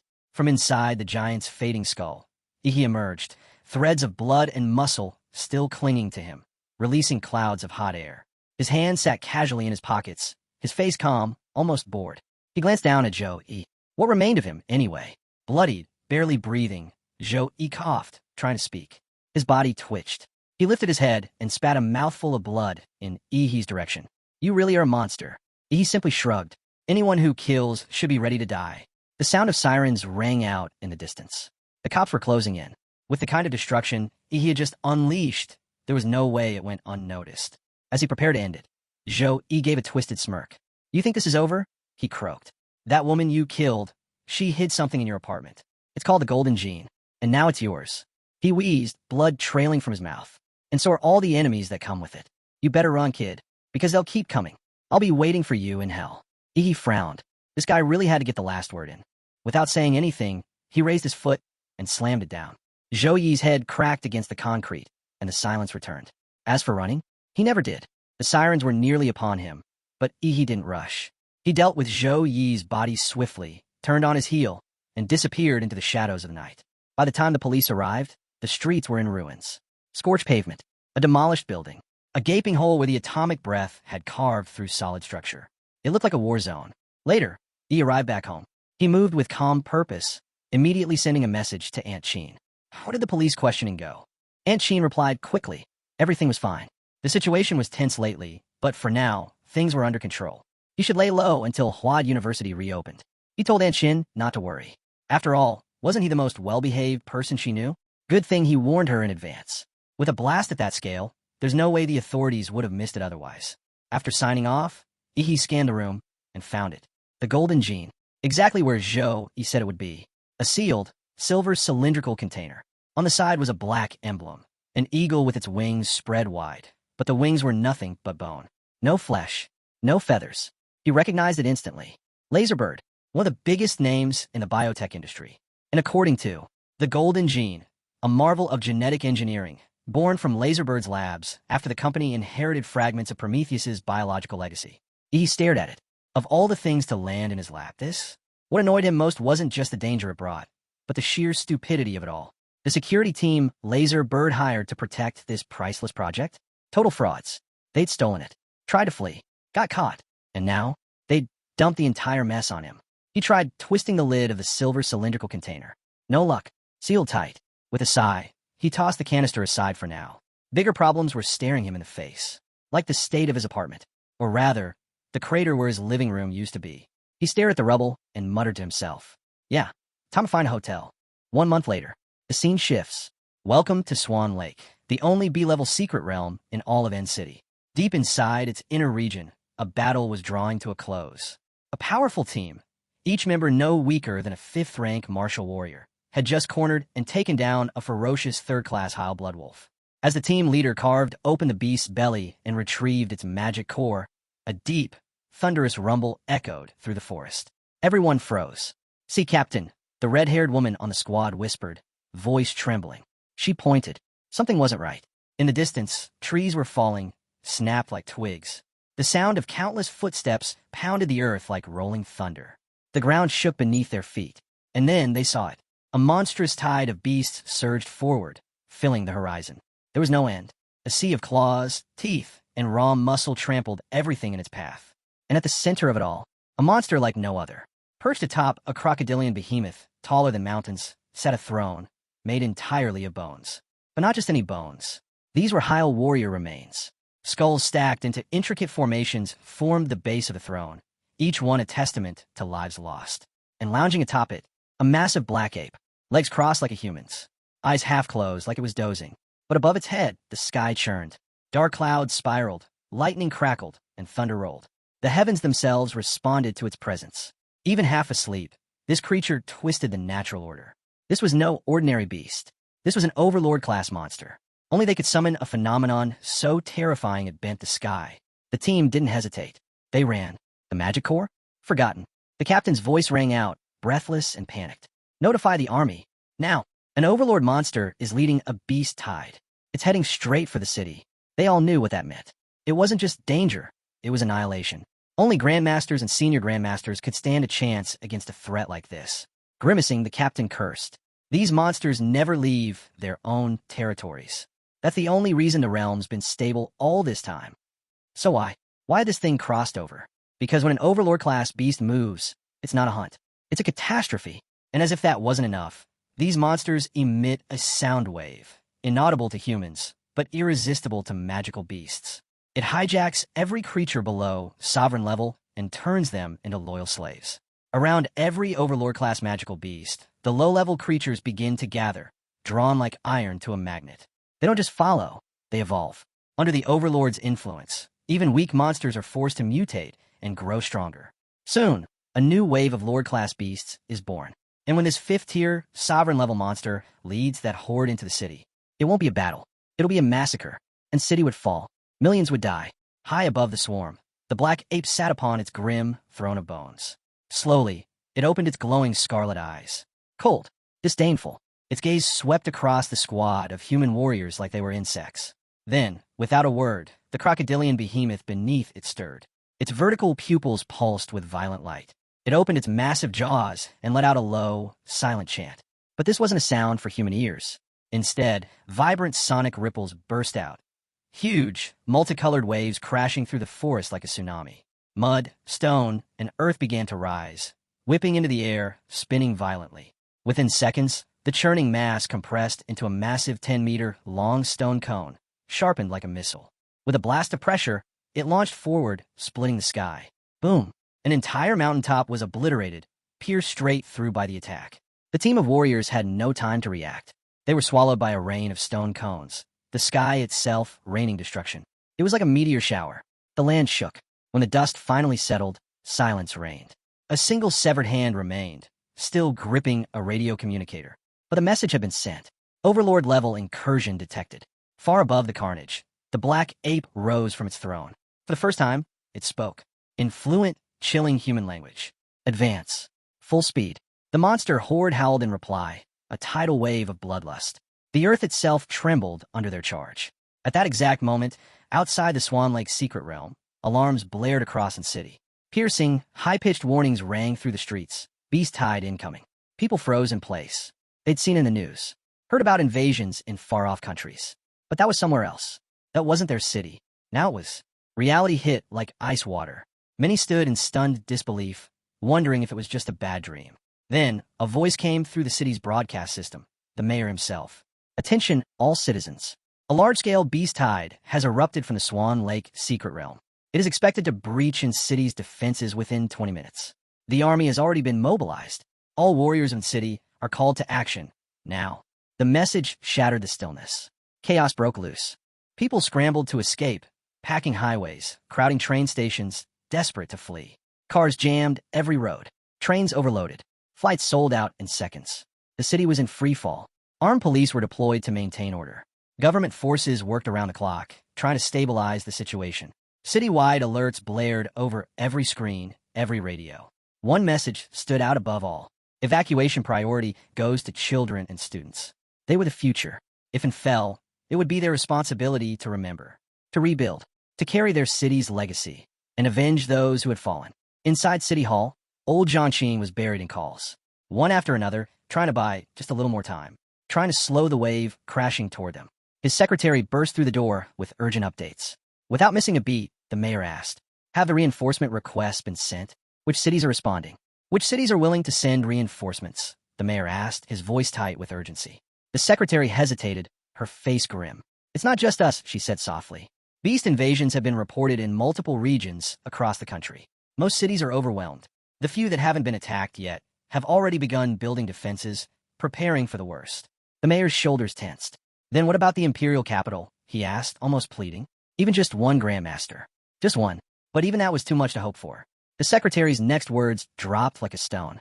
An S-level secret realm has appeared in Guanshan City, just next to the capital. All top-tier warriors from the imperial capital have been deployed there to contain it. Old Jianqing collapsed into his chair, defeated. But his sharp instincts screamed the truth louder than any report could. This wasn't a coincidence. This wasn't just some outbreak. The entire Sea Kingdom was caught in something larger, a carefully laid trap. A national-scale beast tide, coordinated, planned, but there was no more time to think. He stood again, straighter than before. Though nearing 50, that spark from his youth lit up his eyes again. They had no reinforcements, no support, only themselves. The defensive in city had already begun. Elsewhere, at the Chu family's private training grounds, the sounds of fists echoed through the air. Ihi and Chu Sensei were deep in a sparring match. By now, Chu Sensei understood. Try to test or provoke Ihi with words was pointless. If you wanted Ihi to take something seriously, you had to fight with everything you had. Even so, his all still wasn't enough. Ihi landed a heavy punch to Chu Sensei's chest. Chu Sensei quickly summoned an ice armor to defend, a thick layer of frost encasing him, but it shattered instantly. The punch tore through it with ease. Fused into Ihi's fist were jagged, magical fangs of pure, evil energy. They ripped the armor apart like paper. Chu Sensei was knocked back, but as he steadied himself, he couldn't help but smile. Didn't think you'd land that cleanly. He could feel it, the strange, dark power surrounding Ihi. It wasn't martial arts as he knew it. It was something deeper, something twisted. What style is that? Tortoise martial arts? Ihi shrugged. Yeah, picked it up about a month ago. Still working on the details. But what really mattered was this. He had grasped the core of its power. The demon in the flesh technique. A style that fed on evil spirits. Every time Ihi survived a brutal fight, every time he killed, his own evil spirit would absorb something from the fallen. Mimic them. Grow stronger. Before they could clash again, a sharp alarm tore through the quiet. Beast invasion. Both Ihi and Chu Sensei froze, instincts kicking in. A moment later, their phones buzzed. An emergency alert. All college prep students in the city were ordered to evacuate immediately. Flights B521 and B753 were scheduled at the city's main airport. High-speed train A423 was also ready for departure. They had priority. Are you going? He asked, eyes locked on Chu Sensei. Chu Sensei looked at him and hesitated. With your talent, maybe you should, he said. Leave the defense to others. You got too much to lose. But he clearly didn't know Ihi at all. That smile, that eerie grin, the same grin he wore right before a kill. Was he excited? He was. He smirked and replied flatly. You talk too much. Since when did you get so sentimental? He cracked his knuckles. If I'm staying, then there's no reason for you to run, either. There was only one thing left to focus on. The scene shifts to the Liu family manor. Just as Liu Yanju was stepping out the door, she found Aunt Qin standing in her way. Yanju was ready to fight. She wanted to join the front lines against the beast tide. But Aunt Qin had only one concern, her daughter's life. If you go, she said, her voice low but steady, how confident are you that you'll come back alive? Or even in one piece? Yanju stayed silent. Aunt Qin continued. There are around 30,000 warriors in City. Even if you count the retired veterans, the sick, the volunteers, you might reach 50,000. That's nothing. A drop of water facing a tidal wave. Her voice wavered just slightly. And as for the Overlord-class monsters, they're not enemies we can face. Not here. Only Grandmasters have even a chance of surviving them. And barely at that. To her, Yinju's life wasn't just her own. It was the lifeline of the entire Liu family. But Yinju didn't stop. She said nothing. She just moved past her mother and kept walking. That silence said more than words ever could. To her, if a warrior family can't rise to defend humanity from monsters, then what purpose does it serve? Aunt Qin didn't argue. She simply let the door shut with a deep, echoing thud behind her. As the latch clicked, a figure emerged from the shadows. Aunt Hong. Aunt Qin calmly lit a slender cigarette, half her face obscured behind long hair. She didn't need to give instructions. Aunt Hong already knew. Liu Yanju was not allowed to leave the manor. Still, Aunt Hong couldn't help but ask. The boy, is he leaving the city too? Aunt Qin exhaled smoke, her voice quiet but firm. Send him a message. Let him decide for himself. Meanwhile, back at the Swan Lake secret realm, tens of thousands of warriors had entered the rift, forming a solid iron formation inside the otherworldly realm bathed in starry blue light. 60% of City's total military force, along with every high-leveled warrior above martial artist rank, had already passed through. They were known as the Vanguard Unit, and they had only one job: scout the enemy. Gather intel on the size, strength, and abilities of the monstrous force marching toward humanity, including the Lord-class beasts, and, if possible, the Overlord itself. Then survive long enough to report back. Facing the endless beast tied ahead, the soldiers inhaled sharply. This was it. Most of them knew what they really were, cannon fodder. But they still charged anyway. Their battle cries and final roars echoed through the mountains, merging into a blood-drenched symphony that shook the forest with its rage and resolve. Outside the rift, a temporary military base had been fortified. Tanks, anti-air guns, rows of Gatling cannons, and massive machine guns were mounted into position, creating a wall of metal and firepower. The goal was simple. Any monster that stepped out of that rift would be torn apart by bullets and artillery before it could even touch the ground. Luckily, the rift size was limited. Only so many creatures could pass through at once, nullifying one of the beast tide's biggest advantages: overwhelming numbers. If they could just hold the line, if they could just prevent the horde from breaking out into the open, then maybe, just maybe, City could survive this. This was old Zhangqing's last hope. Everything hinged on the battlefield at the mouth of the rift. Suddenly, his serious gaze snapped upward, shocked. And he wasn't the only one. All eyes turned to the rift as a blood-soaked warrior stumbled out of the spatial tear. His arm hung uselessly, clearly broken, and his entire body was covered in gashes and dried blood. He took 2 steps forward, then collapsed. Like a lifeless sack of flesh, he dropped to the ground, gasping for air and barely holding on. Old Zhang, he croaked. Medics rushed in. Old Zhang was already at his side. But it was clear he didn't have long. With what little strength he had left, the warrior raised a trembling hand. Clutched in his fist was a USB flash drive. Data from the Vanguard Unit's battle. Old Zhang took it with urgency. Where are the others? He demanded. The warrior's face contorted in pain. Then came the answer. They're gone. All of them gone. His voice cracked like a broken drum. The beast tide crushed everything. Not even the bodies. Nothing left. A hush fell over everyone. But then, the dying man's eyes suddenly widened, filled with a mix of rage and sheer terror. His voice was hoarse and shaking. Watch out for that black ape. It's not just strong. It planned everything. It set us up. If not for that thing, at least a few thousand of us would have made it out. Old Zhang leaned in, desperate to know more, but just then, boom! A massive stone cone burst from the rift, spiraling through the air like a drill missile. It pierced a building in the distance, exploding into rubble. Crack, boom! Another flew out, and another. The newly built fortifications around the rift were hit dead on. Buried landmines exploded in a chain reaction. The ground shook violently under a wave of detonations. The beast tide hadn't emerged yet. They were trying to clear the path first. Old Zhang's eyes widened with realization. The first wave wasn't just an attack. It was a calculated strike. The stone cones were aimed directly at the landmines under the defense grid. They were systematically wiping out traps before stepping into the battlefield. He swore loudly. Open fire. Aim everything at the rift now. The tanks roared. Anti-aircraft guns lit up the sky. Shells and bullets rained toward the rift in a storm of fire, engulfing the entrance in explosions. But the barrage didn't stop the stone cones. More kept flying out, ripping through steel and earth.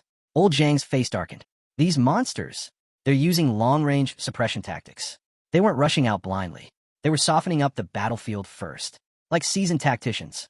Since when do magical beasts fight like humans?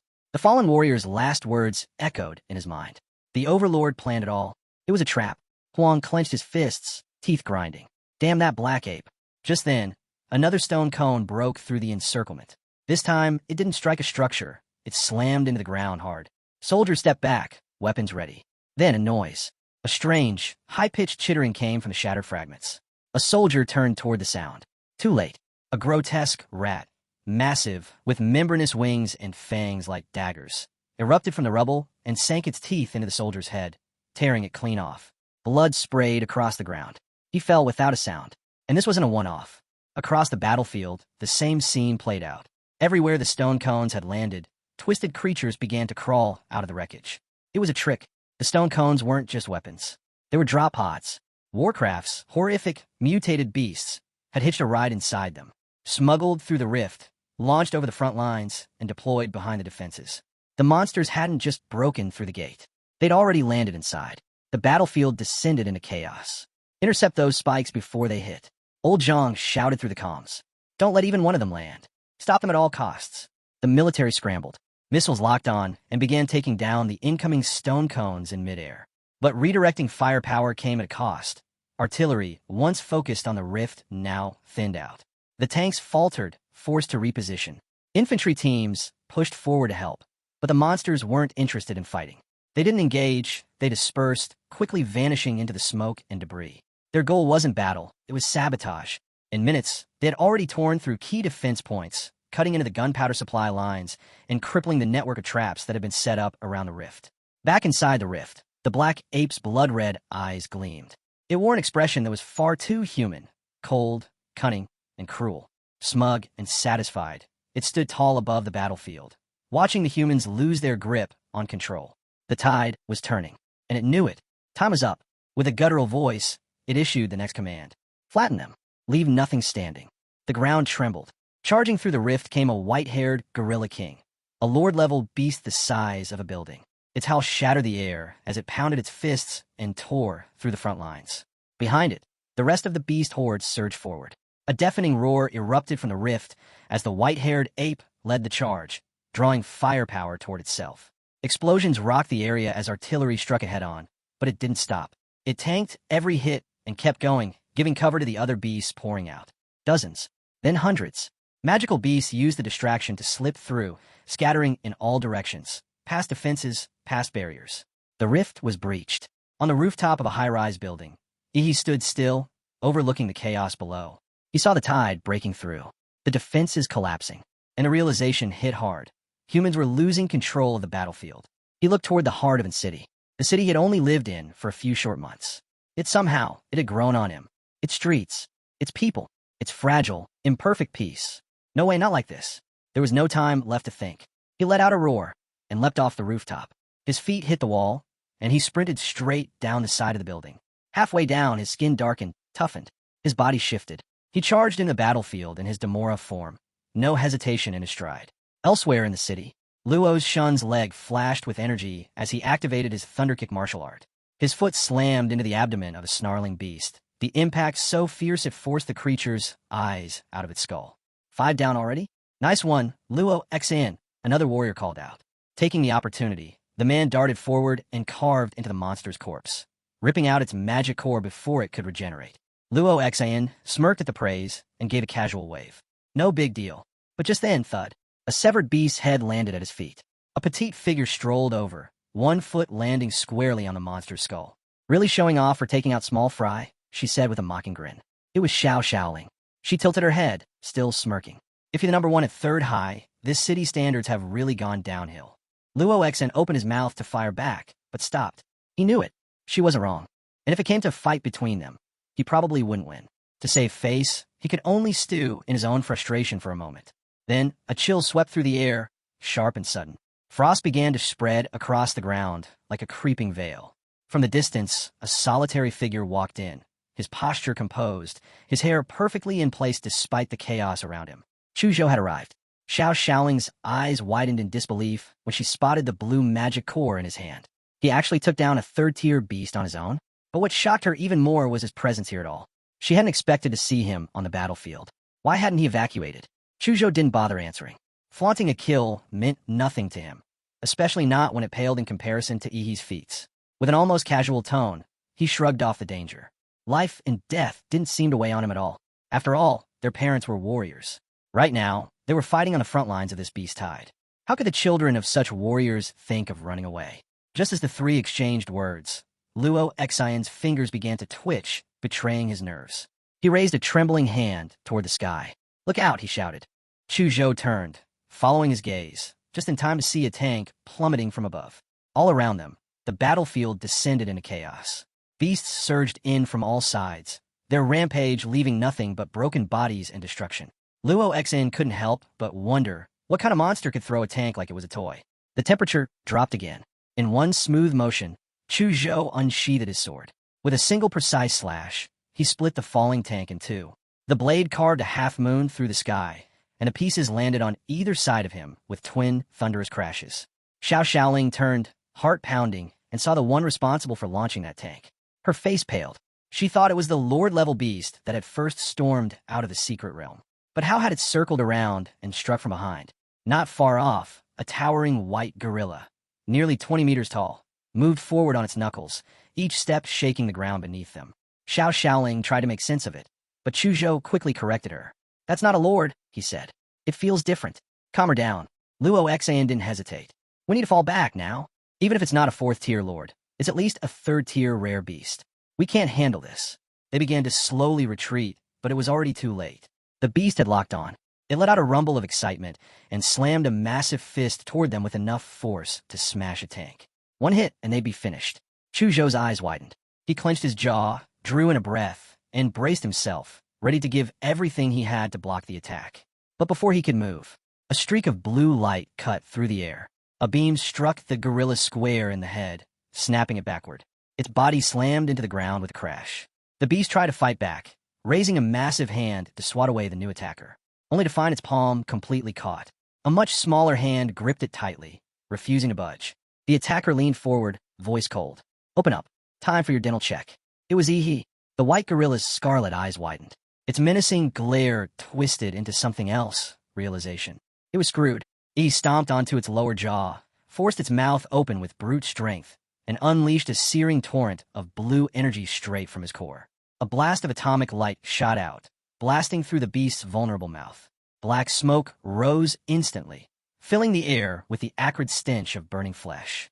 The white gorilla thrashed in agony, but within seconds, its entire head and upper body began to meld away under the relentless force of Yi's breath. Xiao Xiaoling and Luo Xen stared the glow, then turned to Chuzhou, as if silently asking, "Was that really him?" Chuzhou didn't look away from the figure standing atop the gorilla's smoldering corpse. "Yes," he said calmly. "That's Yi. With him here, maybe, just maybe, this city had a fighting chance." He didn't stop to talk. He had no time for reunions. Other fronts needed backup. He triggered an atomic burst beneath his feet, knees bending just slightly before he shot skyward, launching into the air with explosive speed. As he soared through the sky, he scanned the battlefield below, searching for the worst of it.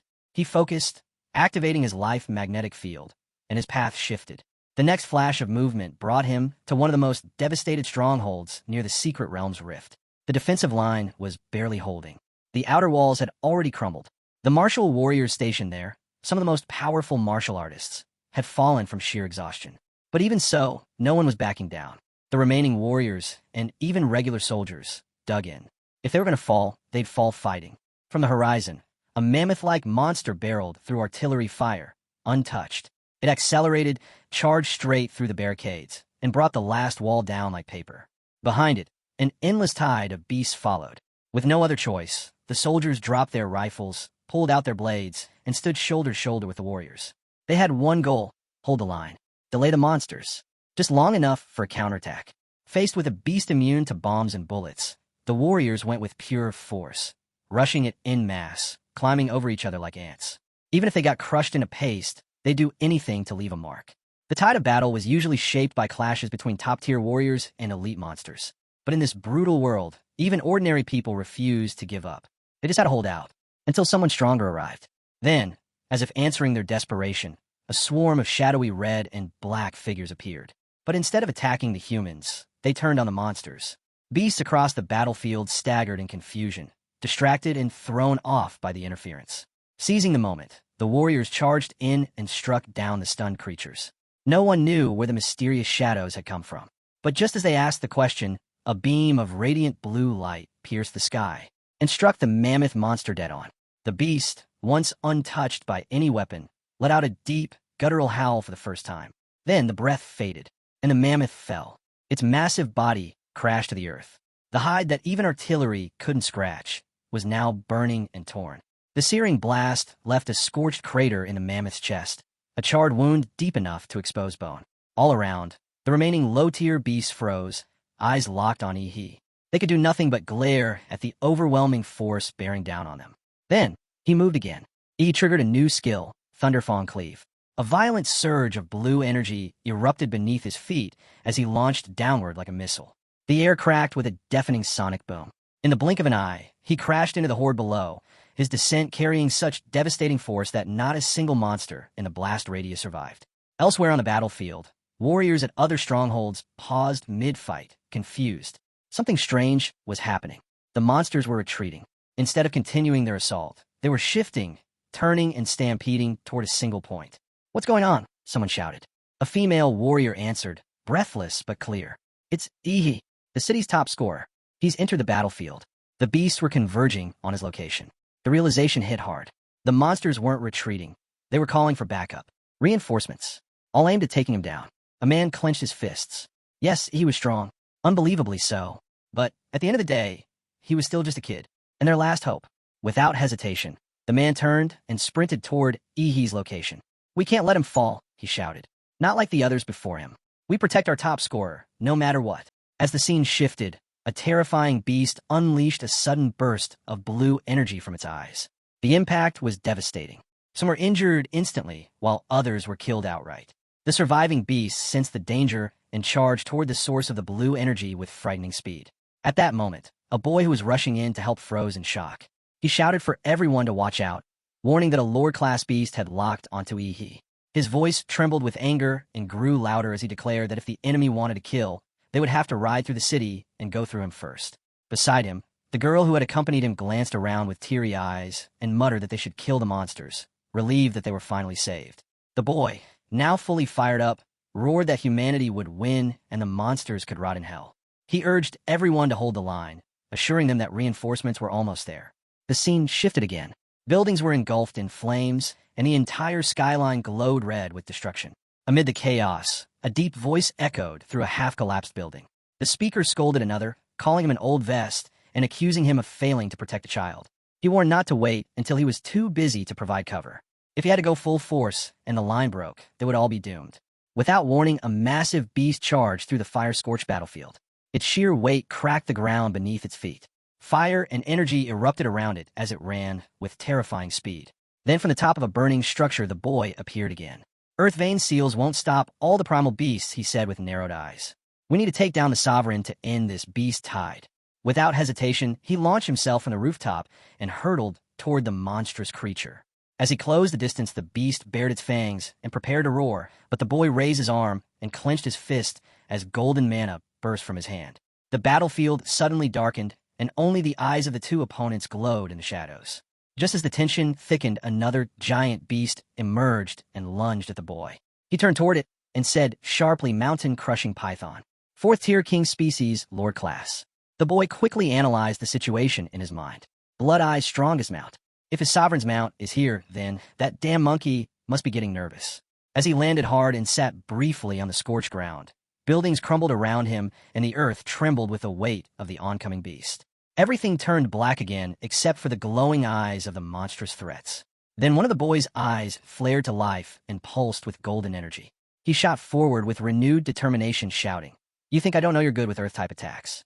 I'm using it for a reason." Suddenly, multiple glowing eyes appeared through the darkness, watching him. He gritted his teeth and gathered energy in his palm and said, "And you fell for the bait, bitch." Then with a surge of power, he thrust the golden energy toward the glowing eyes. Immediately, one of the monstrous eyes retaliated and fired back a massive beam of golden energy that struck the ground with such force it triggered a violent earthquake. On the other side of the battlefield, another beast emerged with its enormous mouth gaping open and metallic machinery embedded within its body, glowing faintly beneath the surface.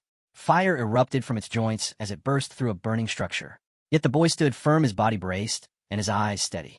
Good thing I had intel on the mountain-crushing python, he thought. The casualties would have been catastrophic if I hadn't gotten here in time. The mechanical beast lunged toward him, but the boy didn't flinch. Instead, he said coldly, "If you had entered the city completely, I might have struggled to weaken you. But just poking your head out, you're just asking to be slaughtered." With blazing speed, the boy activated his abilities and summoned multiple hands formed from energy, each glowing with golden light. He charged at the beast, which now had several shining eyes glowing from its armored head. Flames danced around them as the boy leapt forward and hurtled toward the creature. The beast was terrifying. Sharp horns protruded from its entire body, and it moved with unnatural speed. As the boy soared through the fire-locking eyes with the creature, he murmured, "As expected of a king species beast, you can even grow stone spikes from your body." Suddenly, another massive beast appeared with eyes glowing with an ominous red light. The boy's eyes narrowed as he studied it. As he prepared to advance, the beast struck first and slammed an attack toward him. The beast growled menacingly, "Foolish human, what do you think you're doing to my mount?" The boy immediately realized. Blood-eyed black ape. It was hiding inside the stone spikes. The red-eyed beast roared, "Now let me crush your skull so everyone can witness how insignificant humans are before me." With a deafening howl, the beast raised its arms and with overwhelming force unleashed a massive surge of energy. The battle was only just beginning. The buildings crumbled one after another as the earth shook violently beneath them and sent clouds of dust and stone into the air. Amid the chaos, a massive beast raised its paw high and sneered. It coldly stated that the explosion had torn its target's breast in a flash and confirmed that the city no longer had any strong martial artists left. According to the beast, it could now kill everyone without restraint. From the trembling, debris-covered ground where dust thickened the air and the foundations of buildings groaned under pressure, a boy stood up. Despite the tremors, he launched himself into the air. Rising higher and higher, he looked down at the beast with a piercing gaze. Once he reached a sufficient altitude, he began to channel his energy and summoned golden light that gathered and surged toward the enemy. What emerged was not just a blast. The boy conjured a beast of golden energy, towering in size and even larger than the monstrous creature it targeted. The beast below scoffed, declaring that the human's resistance was meaningless and that he was only delaying the inevitable. At that moment, an ominous voice echoed across the battlefield. Though disembodied, it was unmistakably powerful. The voice declared that there were no longer any neutral enemies on the battlefield. It claimed the conflict had become a game designed to drown humanity in fear and despair. The speaker expressed twisted delight at the thought of seeing the strongest human wear an expression of hopelessness and fear. A cruel, booming laughter followed, sending a chill through every soldier's spine. As shock gripped the hearts of many, another beast raised its paw to attack, but it was suddenly intercepted by a punch from another creature. The second beast growled that the first had been fast but still too slow, while the surrounding buildings collapsed in thunderous ruin. The first beast tried to flee, muttering powerful but still too slow. At the same moment, the boy jumped from one collapsing structure to another. First the second, then the third and fourth, until finally he soared high into the sky. He hovered there looking down at the beast who glared up with burning red eyes. "I don't tolerate lower creatures looking me in the eye," the beast snarled. But the boy didn't flinch. He maintained his gaze, unwavering and sharp. The beast released a sharp, violent energy that detonated in a heavy explosion aimed at the boy. Though he tried to evade it, the force partially struck him. Wounded, but undeterred, he remained standing. The beast, now infuriated, roared, "Why aren't you afraid?" Pushing himself off the ground, the boy growled back, "You think you're clever, but in the end you miscalculated because you were just an arrogant beast." Suddenly the beast flew into the sky, but the boy followed and unleashed golden energy that surged toward it. The attack struck true, and the beast's power visibly began to wane.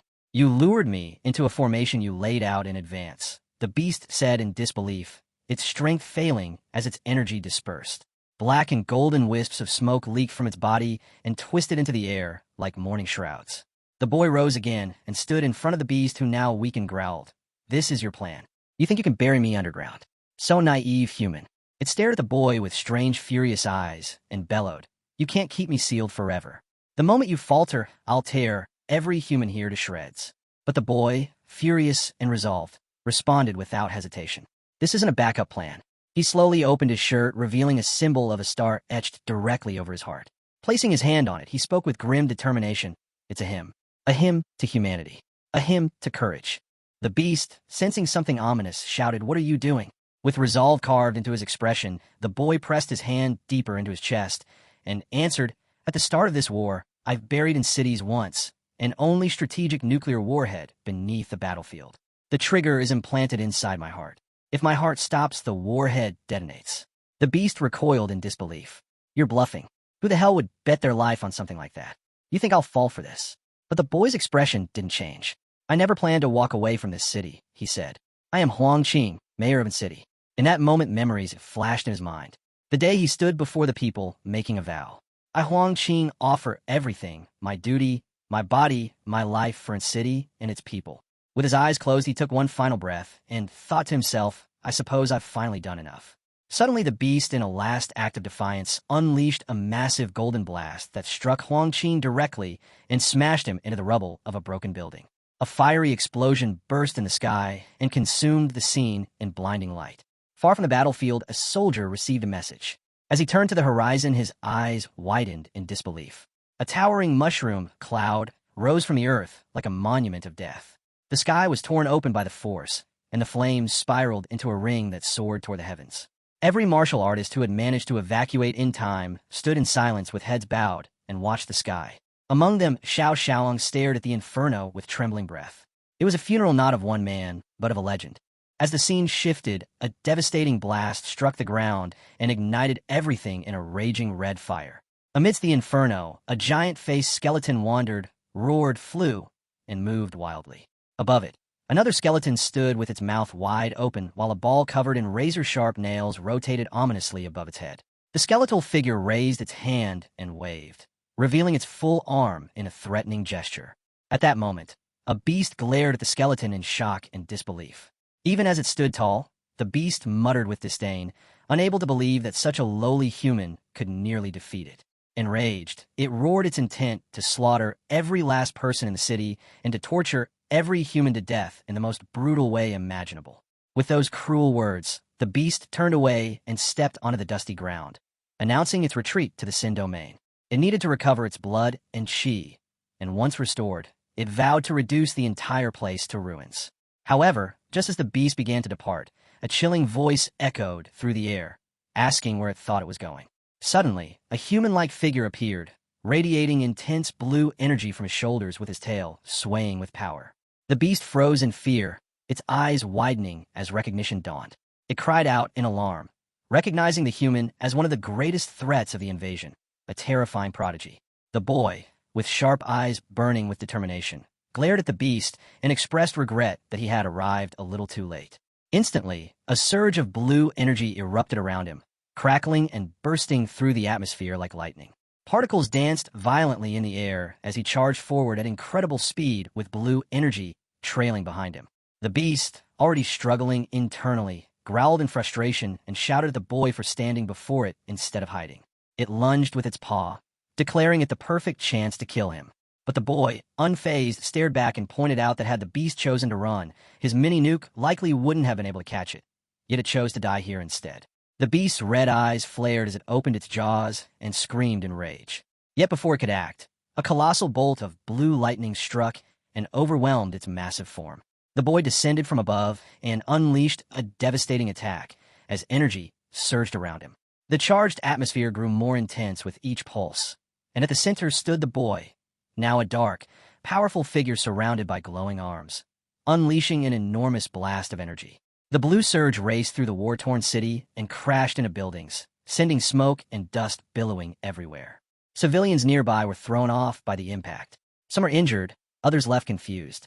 Amid the chaos, one shouted a question about whether another warhead had just gone off, while another wondered aloud if it was another trap set by Mayor Huangqing.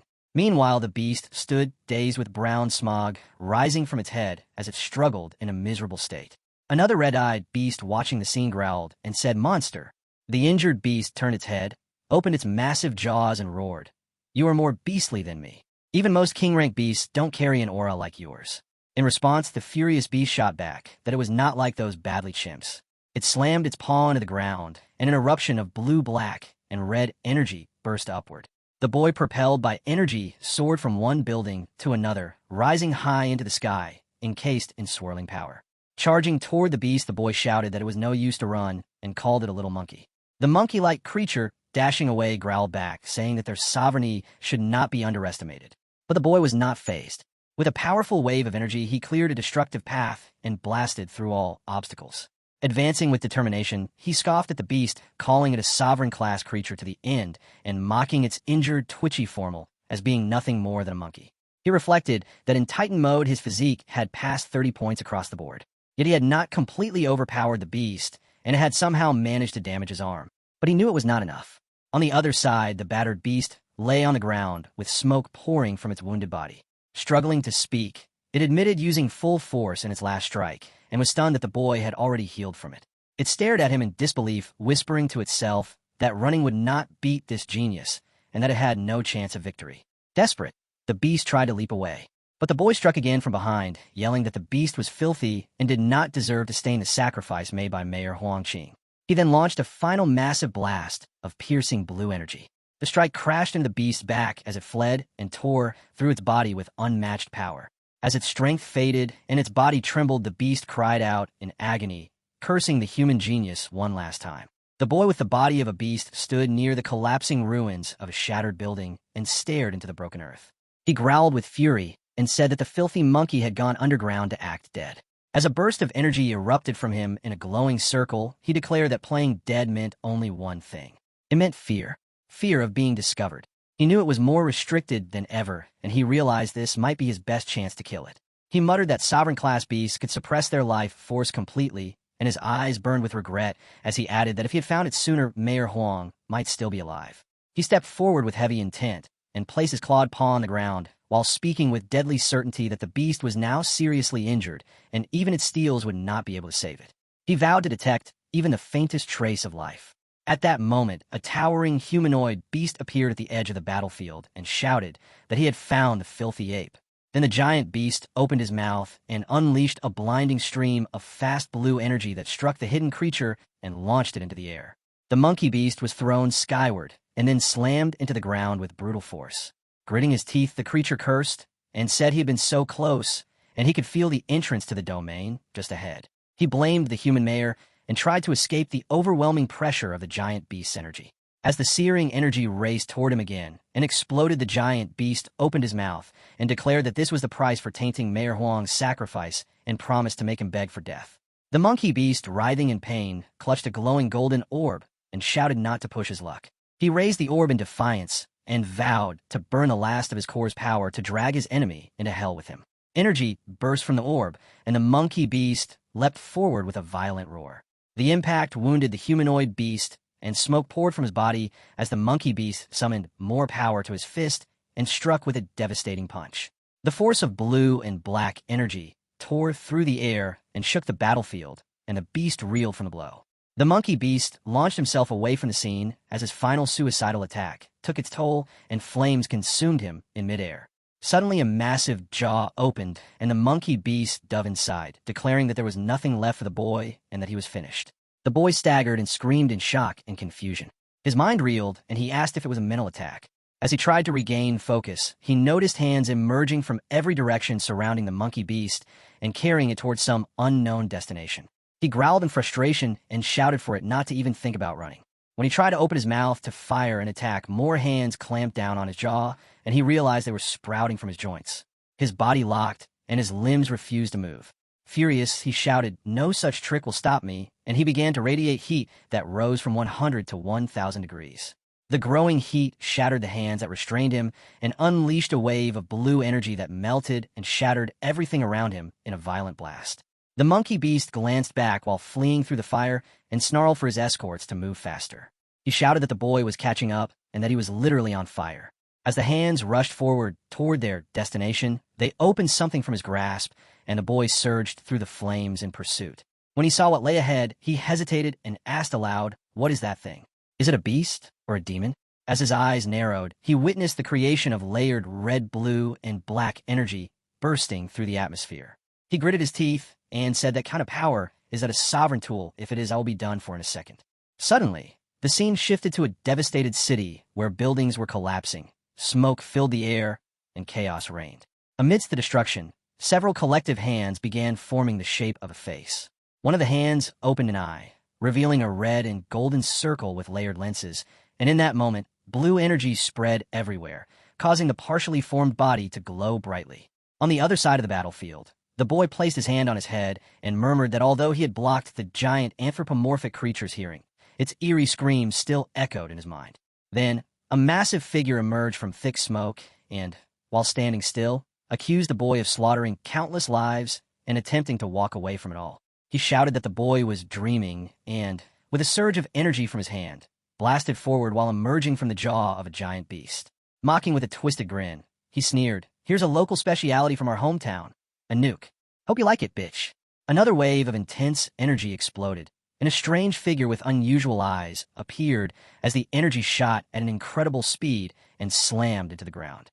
Somewhere nearby, a group of people observed the chaos and noted that the rift in the secret realm had exploded. Concerned, they speculated whether Mayor Huang's plan had succeeded and warned each other to stay alert so his sacrifice wouldn't be in vain. They confirmed that the carcass of the blood-eyed black ape had finally been obliterated by the nuclear blast. Aid workers rushed to carry away Xiao Xiaolong, who had been injured in the battle. Meanwhile, Chu Zhou sat deep in thought, realizing that although the siege on the city had been won, it came at a devastating cost. Nearly 8% of fighters and soldiers had been killed or wounded.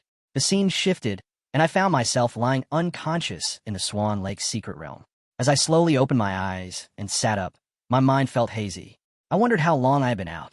I had poured every bit of my energy into activating the giant anthropomorphic nuclear template, yet the entire area was already soaked in radiation and leftover fission energy. In a strange way, I had ended up recharging myself just by lying there in the aftermath. The battle had been brutal, far more than I expected. Mayor Huang had sacrificed himself to lure the blood-eyed black ape into the blast zone, giving me the one chance I needed to turn the tide. Using the radiation zone's home field advantage, I self-destructed again and again, finally managing to obliterate that beast before it could be rescued. Even as I closed my eyes for a brief moment, I had to admit, my Infinity Monster template was powerful, but not enough to match an Overlord-class beast. Victory this time had come down to luck, opportunity, and a touch of fate. Still, deep down, I believed I could one day reach the pinnacle of martial power in Xia Nation. The problem was this secret realm left no room for slow, steady growth. It was chaos, and it was now or never. As I stood up, I couldn't help but wonder when I'd next have a chance to draw a rare template. If I could merge with the Comic Emperor template, that would be my fastest path to the top. But to do that, I had to act quickly. I needed to gather plant element magic cores and fuse them with my template. Beyond that, I knew I had to master the comic martial arts skill. My Infinity Monster template let me cheat a bit in the martial resonance space, but the comic martial arts came from an entirely different system, one that originated in a high martial cultivation world. Their growth might be slower than template abilities, but the potential was staggering. I looked back at the broken city. The sun rising behind the shattered buildings cast a strange warmth over the ruins. Maybe, just maybe, being transported here was part of something greater, part of my destiny. A month later, a statue was erected. Crowds gathered around it, taking pictures and remembering what had been lost and what had been won. I sat nearby, thinking back over everything that happened. Across Xia Nation, 18 cities had suffered attacks from beast tides, and 12 of them had been completely sealed. Guanshan City had become the heart of it all, the site of an S-class secret realm buried in thick, impenetrable gray mist. The National Martial Organization, Great Xia Dragon, had sent 30 barriers and 5 grandmasters led by Du Jingming to investigate. As I scrolled through my phone, my heart sank. Fu Hongsheng, the strongest guardian martial artist in Xia Nation, had personally entered Guanshan City. 8 hours later, he came out barely alive, accompanied by only 2 surviving grandmasters. The nation had declared Guanshan the 11th life-prohibited zone, and the confirmed global death toll reached 1.8 million. I stared at the screen in disbelief. Was humanity's survival on Blue Star really hanging by a thread? I didn't have time to wait anymore, so I contacted Aunt Sheen. She assumed I wanted to learn the last two comic martial arts skills from the Liu family, but I told her I had a different favor to ask. I needed high-quality plant element magic cores, ideally blue grade, or if possible, even the rare purple lord class ones. She was shocked. Plant-type magic beasts are rare as it is, she said, and lord class cores are extremely precious. What are you offering in return? I explained that during Huadu University's freshman opening, there would be a secret realm exam. I could team up with Lu Qingzhu and help her take first place. Aunt Qin didn't seem convinced. She reminded me that prodigies from other provinces would be competing too, and even though Qingzhu was talented, she only ranked mid-high among past Imperial Capital University freshmen. I had beaten her in sparring, yes, but I was still far from being at the level of a top-tier genius. I smiled and said, "But you entrusted the revival of the Liu family to me, didn't you?" Then I made my offer. If Qingzhu and I failed to win first place, I'd sign a 10-year contract. I'd serve the Liu family in any way, work wherever they needed, and even take care of her when she was tired. She placed her feet on the floor and gave me a teasing look. Serve and do menial tasks, is that right? I nodded as I stood up, and after a pause, she finally said, "All right,